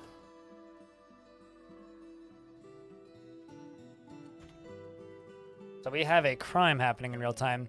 Accuses Limul. Nil.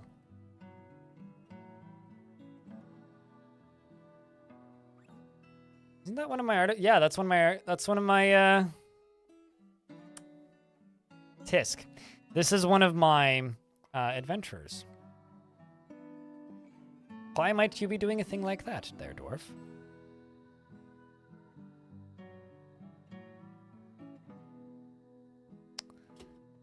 Well, I feel like I should close the front door.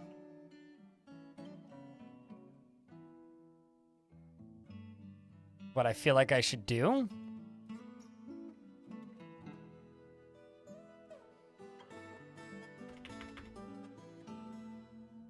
There you are.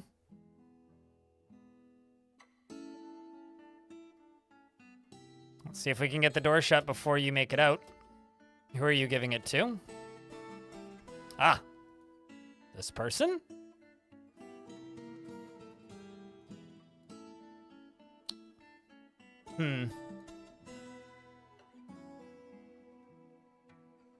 May have to kill you. That, or, you know, lock you in a room with a dragon for a bit. Still got the artifact in your inventory. They're not very good at doing these transfers. Actually, I was gonna say, wouldn't it be really funny if this zombie had no hands? I did see that once. I had a zombie who had no ability to grasp, trying to collect an artifact from an artifact. Okay, well, good news is we got the door locked. So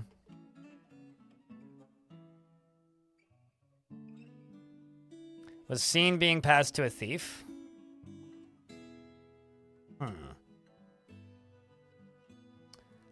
I'm gonna send the military right here. I don't actually know if they're going to attack it. They might. But he has no way out. He's stuck in the fort. Or she's stuck in the fort? She's stuck in the fort. Let's see. So Vubok, the miner, is getting chained up again. Completely unrelated to anything. Who is currently sunk into depression. And haggard and hungry. I'm just going to expel you, Vubok, because you're becoming a problem. I guess what this means is we need assistance. So I need a hammerer. That's what I need. Let's make the hammerer.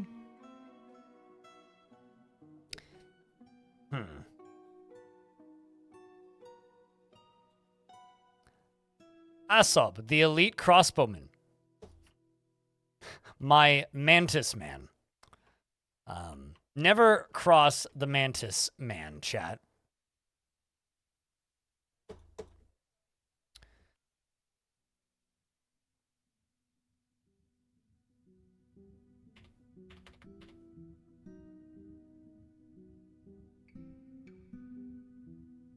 was going to go pick up equipment and I just realized I need to make you clothing.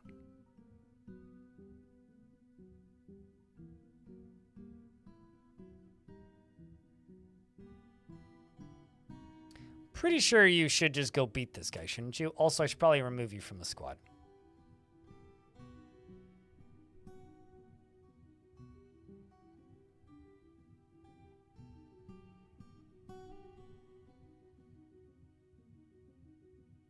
Mantis men just seem intimidating. They're pretty good wrestlers. I want to say this guy damn near killed something. Ghost has been put to rest. That's good.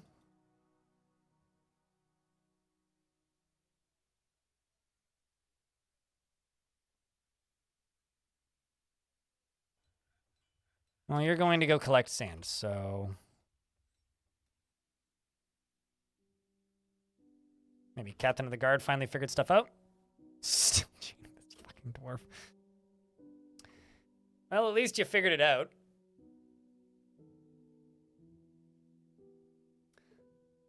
All right, so where are you headed? Oh, hey, Ghost.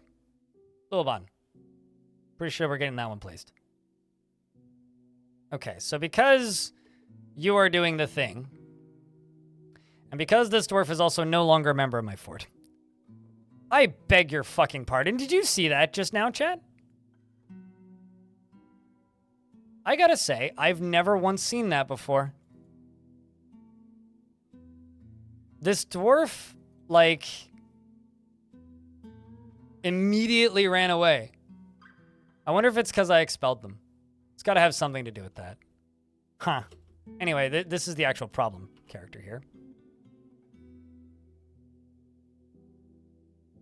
Let's see if this character is even remotely decent at the job of interrogating people. Although they are friends. Oh shit, look at this! I didn't even know they could do that. Are you in the military? You are. So Shinobi is in my ranged squad, and he's equipped with a blowgun. Dwarves can use blowguns? I had no idea. Okay, so thigh cut, and what was the name of the other one? Well, his name is Glory Hammer because he used to be one of my adventurers, so that's my doing, but.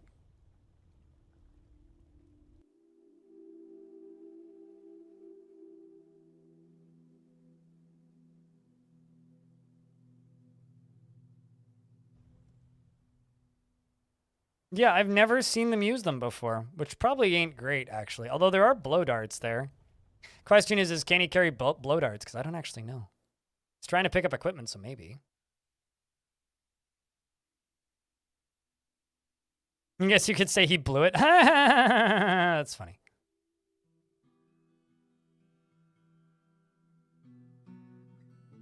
What are most of these dwarves doing? Drinking? That was a quick interrogation. Subject was caged and refused to comply.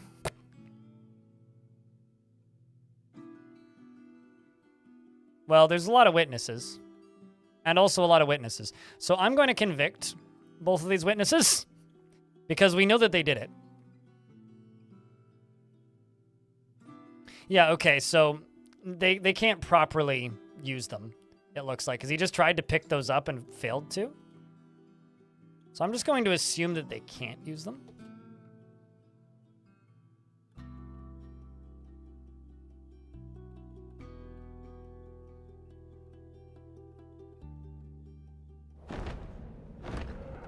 A forgotten beast, Wathana, has come.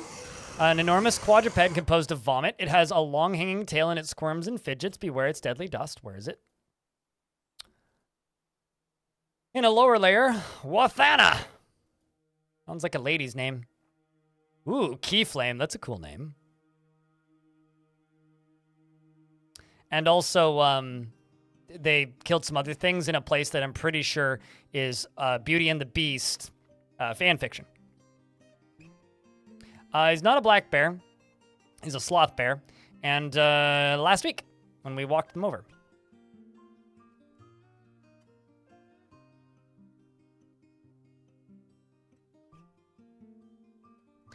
I don't think this thing is a threat to us right now, so I'm just not going to worry about it. Okay, where is you? We're going to go chain this Forlorn the Stalker. Got to move quick.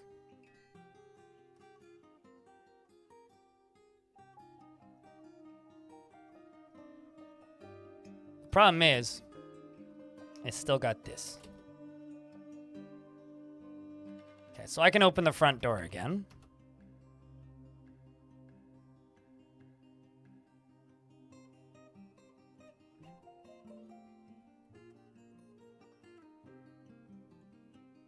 And the plan for this is to place a lever right here and literally drop them. Problem is, I don't think I can actually remove this artifact from their inventory if I do it this way. So I don't really know necessarily what the best way to go about this is. So I'd like to get this item back, but I don't know how else to get it back. It is made of green glass, but it'll be destroyed. So what do you think, chat? Do I drop this character into the lava? You feel guilty. You don't feel anything.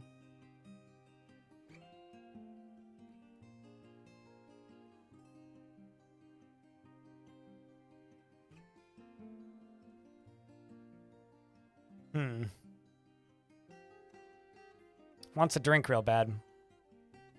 I mean, chat, what do you think? Do I drop this character into lava and lose an artifact? The if I can't have it, nobody can kind of way of thinking. Or do I wait for this character to be let go and then kill them? What do we do?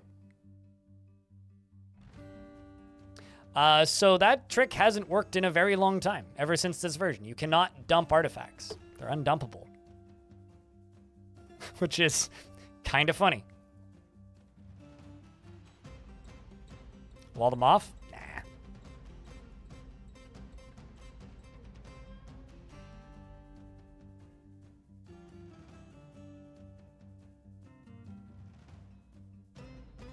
Goodbye, sweet summer child.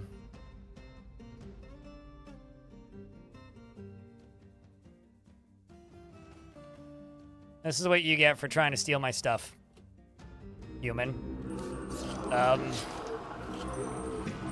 I'm sure that's fine. I'm sure. Positive. Actually, hold on a second. That whole thing aside, I have a bunch of animals I gotta put away. I keep seeing them run by and going, oh boy.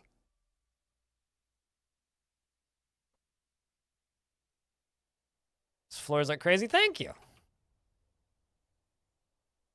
And now we can follow you. Can I get some lava in the chat? Please and thank you.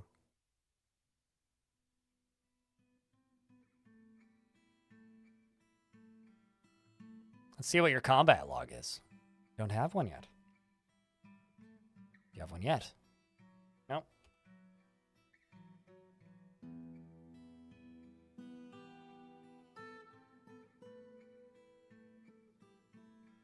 I love how every single time they sink deeper and the stuff around them sinks deeper, lava gets sprayed everywhere. So he keeps getting hit by these bricks, but there's no force because it's not very dense. But he's on fire, not because he's in lava. Well, he's bleeding, not because he's in lava, or not because she's in lava, but because she is getting sprayed with lava mist every time they move down a layer. Oh my god, they actually hit the bottom. That's kind of dark.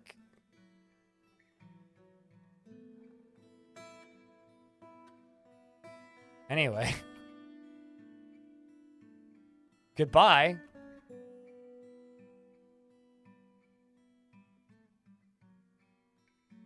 Of course she had an artifact, yeah. No, I mean, that's what I asked chat. I'm like, do we throw her into the lava and lose an artifact? Or do I wait and then try and kill her? And chat said that we lose an artifact, so that's fine. It is what it is. We have a Doctor's Guild request? Really? What's even better is this dwarf right here was the dwarf that gave her the artifact. Just watch that happen. So, you know, that's kind of funny.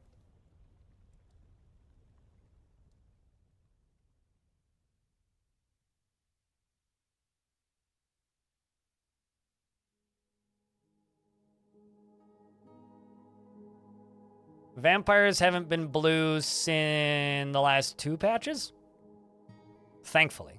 Well, they can become red if you discover that they are vampires, but that's not that easy to do.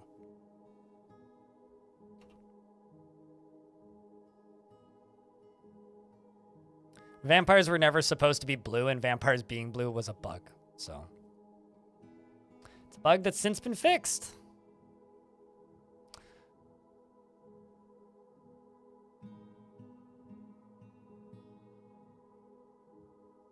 All right, these seeds need to be unforbidden, but I have no idea how those got there, and I have no idea how I'll get to them, but it's okay. It appears that stuff's getting tossed now, which is good. All right. Getting rid of these boulders.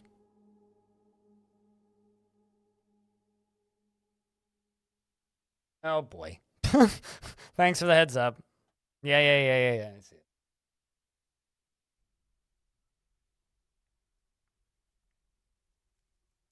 Rumble. This stream is not sponsored by Elgato. I'm not even remotely satisfied with their products.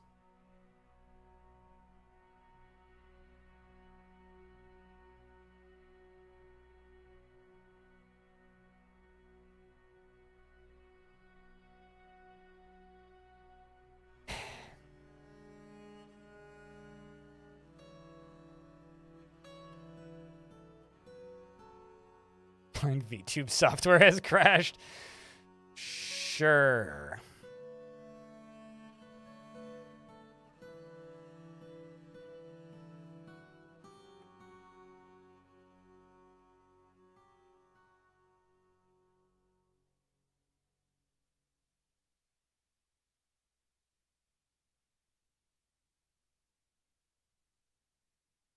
All right, so now we quite literally just wait for them to finish clearing these boulders up.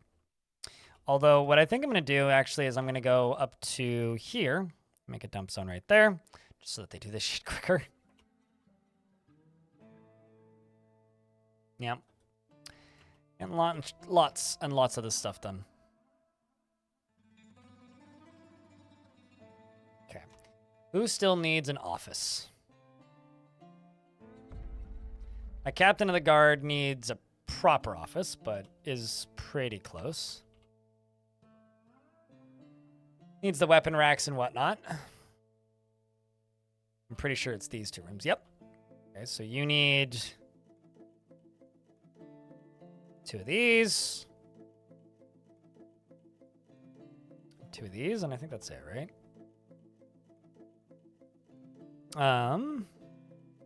Captain's happy. My manager needs a slightly nicer bedroom. What is their name? Manager is Ineth, the diplomat.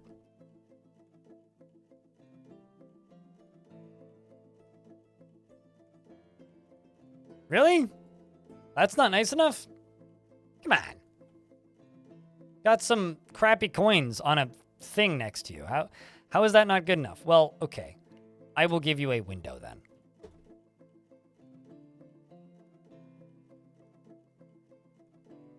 You really like the flower shape surrounding the orb? Initially, it looked like a ball with some weird testicles attached, so I'm glad it improved.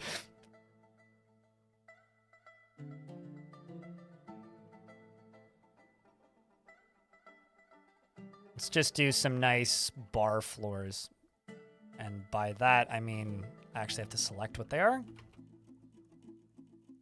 Let's just do a rose gold floor. Then I'll engrave that. Uh-oh. A forgotten beast, Zolok Aspad, has come. A gigantic skinless ceratops. Has wings and it undulates rhythmically. Beware its deadly spat. Can I fly? Yeah, can. Well, that's slightly unnerving. Fortunately, it can't get in because the caverns are still locked. But it can get to the lower layers. Aspad. Yes, that's absolutely what I said.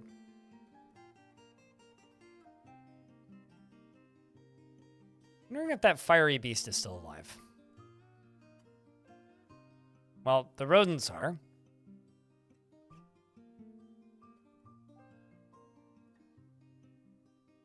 You know, something I could probably do in this fort is give the caverns access to the surface as a form of defense. We're not really fighting with anything right now, so it's not a huge concern. But that could be a fun mode of defense. Be a really fun mode of defense. Also, just as a reminder, the plan for today, chat room, is there's an ad. The plan for today, chat room, is we're going to play Dwarf Fortress probably for another hour or so. And then after that hour or so, we are going to continue plucking away at the dungeon crawler known as Cryptmaster. So I'm looking forward to that, because that game's been a lot of fun. If you've missed it up until this point, all the VODs are going to go up while I'm on vacation, because I'm going to be gone for a few days in June. I'm going to be gone from June 5th until the 11th. Basically, I'm going to miss like 3 streams. Noto Casa, Noto Dorfus. What kind of dwarf do you want? A smith. I don't even think I have a smith. I have a furnace operator, but we don't have metal in this map, right? So like,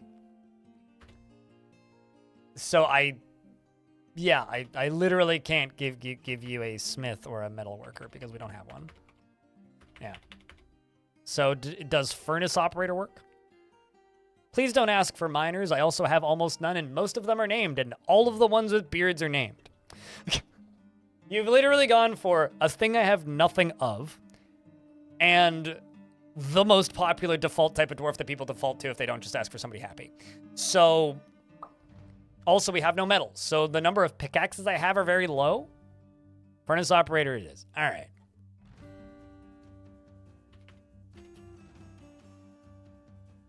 Nodokasa is not in a squad, even though they have some military experience. Is carrying some rope reeds, has no friends, is a member of the Steel Mirrors, and a member of the Cult of Yore, and a member of the Hot Sparks. Makes sense why you just you just arrived here. It's because we have no furnace operators. So you're a recent migrant. He's made deeply uncomfortable. Wait, hold on. You? Nah, okay, you've been here for a few years. Never mind. I was wrong. Anyway, this dwarf is made deeply uncomfortable by differences in culture and appearance. Never mind. It's just some ash. Hello, Pulo. How are you? Good day.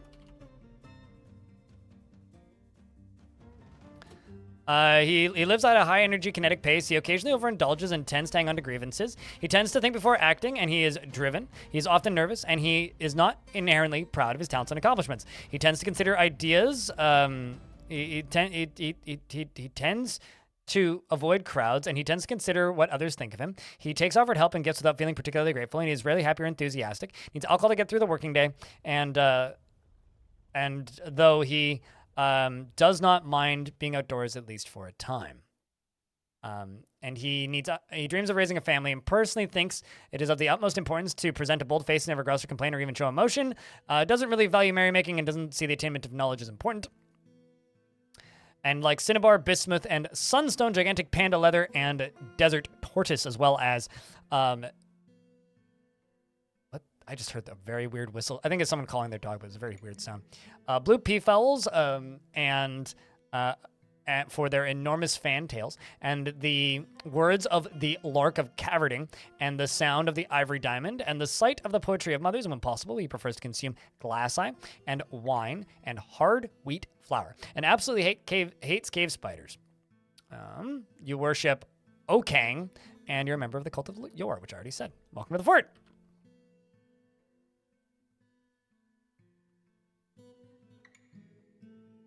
Oh, really? You've been enjoying it? What have you been doing in the adventure mode, if I can ask? It's because I need a doctor's guild. I think it would be only logical to connect it somewhere close-ish to my hospital. This is my hospital. Maybe we can cram the doctor's guild in here and have a bunch of windows into the hospital.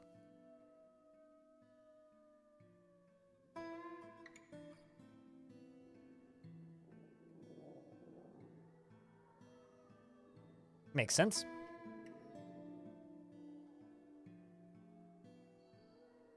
But I'm glad. I think you might be... You're one of the first people I think I've actually had state that you've been, like, playing adventure mode like crazy. I'll be honest. I've gotten 2 major responses from people about adventure mode. I'll wait till it's done, which is probably the most common one. And tried, got mad, and burnt out, don't want to play the game right now. Are like the 2 responses I've gotten. Except for maybe Cooler, who's like, that's all he does. UGDPY has been missing for a week, and I have no idea why. So UGDPY is dead? Apparently?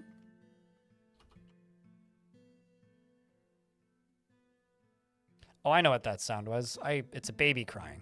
Makes sense. Checking to make sure we don't have a vampire. We just haven't found the bed yet.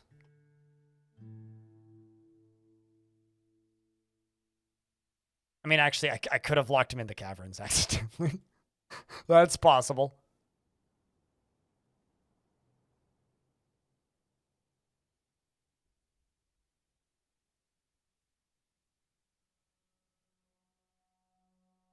But very unlikely, because this area would be all destroyed. There'd be evidence down here. Badinsky! Badinsky just resubbed for 32 months. Crypt Beer. Thank you very much for the 30-second month. Welcome back. It's good to have you, dude. Thanks for continuing to support the channel. 30-second timed. It's a big number, dude. I still honestly think that one of the greatest interactions I've ever had in one of your streams was when somebody's mind exploded when they heard like your username on Twitch because they were like, I've seen you in like long death VODs. It's one of the greatest things I've ever seen. Are vampires more or less likely to prey on someone they like or dislike? No, they go for, when they decide they're going to eat, they go to the nearest person that exists. Who's also sleeping. They literally just path to whomever the closest room is that's sleeping. Vengeance doesn't really have a part in it.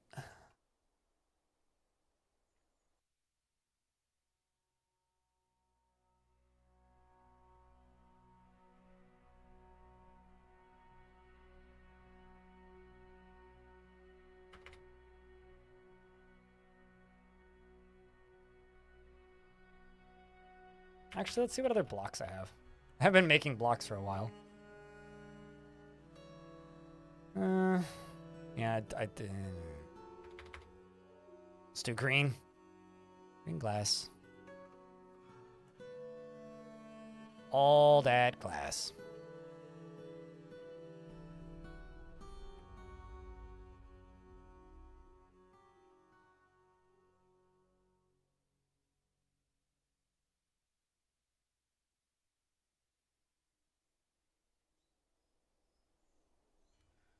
Let's double check something. Oh, I'm out of crutches. And splints.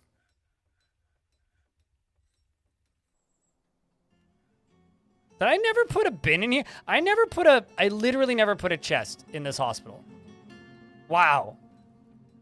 Chat room, I'm terrible at this game. Don't let anybody ever make you think that I'm good at this video game. I forgot to put a chest in my tavern. Hold on a second. Who's visiting? Raging Cave? I would like to point something out. Are you here right now? Because, yeah, Raging Cave has a dwarf in this.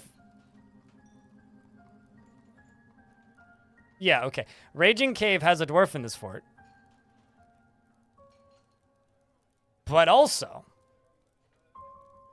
just showed up. What fort were you in?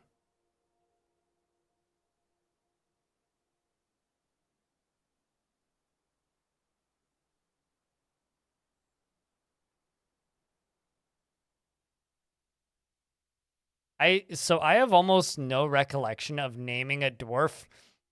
Oh, okay.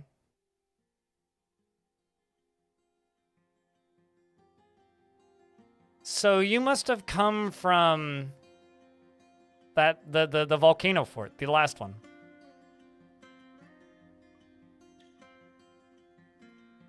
That's kind of awesome. Can someone clip this?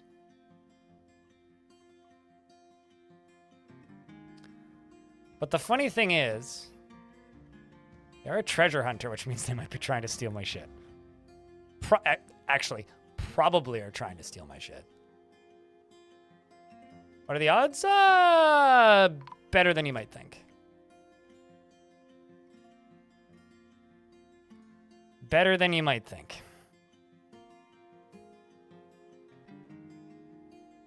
I think it's just kind of funny, more than anything. Do I have any crimes open right now? Do I have any cold cases? Yes, I do. Is it bad that I really want to interrogate the dragon about something? Just because that would be funny. Like, why? I just want to interrogate a dragon. Like, no real reason.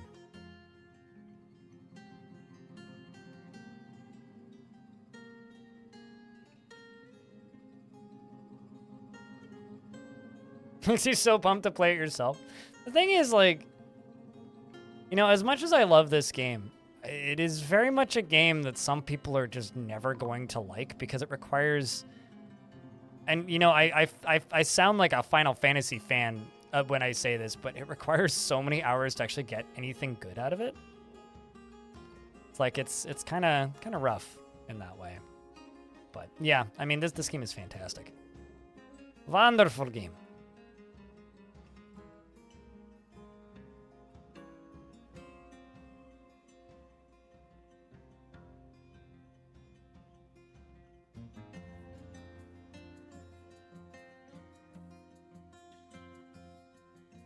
All right, so this is going to get a door right here. And then this can just be made into a guild hall.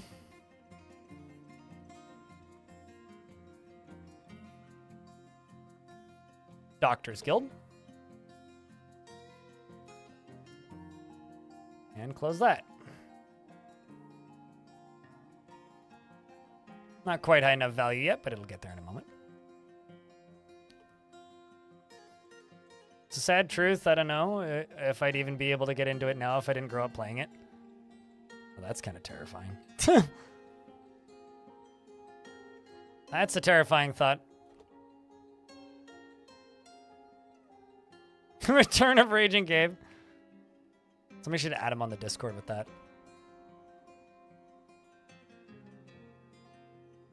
I can't remember why we named that human Raging Cave, but we're trying to interrogate him right now. He does have a pretty glorious beard, I gotta say. Also a wife and a lover. Well, good for you, I suppose. 74 years old, satisfied after discussing problems with an acquaintance. Yeah, the acquaintance is my captain of the guard. So he's discussing his problems right now with the acquaintance. This visitor has come asking questions and to relax. He is seeking information about the location of the Friendly Tower. Well, that's interesting. So he's looking for information about the Friendly Tower for some reason. Good day, Chris. What up? Did you add a JBM to the end of your name? I think you did. Anyway, hi. What's up? All of the friends I tried to pull into this game, only one actually tried, and he's almost as crazy about it as you. It's funny how that works.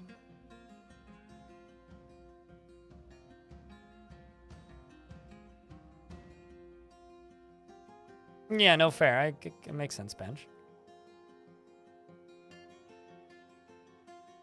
Okay, let's see if we were able to get anything out of this. Out of this dude. I don't think that my captain of the guard is particularly good at his job.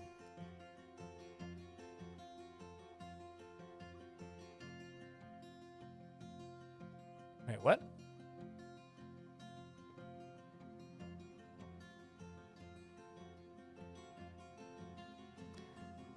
In the late autumn of 320, the Tara Iron Heroes, the human of the Kingdom of Myth, corrupted a subject in order to have an agent in Fire Orb. So, game right now is telling me that this person corrupted somebody, and they're in my fort right now. That's what the game is currently telling me. Wait. No, they're not. But this poor dwarf. I'm gonna just deconstruct your tree. Just go away. Go anywhere else. So sorry. You don't want to be here, I know.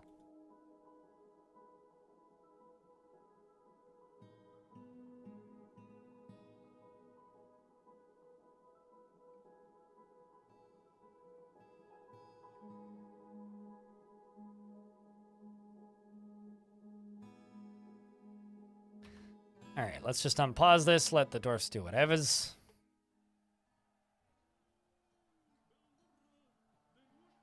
Oh, hey, it's party time. Chat room, it's party time. Your streamer friend here is going to go get a sandwich during party time. Please allow the party to commence. Please enjoy party. And when I return, I will return with snacks. BRB.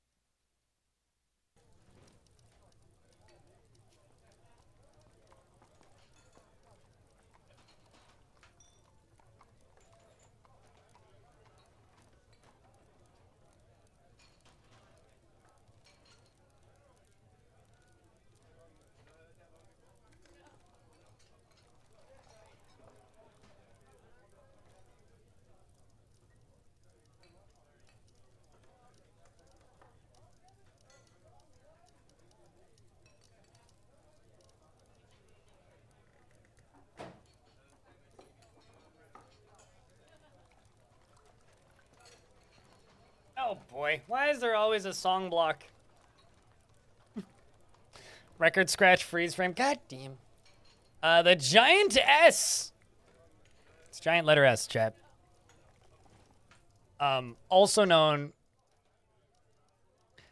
as Toksug, has come, a giant creature resembling a human, almost unparalleled in size.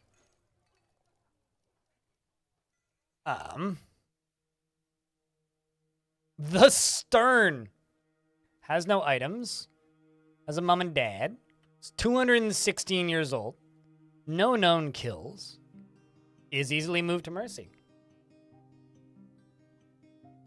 Coming over for the party. So, chat, I have a question. Do I eat my sandwich or do we fight it first? What would you prefer?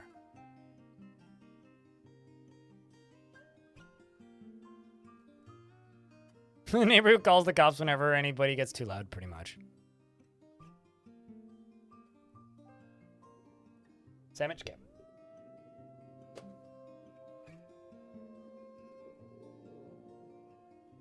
So I have the energy to fight it. You're not wrong. I'm just like the heavy from TF2. Sandwich.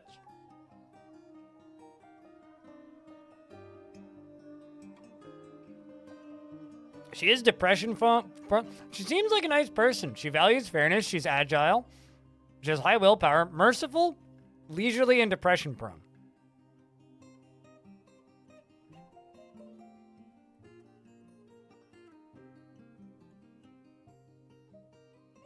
No, unfortunately, I'm not. Although, I really like it when you get like Titans and stuff that are aligned with good biomes. Because it's like, it exudes an aura of giving and kindness, but it's like a giant chicken that breathes fire.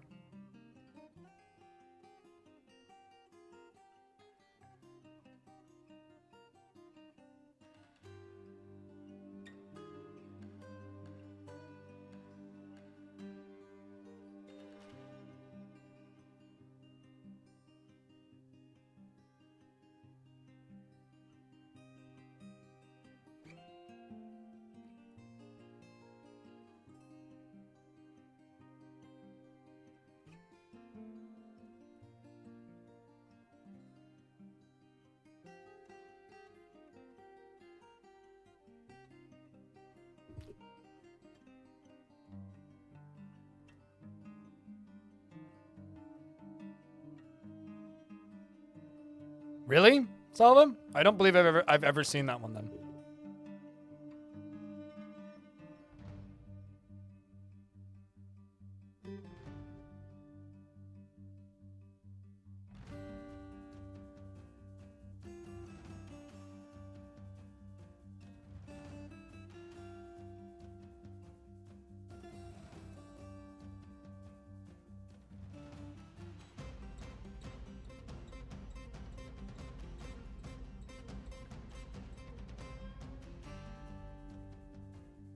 Almost done over here.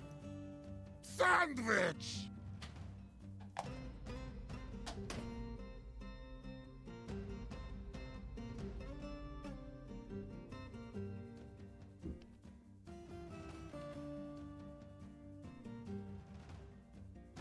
All right.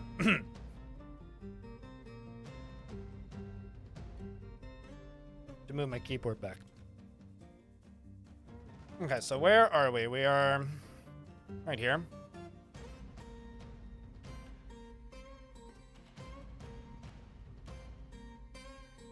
Where are you going? Ah, that seems unwise right now.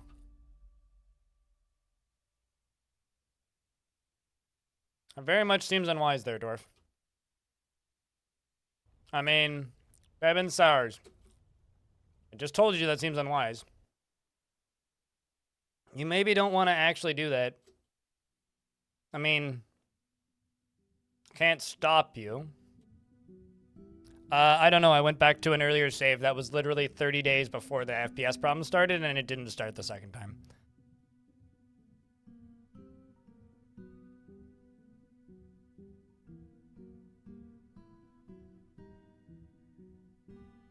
I assume it was one of the dwarves that I expelled.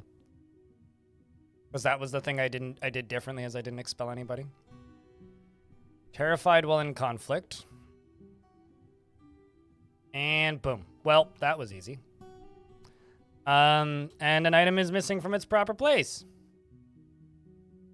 Well, its proper place is a, you know, stockpile, so must have been very highly cared about.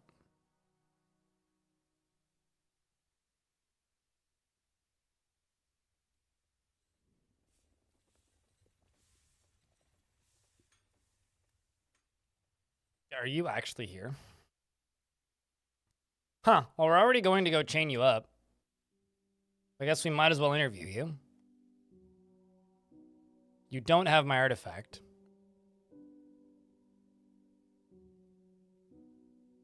But we'll see. Whoa! Excuse me. What was that? I think I need to assign somebody that isn't that adventurer, because I've never seen this happen before, ever. But they keep escaping it somehow. Like, this is literally the first time I've ever seen this happen. They manage to escape and then try and... I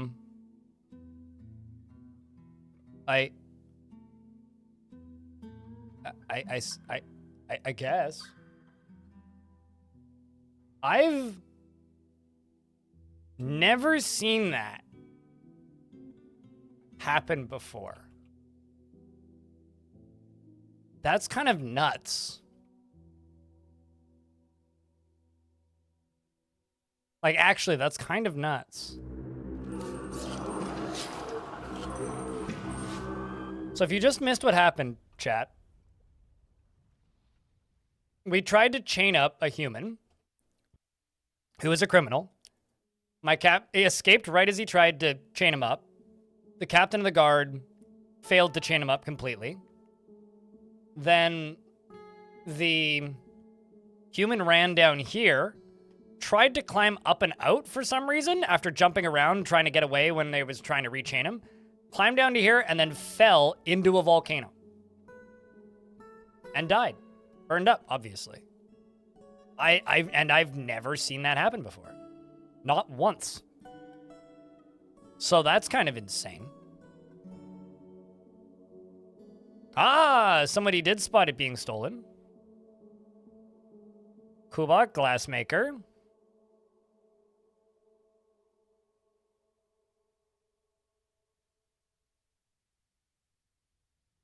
So it's the goblet. That one's important. So you're trying to give it to this necromancer. There's a bunch of necromancers in my tavern. There is part of me that's really tempted. Just trying to kill these two necromancers. But I feel like that could go bad, so I don't know. The Bunnies of Chewing is the name of a faction that this zombie used to be a part of. It's literally the Monarch's Goblet.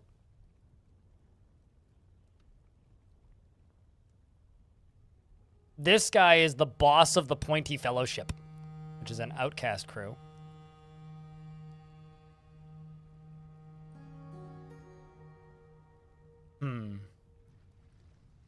So this could cause some pretty major hell to happen to this fort.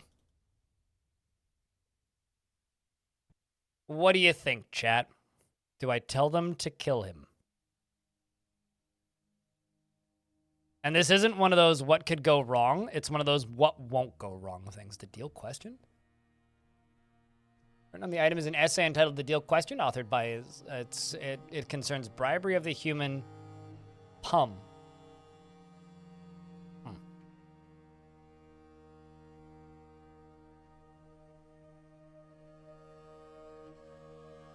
Well, it's authored by him. He's literally written books about corrupting people.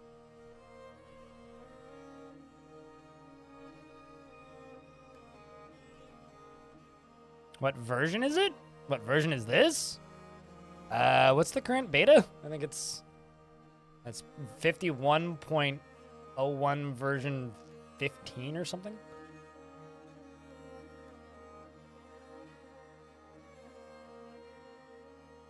You demand it be retrieved. I'm gonna quick save. I don't expect this to go terrible, but I would like a quick save. Yeah, well, it's whatever the most recent one is the version I'm playing on. I haven't looked at the version number in a minute, and I know it updated, and I haven't looked since it updated. I'd have to exit out to the main menu and check.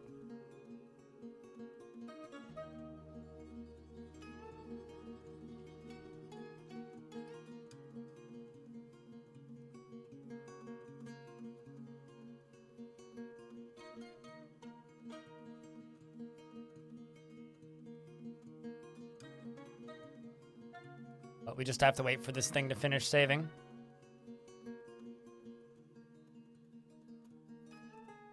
Is a bard or tavern keeper available to pick up at some point? Anything theoretically could be available, but you have to claim it.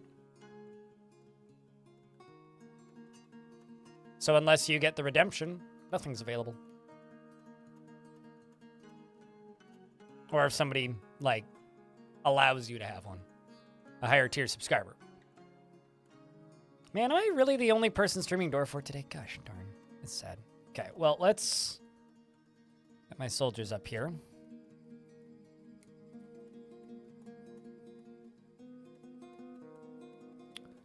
Kinda would like this guy to get the artifact. The human keeper of the seal meets with... the Baroness Nish meets with the human keeper of the seal, Kapoth. They say this is a lovely place you've carved out for yourselves. Actually get to trade with humans. It's the first time we've done that in this version, or in this location. Okay, so Dwarf still has the artifact.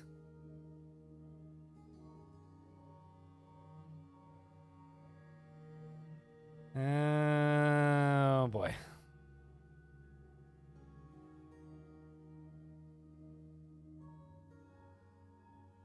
I mean, like, I've been, like, keeping an eye on people who are streaming, but I look at the directory while I'm streaming, occasionally. Usually during saves. Okay, well, it's you. I'm going to confirm the kill. This may get bad.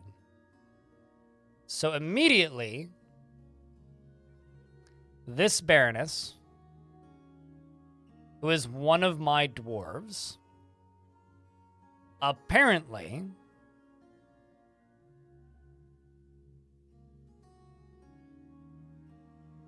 is bleeding. And I'm not sure who they're fighting with. So that's interesting. Baroness Gravel Names stabs the Baroness of Rim Muscles. So, oh, you did. Why did you stab this person in the process? Aren't they a part of my faction? Oh, okay. I guess, okay, so this person is the Iron of Power, another Dwarven Civ, apparently. They are a citizen of that group. And I guess they are affiliated with... Oh. Huh. Okay. That's interesting. They're also a citizen of my faction. They're also one of my past adventurers. Why are they attacking Deucim? I don't know. Probably just because they is friends. Well, chat. Can I get a round of beers in chat for good luck? Let's see if we can get some commentary. As I start moving time forward, I'm seeing blood, bits and pieces. The dwarves seem to just be dogpiling my old adventurer. The Baroness of Rim Muscles. The base dwarf bashes the Baroness of Rim Muscles in the arm with Lacalist, fracturing the bone. Who would be you, Rosie, who isn't super armored, however, does have a named weapon. And over here we have this dwarf, Melville. I'm a little worried if the first character to die is, you know, this dwarf, because then these necromancers can resurrect it. So let's hope that this doesn't go super south super quick. The artifact was dropped. The Baroness of Gravel Names stabs the monster slayer necromancer in the head with her copper short sword, but the attack was deflected. I'm going to go assign that goblet to be put somewhere a little better. And by a little better, I mean, oh, do we up here.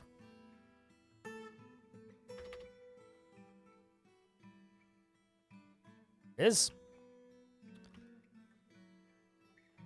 And then, okay, so you're bleeding now. Baroness stabs the human monster hunt slayer necromancer in the head. Do you have any known kills? No. How about you? This one is also bleeding, so both of the necromancers are actually getting attacked. Baroness of Gravel Name also slashed you. So this necromancer is bleeding. I'm going to tell somebody else to go close the front gate, because realistically, you need to, like, pull that lever right now, Stormwolf. Realistically, there is a pretty good chance that things are going to go south in here pretty quick. So let's wait a few more turns. All right, so we've got this monster slayer down here who's dropped their weapon and also their book. They were actually slashed by the Baroness Gravel Name in the right upper arm with a copper short sword, bruising the muscle. And they've now dropped their book, A Deal Questioned, as well as... okay, they haven't dropped their shield. You have dropped an iron spear and a copper shield, though. And you are bleeding heavily. Deucim is now a zombie, which is pretty terrifying and maybe the worst case scenario, because this dwarf just resurrected them. So are you a friendly zombie or a not friendly zombie? I take that as not friendly. Okay, never mind. Guess no activity. Still friendly, but they killed her anyway. Over here, the Baroness of Gravel Name stabs the human monster slayer necromancer in the upper arm with her copper short sword. So basically, this dwarf right here appears to be doing the most damage right now. I actually need to look into how much this dwarf likes being in the military, because this... You don't like it. Okay. Sees war as a useful means to an end. Well, do you enjoy training at the very least? Maybe this would be a possible solid choice for a champion or something. Nope. The most recent happy thing was eating food and a bath, so probably doesn't like their job all that much. We now have two dead, Deucim and also Kib, or not Kib, and also Shush-Sash, the mutilated corpse.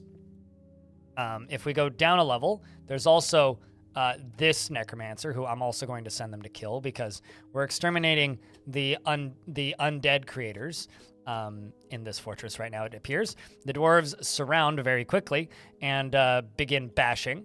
The captain of the guard is also assisting by punching the human necromancer in the right lower arm with the right hand, bruising the muscle through the large alpaca wool dress. The force pulls the right elbow, bruising the muscle.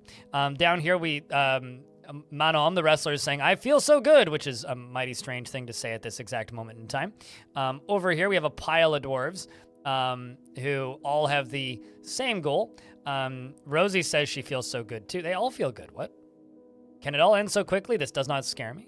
For how fleeting life is, begone fear. Over here, we, of course, have this pile. Melville of Gravel Names says, "I feel so good." Well, maybe you like your new job, potentially. Although you didn't get credited with the kill. Down here, the other necromancer immediately falls, and dropped a book called Give Me the Tower. Written portion consists of a 73-page guide entitled Give Me the Tower, authored by Legier. It concerns the tower trust gift. The writing is reasonably serious, and the prose is masterful. I'm now going to send the military up to this layer to see if there's anybody else who needs unlifing. And I'm seeing teeth going everywhere. I'm noticing my outpost liaison is getting killed. Or no, sorry, not getting killed. But they are fighting with this human bard, interred slayer. So the glassmaker scratches them. Okay, the bookbinder misses them. So I do have a pretty wounded outpost liaison, which is, of course, Asob, the Wet Urn of Mortification, who they have now earned this title because they killed Dusim, Shushsath, Shathash, as well as Trickburn, the human necromancer, and also apparently we're the one who felled a forgotten beast and the Marsh Titan earlier, as well as a giant bat. So this dwarf is like rapidly becoming maybe my actual placement for that, assuming you don't die. Although you are stunned. What are you doing these days? This thing over here is, I'm wondering if it's doing any, like, funny business. Yes. Baroness of Gravelname stabs the interpret stare, tearing apart the muscle and freeing the skull. I'm wondering if it's got any abilities. It seems to just be grabbing and scratching. Doesn't seem to have anything. It's biting. Yeah, it's doing a lot of biting and whatnot. The dwarves are fighting with this undead, this intelligent undead, who's still just trying to socialize. Was a legendary weaponsmith at one point. Doesn't seem to have too many friends here aside from the necromancers who are now dead. Is still a previous member of the Bunnies of Chewing, and now is a previous member of Living. And of course, Dusim was found dead, who once again was one of my previous dwarves. The dwarves are now all coming up here and standing. Question is that it? Okay, so there's a baroness fighting with a bookbinder. Why is there a giant grasshopper corpse right there? Anyway, who's the bookbinder? The bookbinder, Moldath.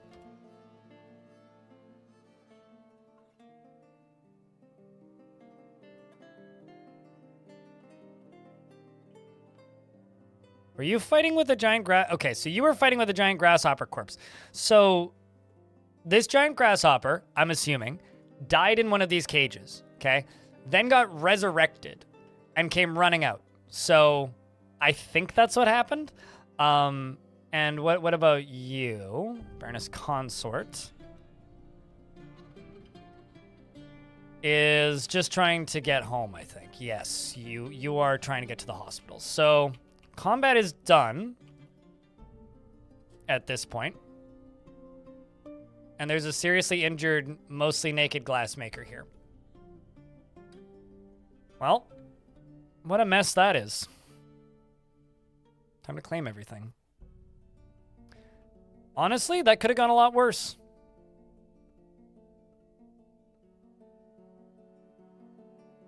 That could have gone a lot worse. But good news is some migrants have arrived.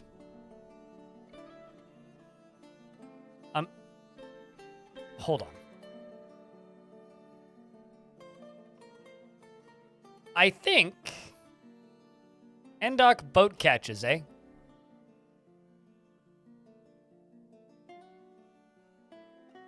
What's your holy crystal? Okay. Oh, okay. No, I didn't. I thought that I sort of maybe possibly squished a dwarf, but I didn't. I did injure a dwarf though, because right as we closed the front door, a child was trying to put the giant away, and well, let's just say I got catapulted backwards and dropped the giant. But it's fine. We can deal with the giant now. Bonk. Bye, giant. No more giant pain in the ass.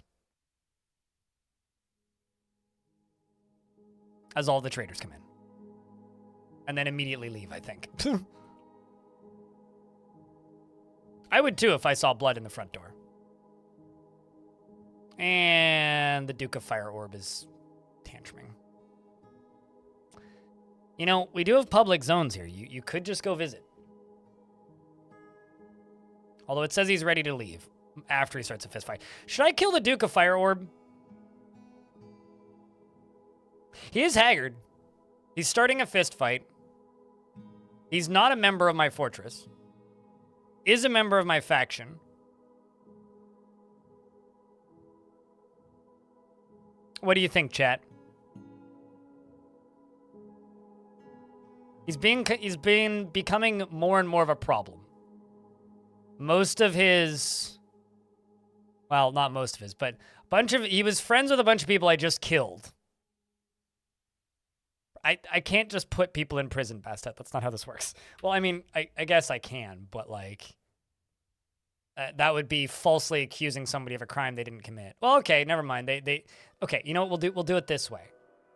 We'll do it this way. I'm gonna arrest all these people involved with this previous crime.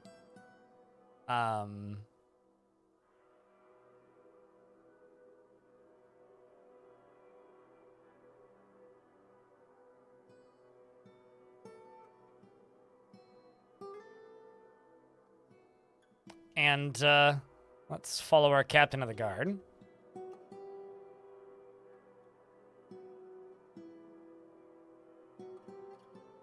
No, we're gonna kill him. We're gonna kill him. If I get the opportunity to chain him up, we are gonna kill him. Oh, you're gonna go beat criminal? Are you not gonna chain him up? Because that's a shame. You're gonna go beat him with raw green glass, and not chain him up. That's unfortunate.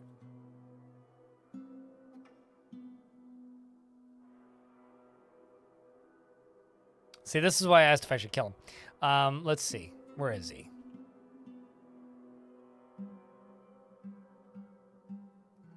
I'm going to accuse him of some more crimes.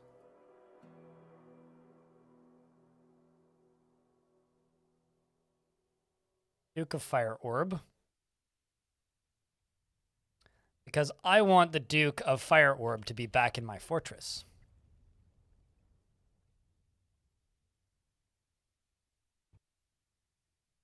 I mean, justice right now is Sloth Bear, but...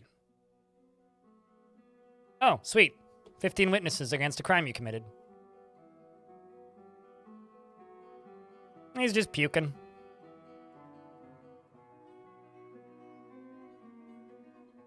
Man, I really wish I could be like, don't actually do that. I need you to do anything else. Specifically arrest that dwarf.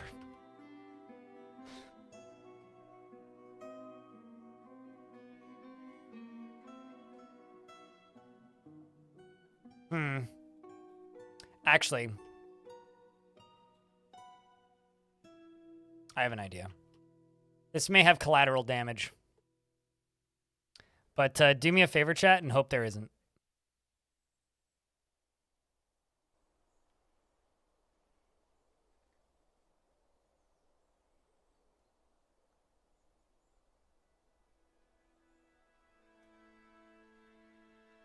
He may make it, he may not.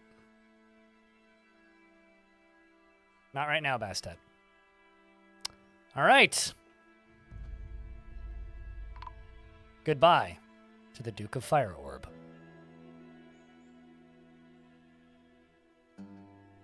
This fort got really interesting all of a sudden. Exciting. So let's kind of recap. We had somebody try to... Okay, so we had somebody show up after not being here for a really long time. Somebody try to steal an artifact and then fall into a volcano. Somebody... so somebody tried to corrupt somebody and steal a goblet from the king. And so we... Okay, so first somebody tried to steal an artifact, so we dropped the character and the artifact in the volcano. Then somebody tried to steal an artifact from the king, and we stabbed them to death. And then this guy tantrumed, and I dropped him. Oh, wow, okay. Back to the fire and whence they came from. Well, I think I have a highlight to edit tonight. Because, geez. All right, chat. Can I get some, I don't know, just a wall of lava in the chat room, please? What were we talking about before all of that nonsense happened? But you missed yesterday? Oh, I'm sorry, Fraga.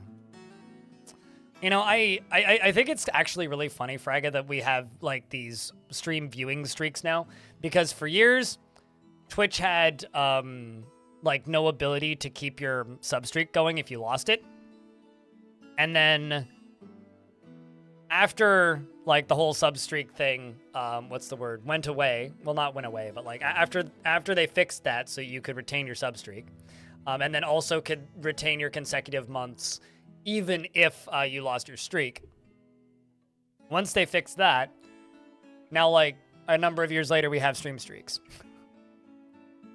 Basically, people are going to complain, and then I predict in a couple of years from now, we'll have a feature on Twitch where you can not see your, like, just see the number of streams you've viewed.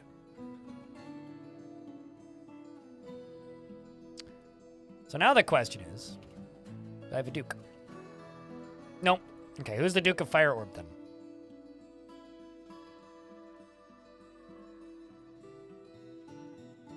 Oh, wrong faction. That would help. So Kel is now the Duchess of Fire Orb.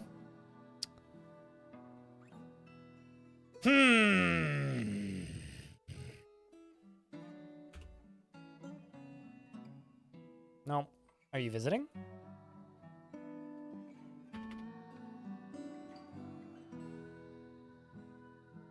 Also, I would just like to point out that this guy is listed as hostile. This Baron is listed as hostile. I don't know how that happened, but I'm going to tell them to kill him. We're basically like doing an overthrow of the government right now.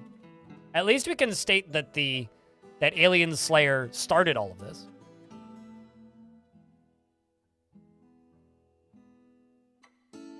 Which was almost 4 days last month. Yeah, but are you actively paying attention to my streams at all times whilst watching my streams?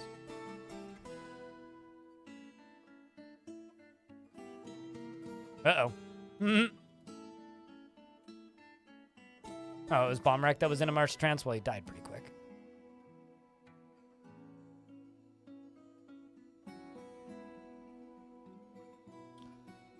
Okay.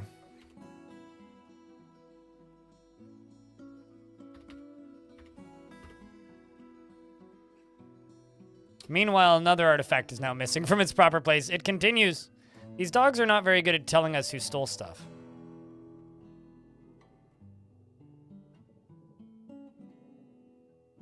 How many visitors do I have left? Friendly, hey? Friendly, hey? You're the keeper of the seal. You're just some random duder. That does need a... Doosim does need a proper tomb.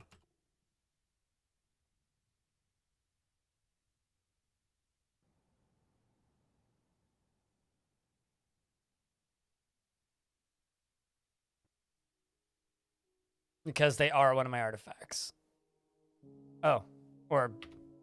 Apparently I can't give them a tomb. That's kind of sad.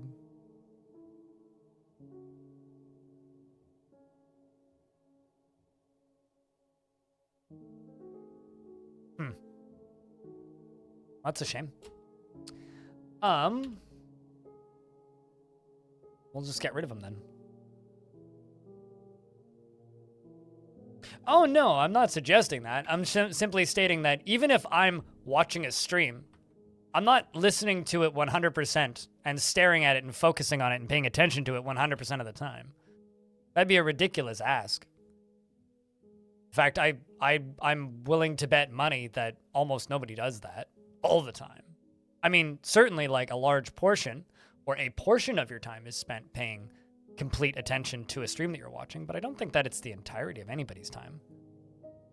Not only do I think that that's kind of a ridiculous thing to ask for, I think it's kind of a silly thing to presume.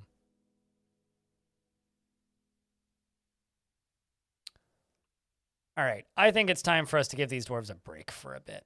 I'm going to pause all of the collect sand jobs. And also pause all of the stoneworker, and all of the furnace, and all of the gems, and all of these.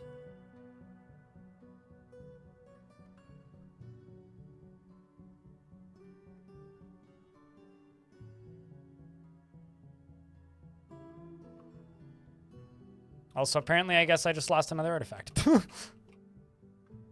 Not even entirely sure whomst it was. Let's see, is there anybody obviously, like, tagging back and forth for it? It's not you. You. It's not you. Cow there.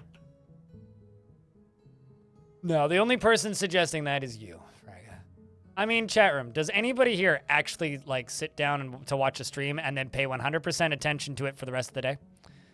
'Cause I don't think I've ever met somebody who does that. I think literally everybody uses Twitch as, like, pseudo background noise, like radio. Or, like, a TV just on.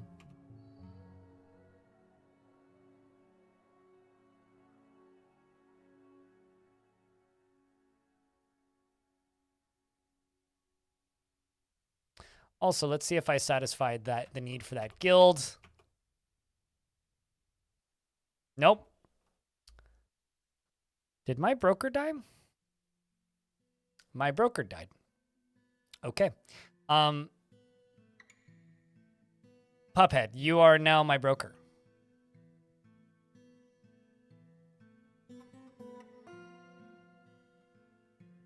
It's so complex, you'll never understand this game. It's one of those games, just like Civilization or any other big strategy game, where looking at it, it looks a lot worse than it actually is. If you give it a try, you might surprise yourself.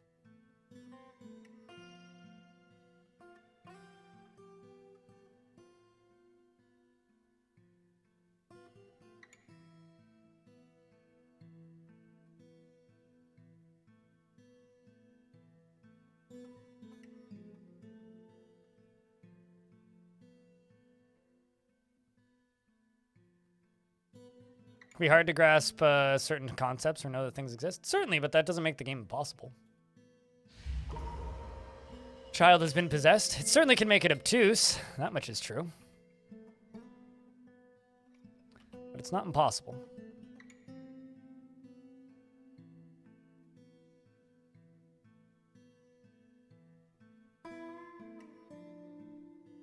So much stuff getting tossed. Oh, there goes a body.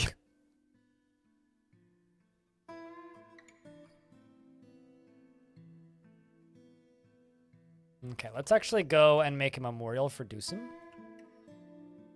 Go right here.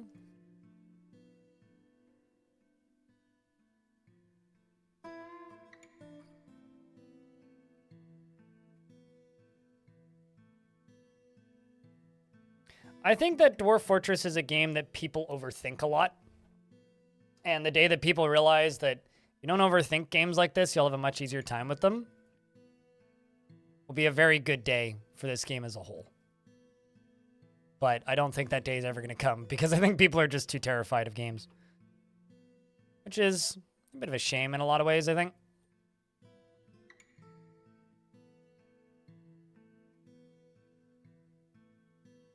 Okay, so how many dwarves are dumping stuff? Almost a majority of them, which is good. I realize I'm just throwing a bunch of boulders away, and that's fine. It's kind of by design. I just want to get all of this stuff empty down here.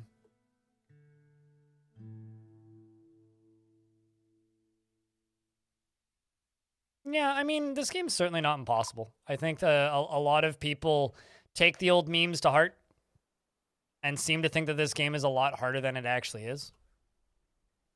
But the game itself, and I think the thing that people need to remember, is that Dwarf Fortress itself isn't a hard game.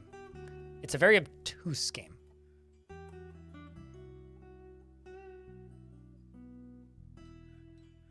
but the game itself is actually quite easy.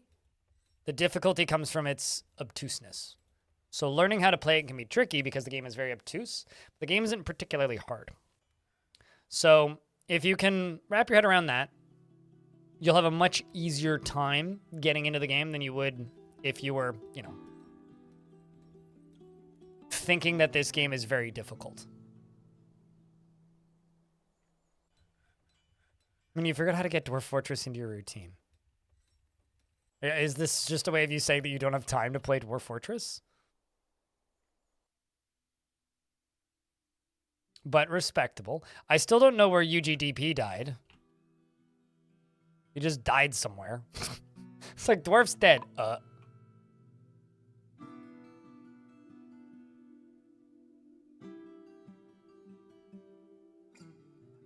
Unrelated. Somebody just killed one of my surgeons. I think it was Shake Break.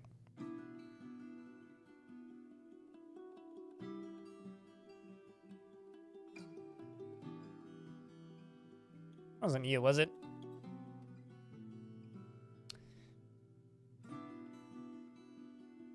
Yeah, it was Shake Break.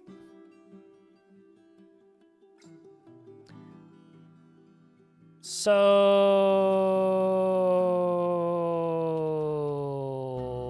that's unfortunate. Well, let's see what this kid wants for their artifact. Wood, got it. Okay, well, you got a lot of things. What do you have? You have obsidian, gems, wood, silver bars, gems, wood. You need stone. You need bones? Got wood. Got bars. Got gems. Got trees. Got, okay, bones. Not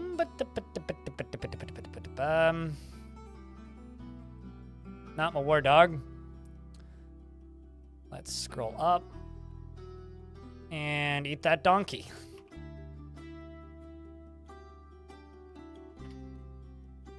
Yeah, I think that the most important thing that you need to know about Dwarf Fortress is that if you do want to play it, the community around Dwarf Fortress is one of the most, hey, you want to learn how to play this game? We'll help communities I've ever seen. All right, so are you going to chain him up? Because if you are, consider dropping him into a volcano.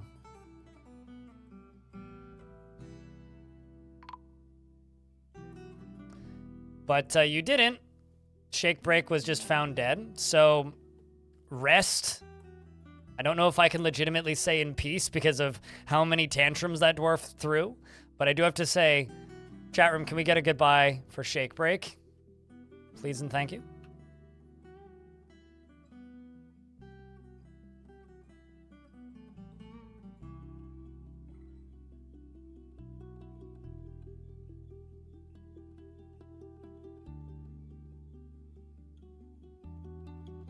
I'm going to go all the way up here and break all of these. Plop a final door in there, or a final one of those in there. Place 4 tables and probably 4 thrones if I have them. I do, yay. And let's say an instrument. And 2 chests. Also check this. A little bit of everything, except for soap. And also UGDPY, who died. Lost both UGDPY and Shake Break. Speaking of, Raging Cave has left the building. I wonder if I successfully interrogated them. Yeah, I did. I think that my interrogator's really bad. Another artifact was seen being stolen. Okay, who done this one? You shot the cheesemaker. Or no, Deagle, I guess? Who was it? Deagle witnessed it, so it's you shot the cheesemaker. Of course, I only have 1 cheesemaker.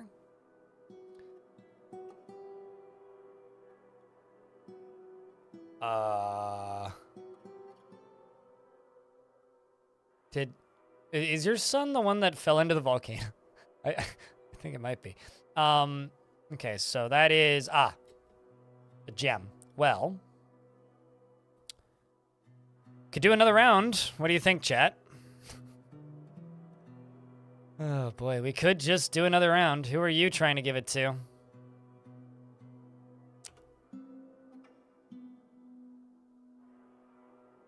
Soldiers are still stationed up here anyway.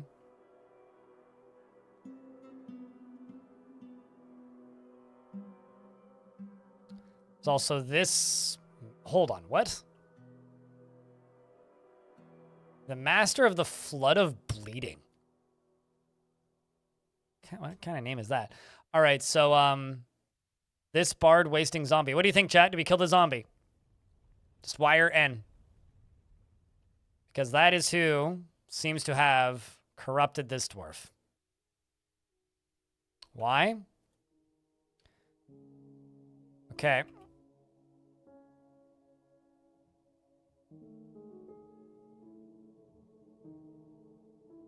I'm waiting until it's no longer in your inventory. Or until the soldiers arrive. They've arrived. The dwarves begin firing bolts almost immediately. Blood is falling almost immediately. Oh shit! A new Baron of Goldwet has arrived. Another dwarf here is now the Baron of Goldwet. So we dive on top. There is blood kind of everywhere. This one appears to be a bit better in the fighting category. In fact, it's punching my dwarves. Not super effectively, I do have to say. There is a dead dwarf on the ground who's... I don't actually know why they killed him. So Iral wasn't a member of my fort, I don't think. Iral was the recently appointed Baron of Goldwet. Oh shit, the Duchess of Fire Orb. Would you look at that? Anyway, we stabbed this zombie to death. Or tried to, and then Kel the fishery worker was found dead, who actually was the... Oh man. I may have to stop a civil war. The dwarves kill the zombie, we get the gem back. And also they kill a second...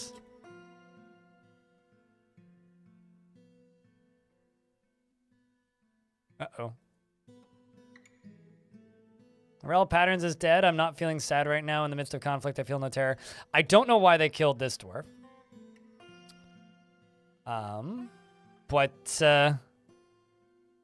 Baroness punches the bard. I mean, the general's still fine.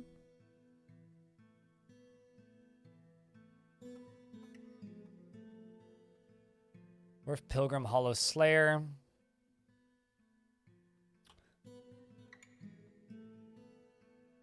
So I'm going to convict this dwarf. Down here, I'm going to interrogate this fish person.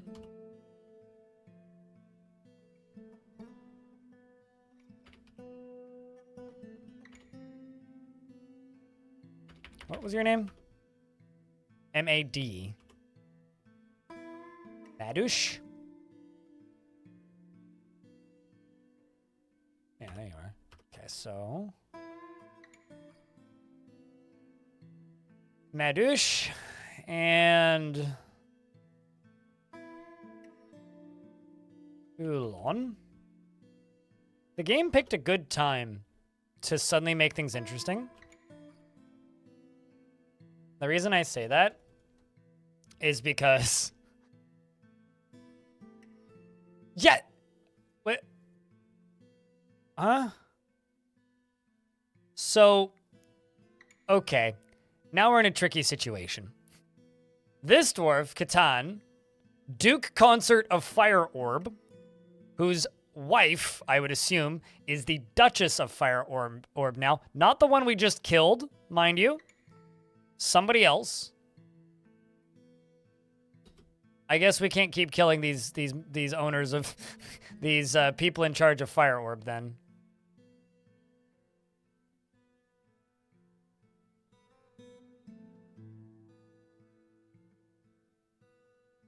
Because we now have a Duke Consort of Fire Orb. Accidental civil war? Well, not accidental. I might be causing one, though. It's okay. We can fix that with DFAC if we do need to. Anyway, I hope you guys are finding this fortress entertaining. I think... Chat, how would you guys judge me if I use DFAC to remove the rest of these boulders down here? What did you miss? A bunch of thieves and life ending of barons. Mostly. Because I'm low-key trying to get the royal in charge of Fire Orb into the fort.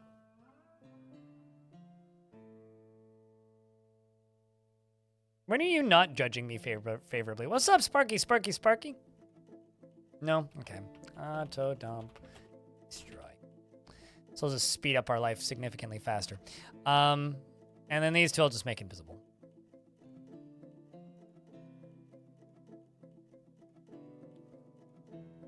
All right, so what we can do now is we are going to run down here, and we are going to finish building this.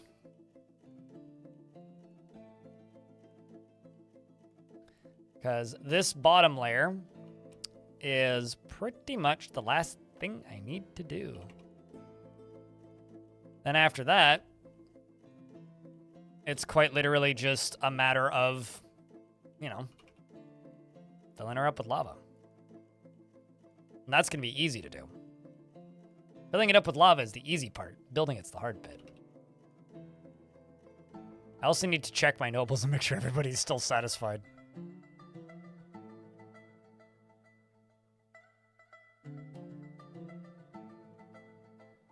Must all stones. Too late, sorry. All right. Okay, let's check this. Right, yeah, I still need to satisfy the outpost liaison. I think I'm going to remove Asob from the squad, actually. I'm going to replace them with somebody else. Maybe, actually, my adventurer.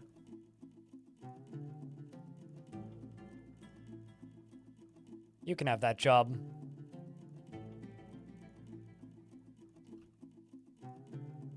And then, whoop. The Dwarven Child has created Lalak Sholdrum, an obsidian amulet, and claims it as an heirloom in the name of the family ancestor, Asmil Cutthrow. This is an obsidian amulet. All craftsmanship is of the highest quality. It is encrusted with cushion, obsidian cabochons, and encircled with bands of single-cut green glass gems and spore tree. This object is adorned with hanging rings of goblin cap, menaces with spikes of obsidian and silver, and on the item is an image of Iden Pagegroove, the dwarf, and dwarves in black cap. Iden Pagegroove is surrounded by the dwarves. The artwork relates... the artwork relates to the ascension of the dwarf Iden to the position of king of the Still Mirrors in 265. I think that was the first king I had in my fort. On the item is an image of the Lost Esteem, the Minotaur in green glass. The Lost Esteem is traveling. The artwork relates to the wandering of the Minotaur, the Lost Esteem, in the forests of speech in the late spring of 30. Hold on. Hold the fucking phone. Hold up.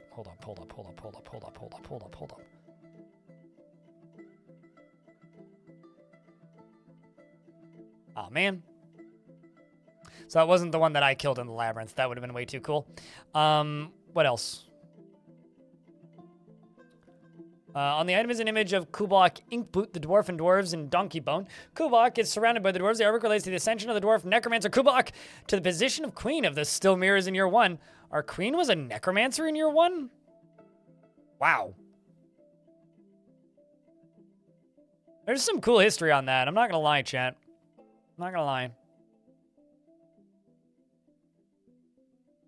Since we're up to Wednesday, anybody have any fun plans for the weekend? Because tomorrow we'll be streaming, and the day after we'll be streaming. Because until further notice, we have the Fridays as part of the stream schedule. So if that's something that's exciting to you, well, consider yourself excited, hopefully.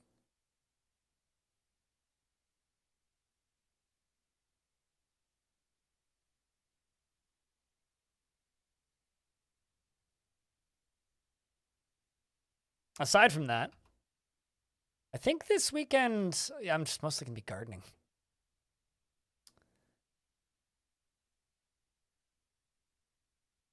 Writing in Step Mania? What you writing, if I can ask? I can consider you considered. Got it. It's very considerate of you to allow me to consider you considered. Considering I have no idea what I'm even talking about right now. Let's clear that and that and that.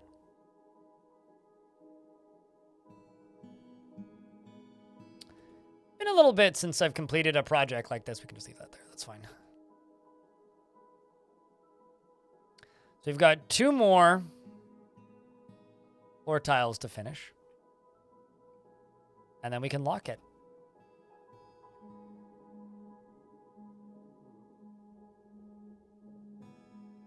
It begins.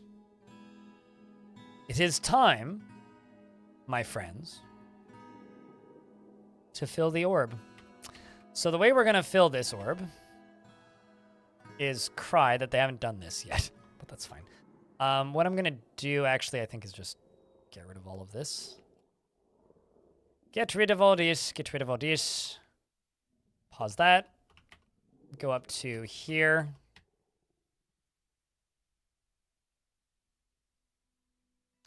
Do that. Actually, let's do this.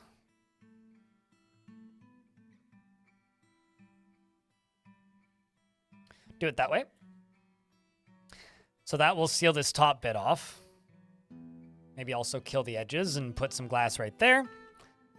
Over here, we've got these already. I'm going to put a wall in right here. Making sure all this lower stuff is safe. Yes, it is.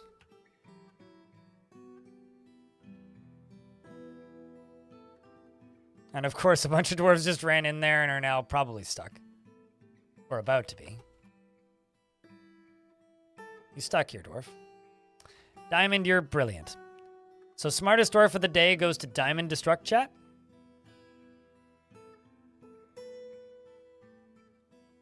And another artifact was seen being stolen. Yet another one. Okay, so Devilish Potato yoinked it. Wait, hold on a second. Okay. Do you still have it in your inventory? No. Who'd you give it to? You gave it to Oxut. O-X-U-T.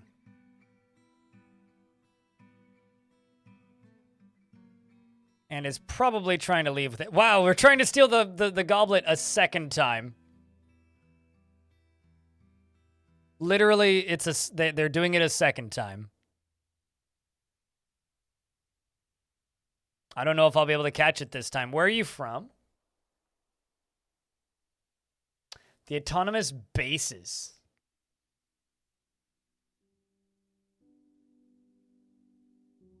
My God, man. I guess the matter of fact is,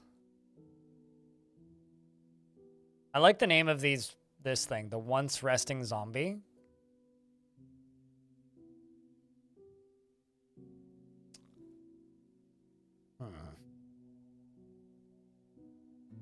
Checking all the towers in the vicinity. I don't see too many, actually.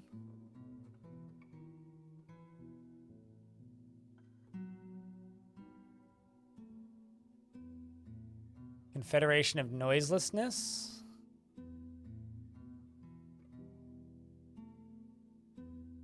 Yeah, the Chewed Hates. The Vigor of Spikes.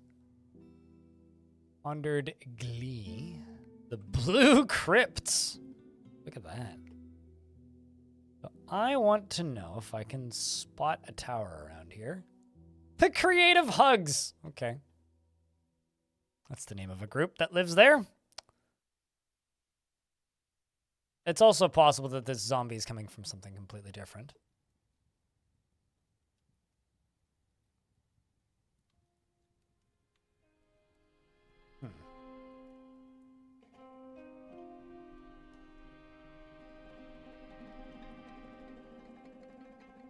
Flarefell is a particularly good name for a location.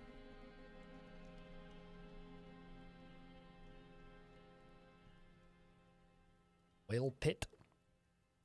Yeah, I'm not seeing any Necromancer towers in the middle of all of this nonsense. I'm also not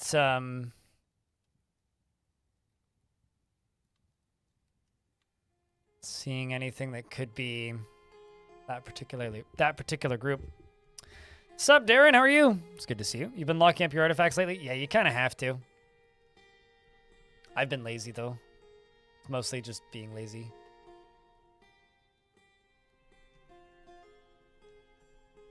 Thing is, it could literally be on the other end of the map. Wouldn't it be...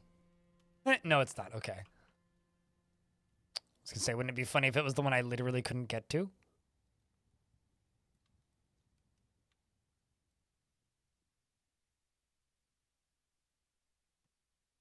The walled pillars. You know, the day that they add a search function for known locations in this game will be one of the greatest days of my pathetic existence.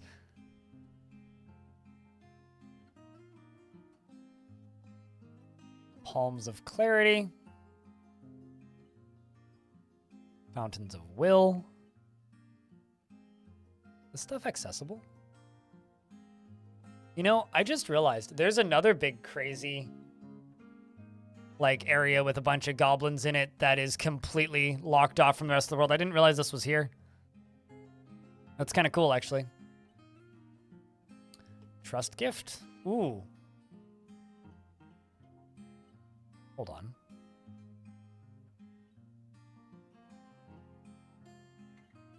I say I've seen that before, but since you're a member of the Impervious Confederations, you're like right here.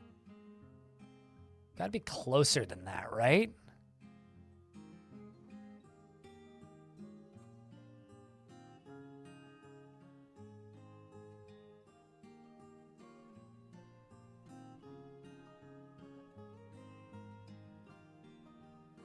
You would love to standardize. What do you mean? Oh, you mean the like the designing engravings menu kind of menu? This is somewhere else I'd love to settle in the future, by the way. This volcano in the middle of a glacier. I just think that would be a fun spot. That's kind of terrifying. The plain evil. I guess you can't. The one thing that's undeniable about that goblin group is that they are plain evil. Apparently, we are actually at war with elves. It's interesting. I wonder if attacking these camps would be a good way to train up stuff. I'll bet you they would be. Yeah.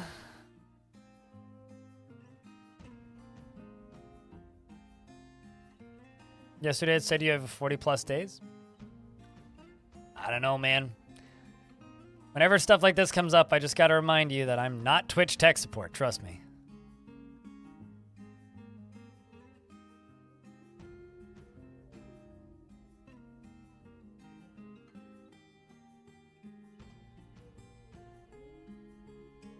I just gotta remind people that sometimes.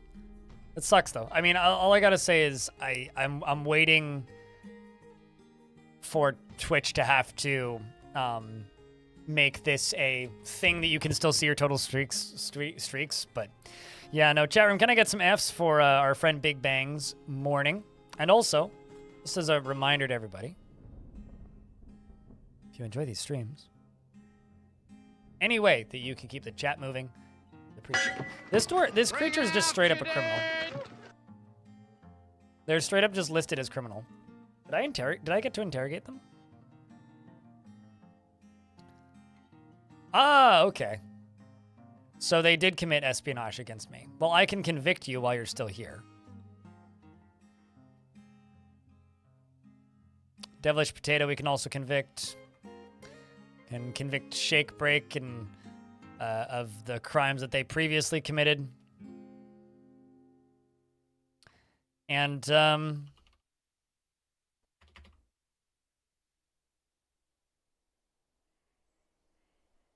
We have to interrogate Lemuel because they admired an object.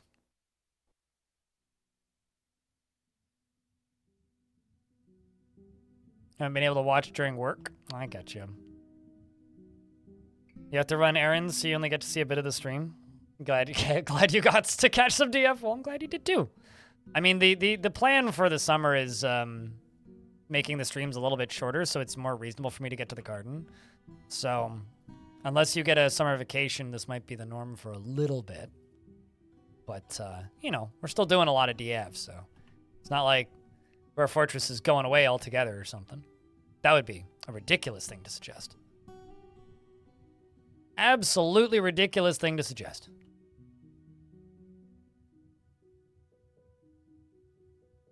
Are you two stuck? I think they are. So what I'm going to go do is go down here and do this and do this. Bunch of blind cave ogres are fighting with forgotten beasts and other things.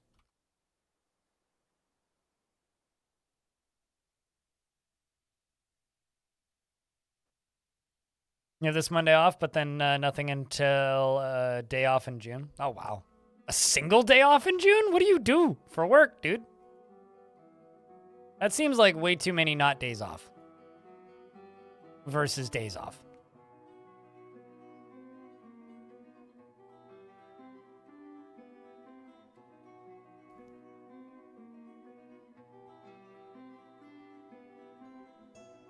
But yeah, today's going to be today's been a really interesting Dwarf Fort stream, though. We've been building the Fire Orb, which is about to be filled with fire. I'm debating, well, I'm probably going to finish filling out all these offices and just give them to dwarves I like. Baroness of Graveling is sparring, that's good. Fire Orb. Erel is visiting. Hello, Duchess of Fire Orb. You know, I honestly really just want these, but this to not be public. Let's just make this not public for a bit. Duchess of Fire Orb, if you would like to join us, that's great. But otherwise, I don't need you. I don't need you here, man. Same with this. This also needs to go away. Stuff underneath you needs to get claimed. There is a dwarf chained up down here. It's 31C outside right now, and you smell terrible. Yep, that is generally something that occurs when it is that hot outside.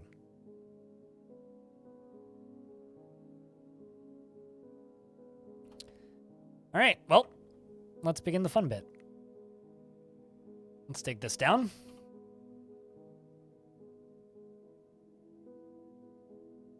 I'm gonna take a cold shower. I would. Oh, well, whoops. I kind of screwed that up. For some reason, I thought I still had a wall here. Oh, well. Anyway, I guess I don't need these pumps anymore. Let's get rid of these. And also take down this. Rumors of the Fire Orb spread. Here's hoping I remembered to seal off the whole thing. Seems like it so far. Now I just need to pull some levers.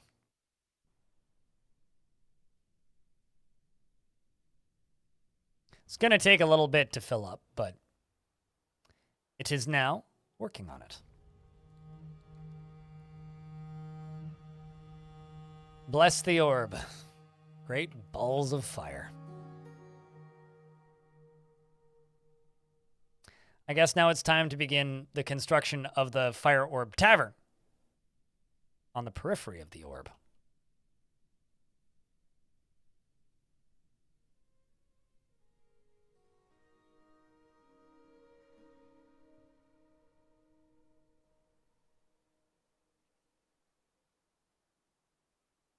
Maybe we should call it the Fire Orbit. Hmm? Or maybe that's too bad. I don't know. Got to keep chat awake with bad puns, you know? Let's do this. But Big Bang, you know, like aside from working, I hope things have been good on your end. You know, it's one of those. It's kind of like the reality of summer to me. I just kind of accept that not gonna see a lot of people for a while, and I may never see people again. Like I can't, if I had $1 for every viewer who said, gonna be busy this summer, and then I literally never saw them again, I'd have a lot of dollars. Maybe like even tens of dollars. It's just happened so many times.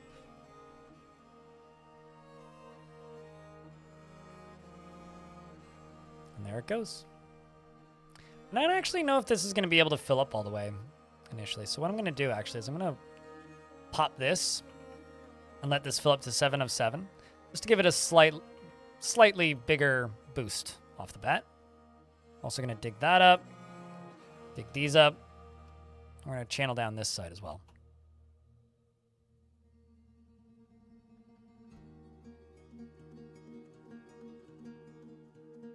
At least most of the time. What time is it in Japan right now? Basically, yeah, you'd be, if you're like on morning shift, then yeah, because like right now it's 8 in the morning. So maybe I'll be your early morning stream. The channel that you watch right when you wake up.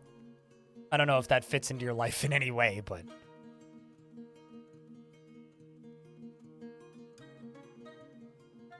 Not the craziest thing, though. I've certainly had some early morning channels that I've watched right as I've woken up in the past. I'd be lying if I said that wasn't everyone, but... Or that would work for everyone, but... But, like, to give you an example, like, there was somebody who was basically here for every single stream for a good couple of years there. And then something happened. He finished school. And he said, not sure how much I'll see you going forward. And I literally haven't seen him since. Like, literally hasn't tuned into a single stream once since. And, like, it's not like I hold it against him, right? It's like, you know, I get it. Like, life probably just took off and you go do the thing. But it's still like, when you do this for a living, right, you get to know the people who watch your stream. And people become friends, or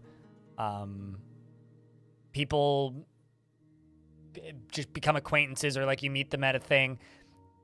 And it's very, very rare that if they leave, they tell you that they're going to not be around anymore.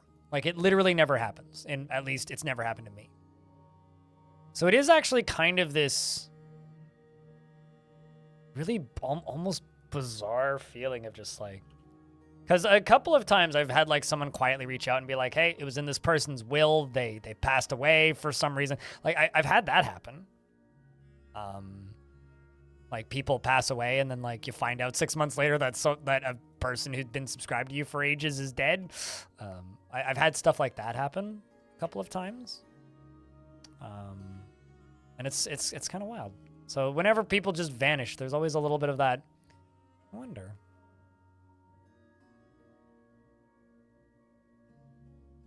Doing well. That's good.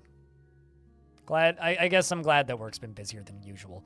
I feel like for so many people right now, it's just like, money sucks, work sucks, can't pay bills, jobs threatening to lay me off, I might not be in this thing.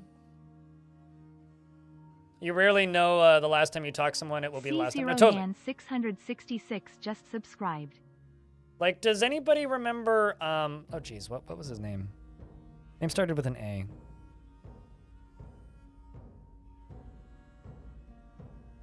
Conan, thank you very much for the Prime subscription, the brand new Prime subscription. It's like something Axe. It's like Axe? No.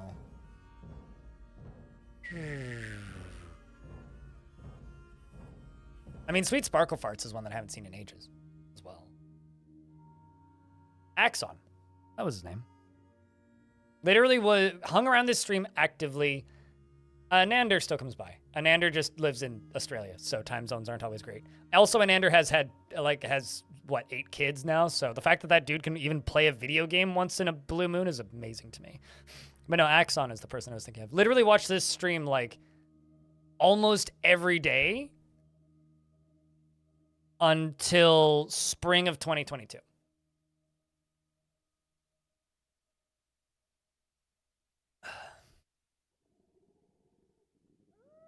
Yeah, but this is like somebody who watched, logged in, and talked and subscribed, right? Like, the ones that just don't log into Twitch, Yeah, that is what it is. But that would be a massive change in like behavior or tendencies, I guess,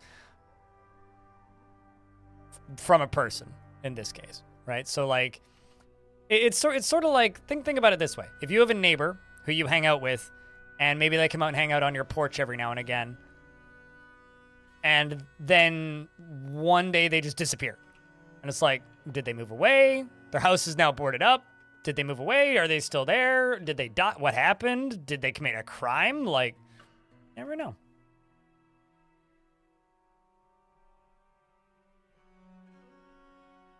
Like I've said, if you don't see me for a few months here on Discord and so on, I ain't a lot. So you've died if you're not on Discord? That's kind of concerning.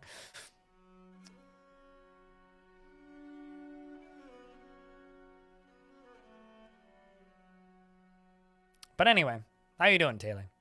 Hope you're doing well.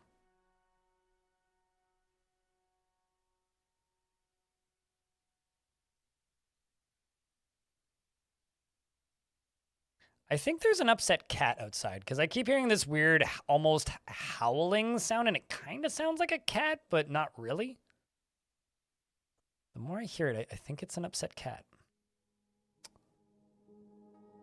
Okay, so a devilish potato got beaten up pretty harshly.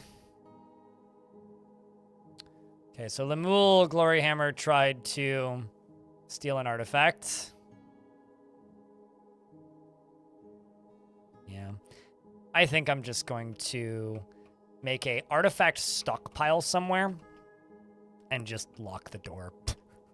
I think that's what I'm going to do. That, or why is there... actually, you know what? Let's just put it here. It's just going to be an everything stockpile. However, only masterwork quality items. Only artifact quality items. So it's a... Okay, so no full cages or empty cages.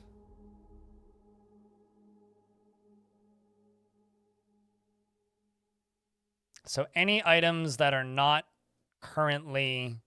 None of these, none of these, none of those. So any items that are not currently on a pedestal somewhere that are artifacts are just going to be put into this stockpile. And then as they get put into that stockpile, I will move them elsewhere. That's going to be the way we're going to do this. And this won't cover everything, but it will cover a good number.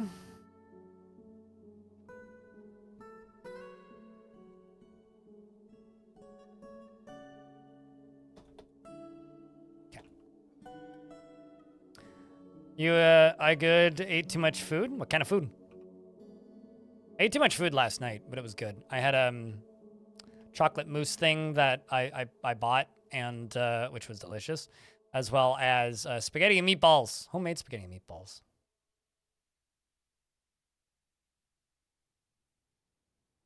It's definitely evening time for a lot of people because chat's gotten very difficult to keep conversations rolling with.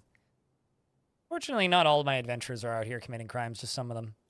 I think at some point we need to do an evil adventurer and just go around murder hoboing, because that's something I actually realized last night I haven't done yet in this beta. Maybe once butchering gets in, I'll go around and be an evil adventurer and just start killing everything that moves. Have some fun that way.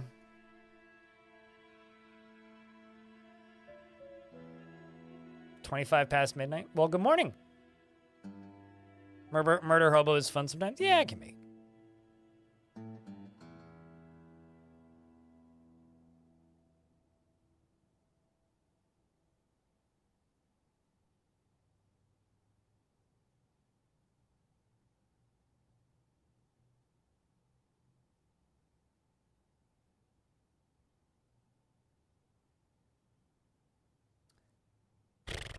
I always do this. Get a notice of my rent increasing, followed by me saying, sure, can I sign for another year? And then that actually gives them the leeway to do literally whatever they want with the amount, because I like having the stability of knowing that I get to stay here for a year. And so they're like, okay, so they then say, but you can only move here if You can only stay for another year on a guaranteed lease if they increase the rent. So I'm now paying $1,100 a month. Cool. Rent's going up by $100. YouTube no longer covers my rent, chat. Ain't that cool? I used to be able to say that YouTube covered my rent like a year or two ago. No longer true. No. I mean, it's fine. I'm paying quite literally. There's a lady on the second floor who's got a unit that's smaller than mine that doesn't have a patio, and she's paying $22.50. So honestly, I think I'm doing fine. Big ol' Mountain Dew. What up? How's things, Taylor? Welcome, Raiders.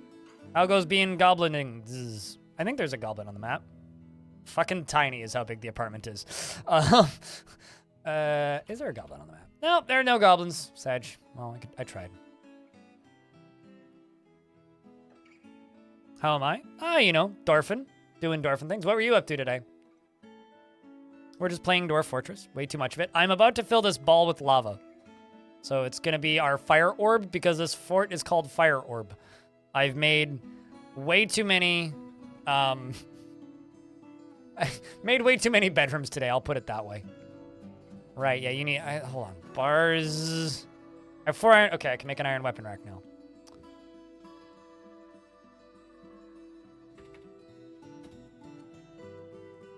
But we're going to be playing some more of that dungeon crawler in a little bit. So thank you very much for the raid. And Raiders, if you want to see some kind of manic variety streaming, Big Ol' Mountain Dew's your go-to. Your place got flooded and everyone got thirsty? Sounds like you needed beer, and sounds like you built on ice. Or a aquifer? One of the two, probably.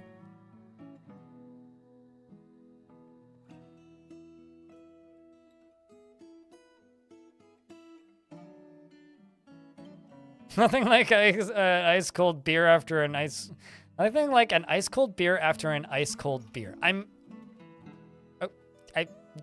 mean that's called having 2 beers, but it's exactly like having 2 beers. I would say. I don't know if I could quite agree with you that there's nothing quite like that because Anyway, what's up, Biff, McGriff, as well as Wobo, Mal Pluto.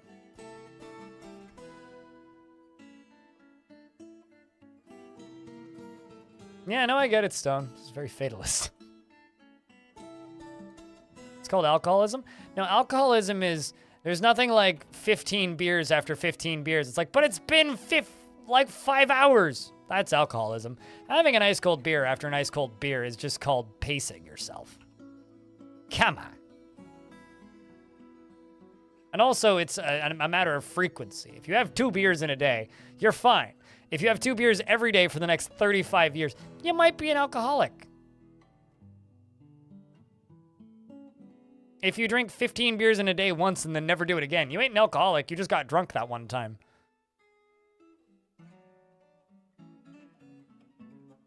It's just like me owning, 9 bottles of pretty nice whiskey doesn't make me an alcoholic unless I'm drinking them constantly. Which I don't because they were fucking expensive. Like you on that one Christmas Eve? I mean the stoner?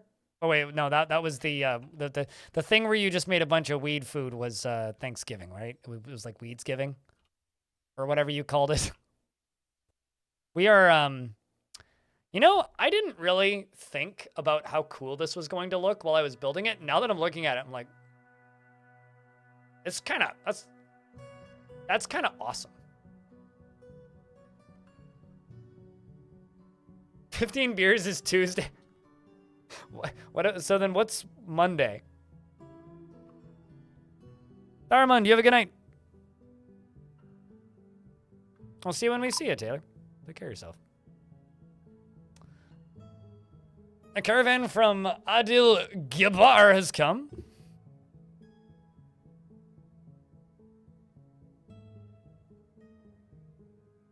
"15 beers is 3 hours of a Tuesday that you remember." God knows what happened after that, right?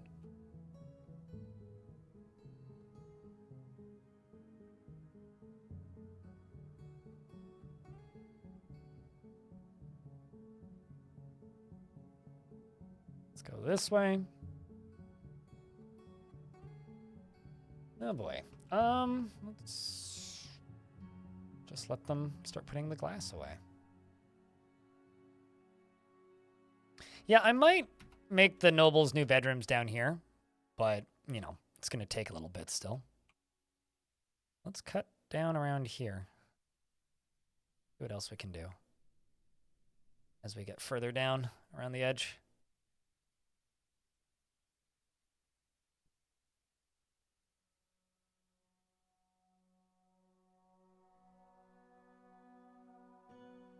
I'm assuming that this thing will fill up. Ah, there's the other caravan that I was waiting on. That's my faction instead of the other dwarven faction.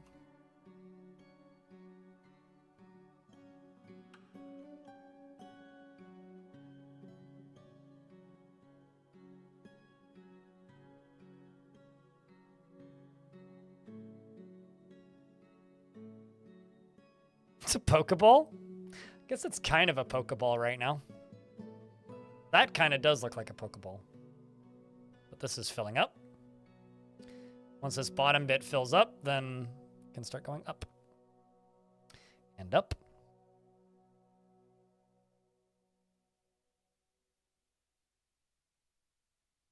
Here's a question. Are you a workaholic?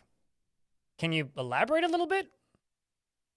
What begs the question, I guess. I don't really think of you as a workaholic. Upload shit? So to me, a workaholic is somebody who works, generally in a job, but works to the point where they are no longer enjoying it, but they do it anyway because they don't have anything else or know any other way of working. I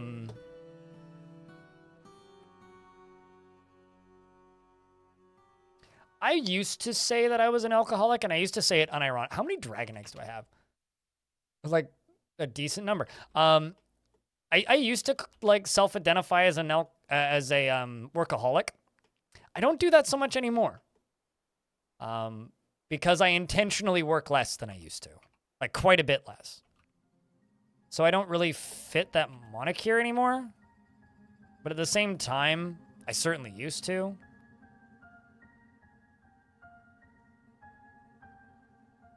Okay, so we've got a bunch of rope reed cloth. Did I ever get those? Okay, so I've got a bunch of yarn and silk jobs still there. Let's give you a shear animal and give you a spin thread and you a spin thread. Oh, okay, no thread to spin. Nish meets with the diplomat. That's kind of interesting when they're meeting with my diplomat, and I'm the one with the diplomat. What's up, Arthur? Okay, so now I have that iron weapon rack. It is Ineth.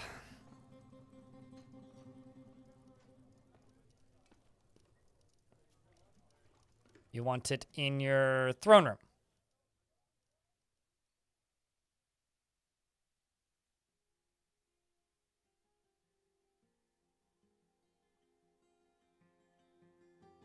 Now we just need to wait for that to get constructed. A workaholic was a brewmaster.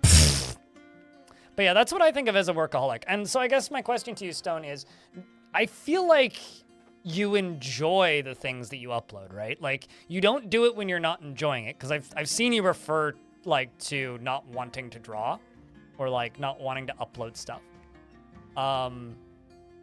Like, it's sort of like having an addiction to work, and you don't really strike me as somebody who has an addiction to anything, really.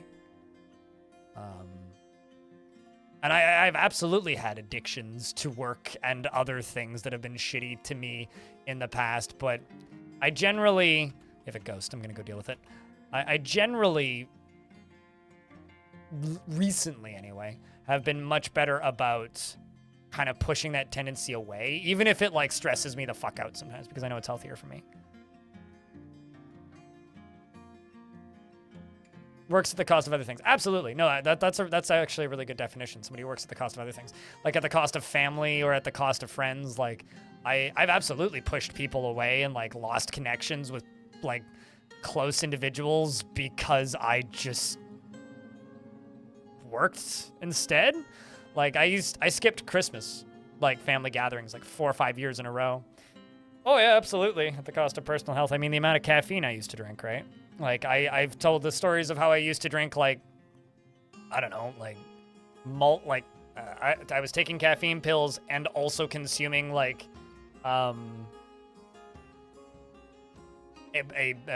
maybe even a dozen plus cups of coffee over a 24-hour period worth of caffeine, mostly in energy drinks. So yeah, I don't know. I think I certainly used to work at the expense of my own health. I need Cybrick. Where's Cybrick go? Did they cancel that one? Seems like it. Oh, no, they didn't. I just simply clicked on the wrong one. But, you know, at the same time, like, I was a workaholic so that I could get this job, right? And this isn't the sort of job that many people can just, like, you don't, like, just go apply for this job and do it. It was, like, 7 years of abusing myself, basically. How could I sleep after that much coffee? When you've been awake for 22 hours, streamed for 6 or 7, worked for 8, and were on a bus for 4... Trust me, it doesn't matter how tired you are, you can sleep. Or how much coffee you've had, you just pass the fuck out. Responding to a YouTube question. Also, ADHD.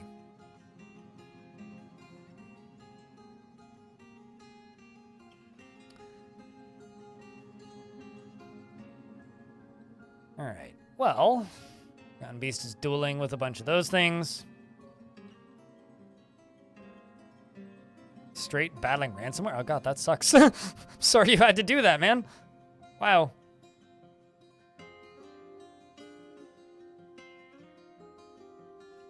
Expand the size of this, and also the number of wheelbarrows.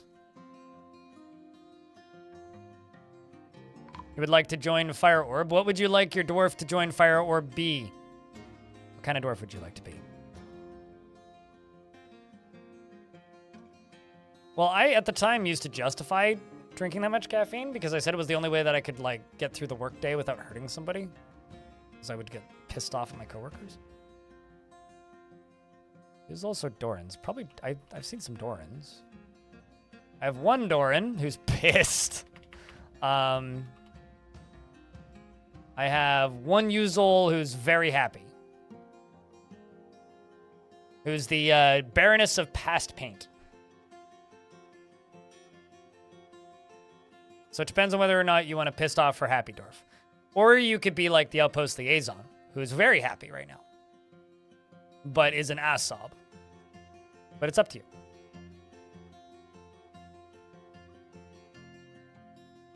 If you'd like this dwarf, do that. Yeah, you can be the liaison. You're also the broker, I think.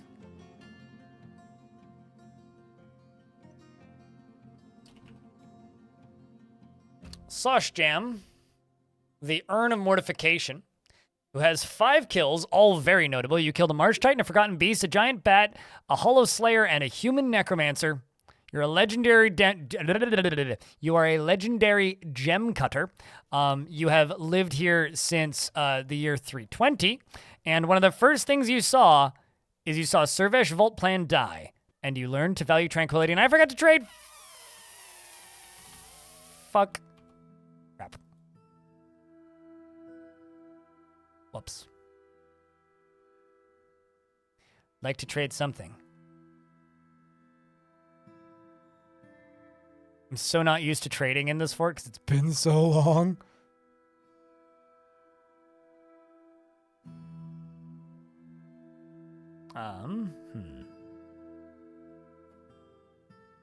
Let's just bring a bunch of random crud up.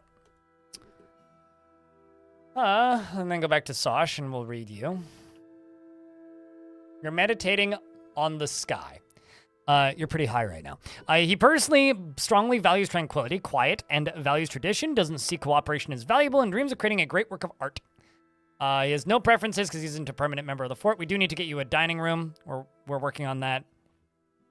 And you just have passing acquaintances, no friends, and you are you're the former bookkeeper, I see. And also the former manager, and currently a militia captain, as well as outpost liaison. The fort. Pretty much. I mean, you probably went to the glassmaking school for a good while first. So, you know.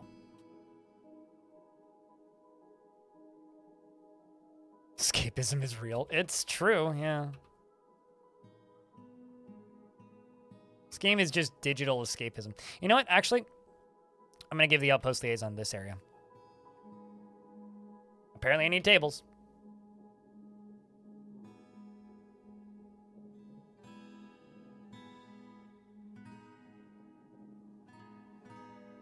Make 10 of each real quick. And jump up here.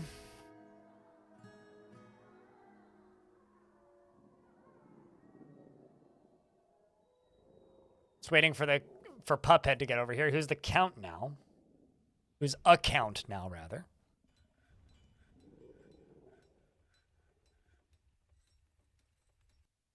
You know, we say that it's easy to get lost in a virtual world, Delirum.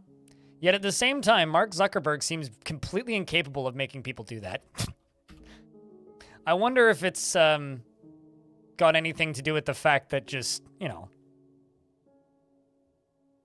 why would anybody want to hang out in a metaverse? Let's see, I need a broker who's not Puphead.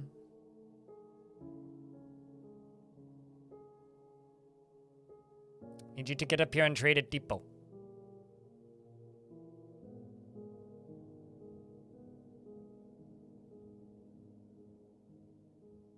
So we are filling that orb up with lava, chat.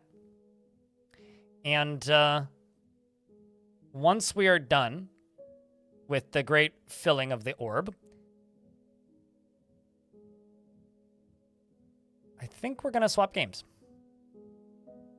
Go play some of that Crypt Master. Can't trade at a loss. God damn it. Didn't realize that would be a loss. Apparently your meat's too valuable.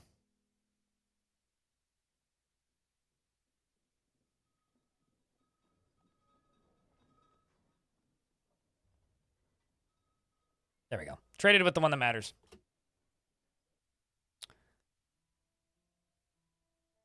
Let's just put a stockpile underneath this. Make it into an everything stockpile. And this book is mine, which should do that. Here's hoping. It's just someone's living room. Well, I also question, which I could be completely wrong here. Didn't that thing get canceled? Former Baron of Crafts Eagle. What are you in prison for?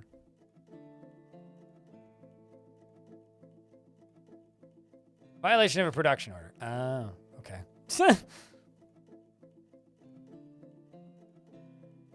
Makes sense. All right, jumping down here. All the demands are happy. I need to make picks. Like, I think I can make 3 iron picks. Iron pick. 3. This thing is filling. This is the tavern up here. And some migrants have arrived. Would you look at that?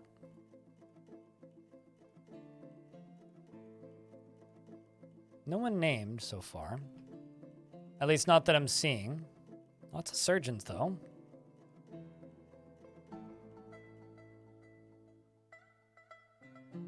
We're gonna have to increase the population again soon. I'm pretty sure they shut down the metaverse. Or, like, at the very least, scaled it back to all hell.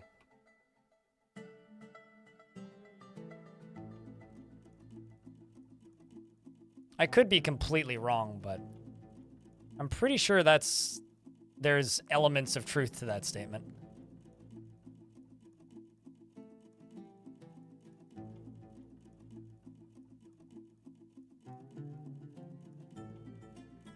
Getting all these jobs up and running again. Making all the more blockses. So this is going to be the new tavern. And I think there's going to be green glass stairs going up and down on this side. I'll get rid of those ramps.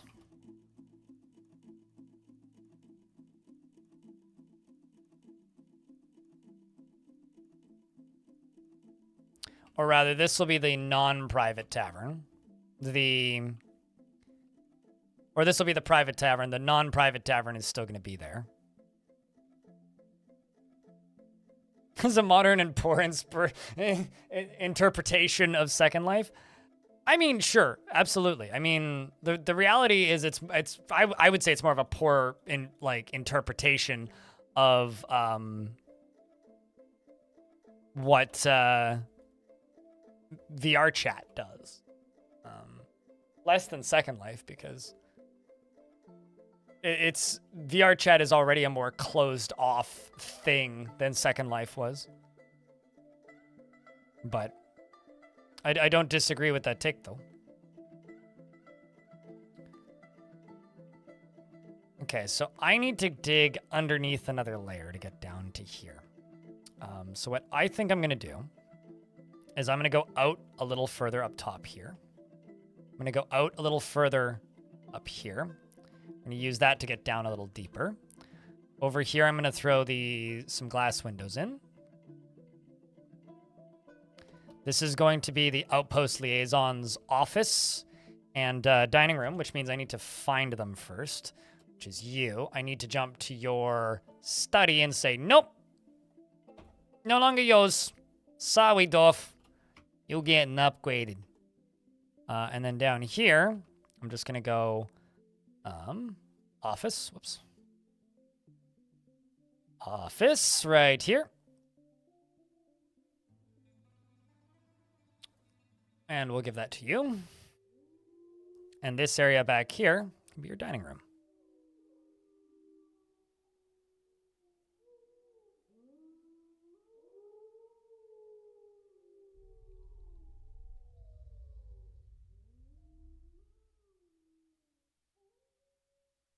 And then we're going to go into here and go, 2 weapon racks, why not? Armor stands, why not?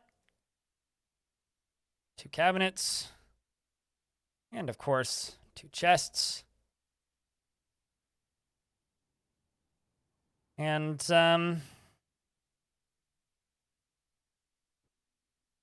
where even are you? There you are. You need higher quality stuff. Okay, well, we can smooth the walls. That's something I can do. I can give you a gem window in addition to these other windows. Is something else we can do.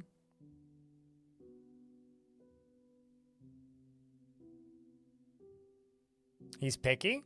Well, the thing is, he's not picky. He's a higher rank than most of the other dwarves. So it's like to be expected kind of thing, you know?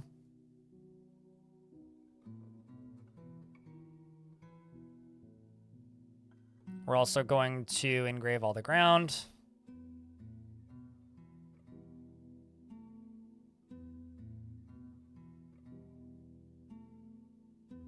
And then we wait. Speaking of video games, if you have kids, keep them away from Roblox. It's evil and predatory. Oh yeah, no, I mean you know, man, what was the, hold on, that GDC Roblox quote PC, I think it was PC Gamer it was on. Oh no, it wasn't PC Gamer, it was Rock Paper Shotgun. This is one of my favorite quotes in written games media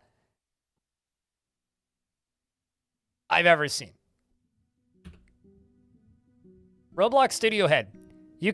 You can say, okay, we are exploiting child labor. Yes, that's an out of context quote, but that's literally what it said. What he said. Hold on. Let me just pause the door for it for a second to read this. I don't know. You can say a lot of things, right? Said Roblox Studio Head Stefano Corazza at GDC. When the allegation was put to him by okay, so it was a Eurogamer thing. When the allegation was put to him by Eurogamer, like, you can say, okay, we are exploiting, you know, child labor, right? Or you can say, we are offering people anywhere in the world the capability to get a job and even like an income. So I can be like 15 years old in Indonesia, living in a slum, and then now, with just a laptop, I can create something and make money and then sustain my life. So you directly stated that you're exploiting children. It's like,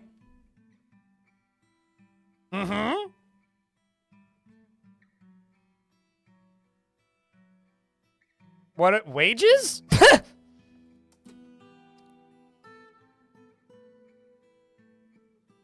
Wages.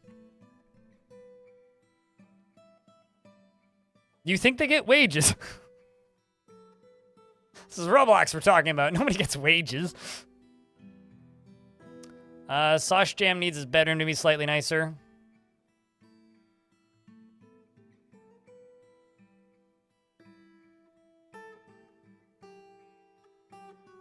You know what? Sauce Jam is going to get the first of the Baron's bedrooms, which is going to be on this layer. I'm just not entirely sure how we're going to get down there. Or maybe we put the Baron's bedrooms over here. Chat, I have a question. Where do Baron's bedrooms go? Beneath Baron's offices? Above Baron... Well, that's tavern. Up... no, that's too high up. Beneath Baron's offices, down here. Or south of Baron's offices. Or connected to back of Baron's offices. Any of these are options. Which one do you think?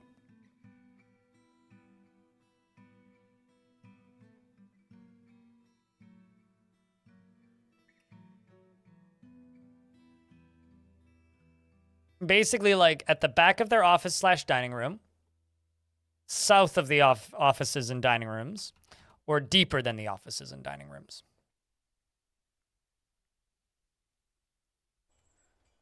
And then the tavern's going up here.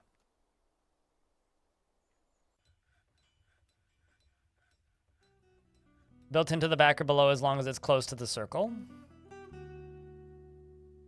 It's a you know, actually, I need to see this. Looks a little bit underwhelming in ASCII currently. Kind of looks like it's Kirby dabbing. Kirby with bunny ears dabbing? Anyway, that looks pretty cool.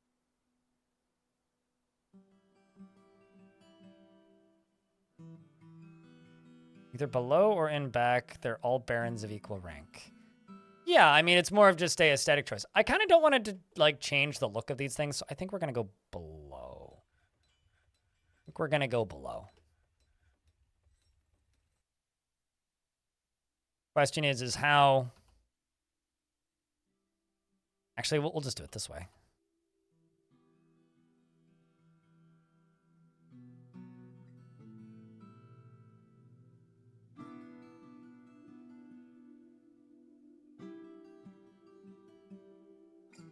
This will be the first one, and this will be Sauce Jamses. Jamses? Jamses. It's a funky sentence to say.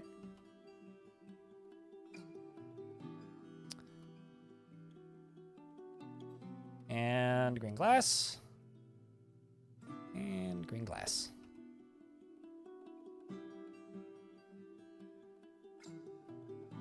Get those stairs made.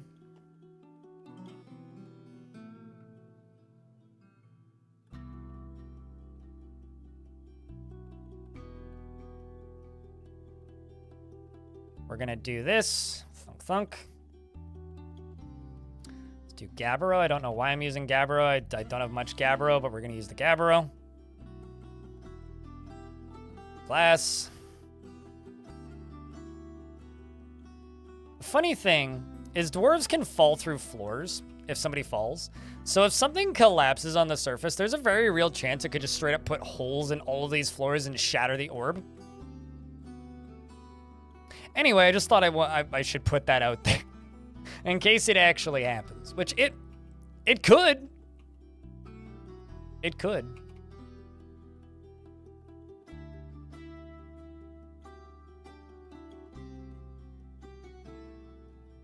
Shatter the orb. You know, we could fully suspend the orb and end this fortress by shattering the orb. We could actually do that. I could, just looking at this design, I could make that happen.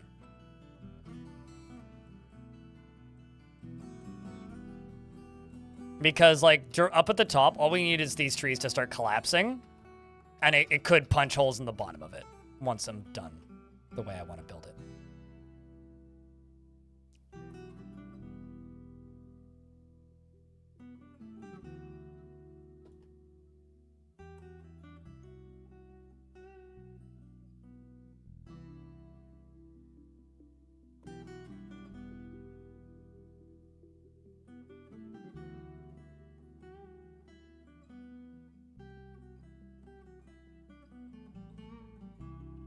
So let's go down to here. And we're going to dig this up another level.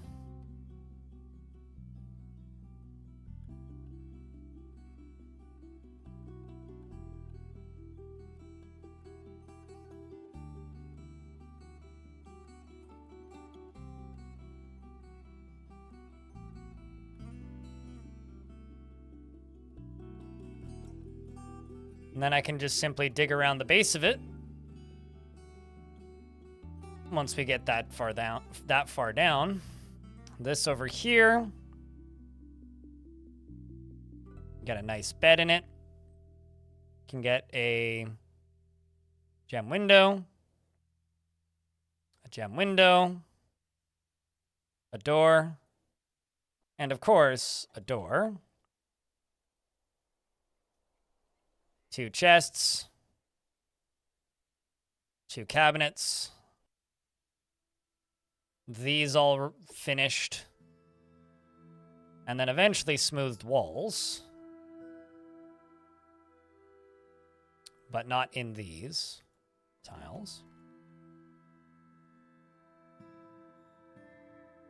And then what I'm going to do is I'm going to go look up Sosh Jam, who's right here.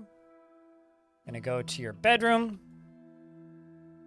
This can be given to anybody else,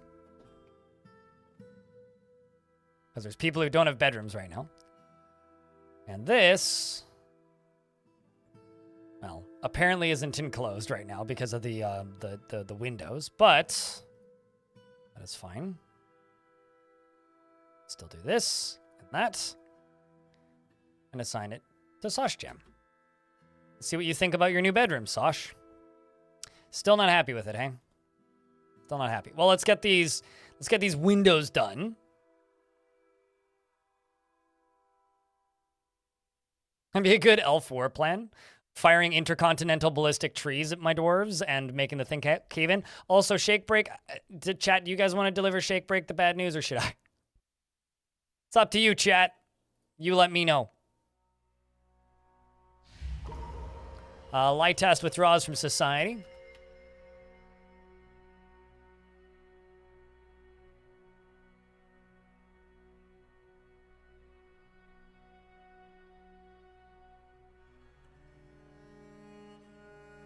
So your dwarf is no longer with us. You may or may not have gotten beaten to death. You did get a grave, though. You committed crimes and were beaten to death for said crimes. So, I'm sorry. Apologies. We all pressed Fs. Paid many a respect. Sosh Jam is satisfied with his bedroom. Well, you're gonna get more satisfied because you're getting A forgotten beast with webs. Forgotten beast Azok Simonusan has come. A towering quadruped composed of grime and filth. It has a broad shell and it undulates rhythmically, and this is the second one made of grime and filth that shoots webs. It enters the fort and is in an area where it can get into the fort. Well, I think that now might be a good time, chat room, for us to say it's dead already. Well, that was quick. And the one that it's next to is now bleeding, or was bleeding to death briefly. It was apparently killed 124 things? 39 Crundles and 52 Crundles. Wow. You've been busy down here. The cavernous indeed. We need to slay that thing. It's not too hard to do either.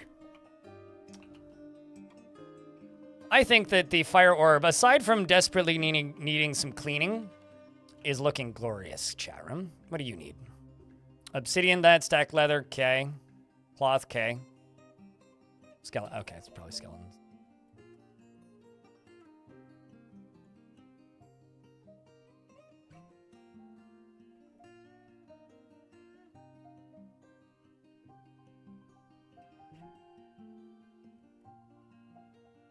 Purple flying Crundle Eater. Yes. I mean, it is an eggplant color, so yes, purple.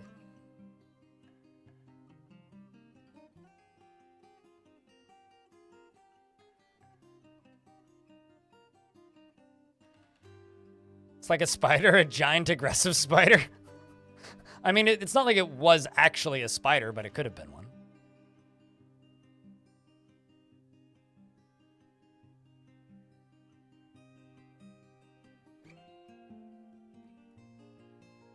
All right, chat room. So we've been streaming for just under 8 hours.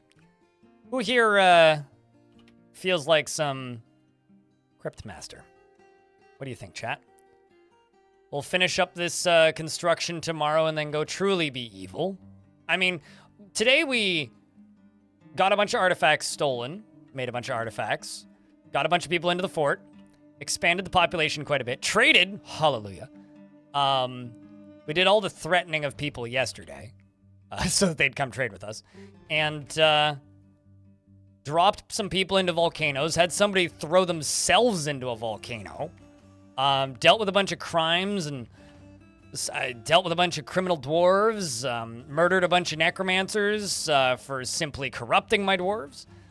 And tomorrow, I want to finish, obviously, filling this up with lava and digging down beneath it. Because once we're done digging beneath it, what we're going to do is this lower layer down beneath it is going to be expanded a little bit. I'm going to support it, in air quotes, with supports. And maybe we'll hook up a self-destruct button to it tomorrow. But what I'm going to do is a layer or two underneath it is we're going to start growing trees. And you want to know why we're going to grow trees underneath it? Because in my brain, we're calling beneath this an artificial sun. So we're going to use this to produce sunlight and grow an underground mushroom forest for trees. Is what we're going to use that for. Because I think that's a really cool way to justify growing stuff underground. Is, using a giant ball of lava as an artificial sun. Air quotes.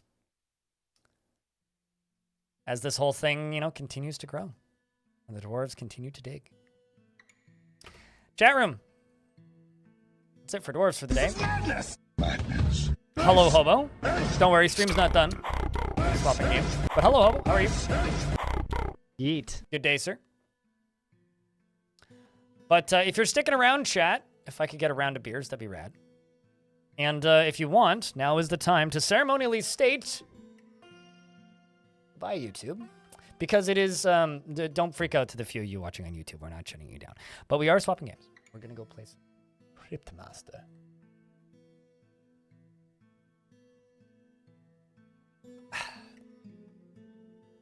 We simply make an underground ball of fire. Yes.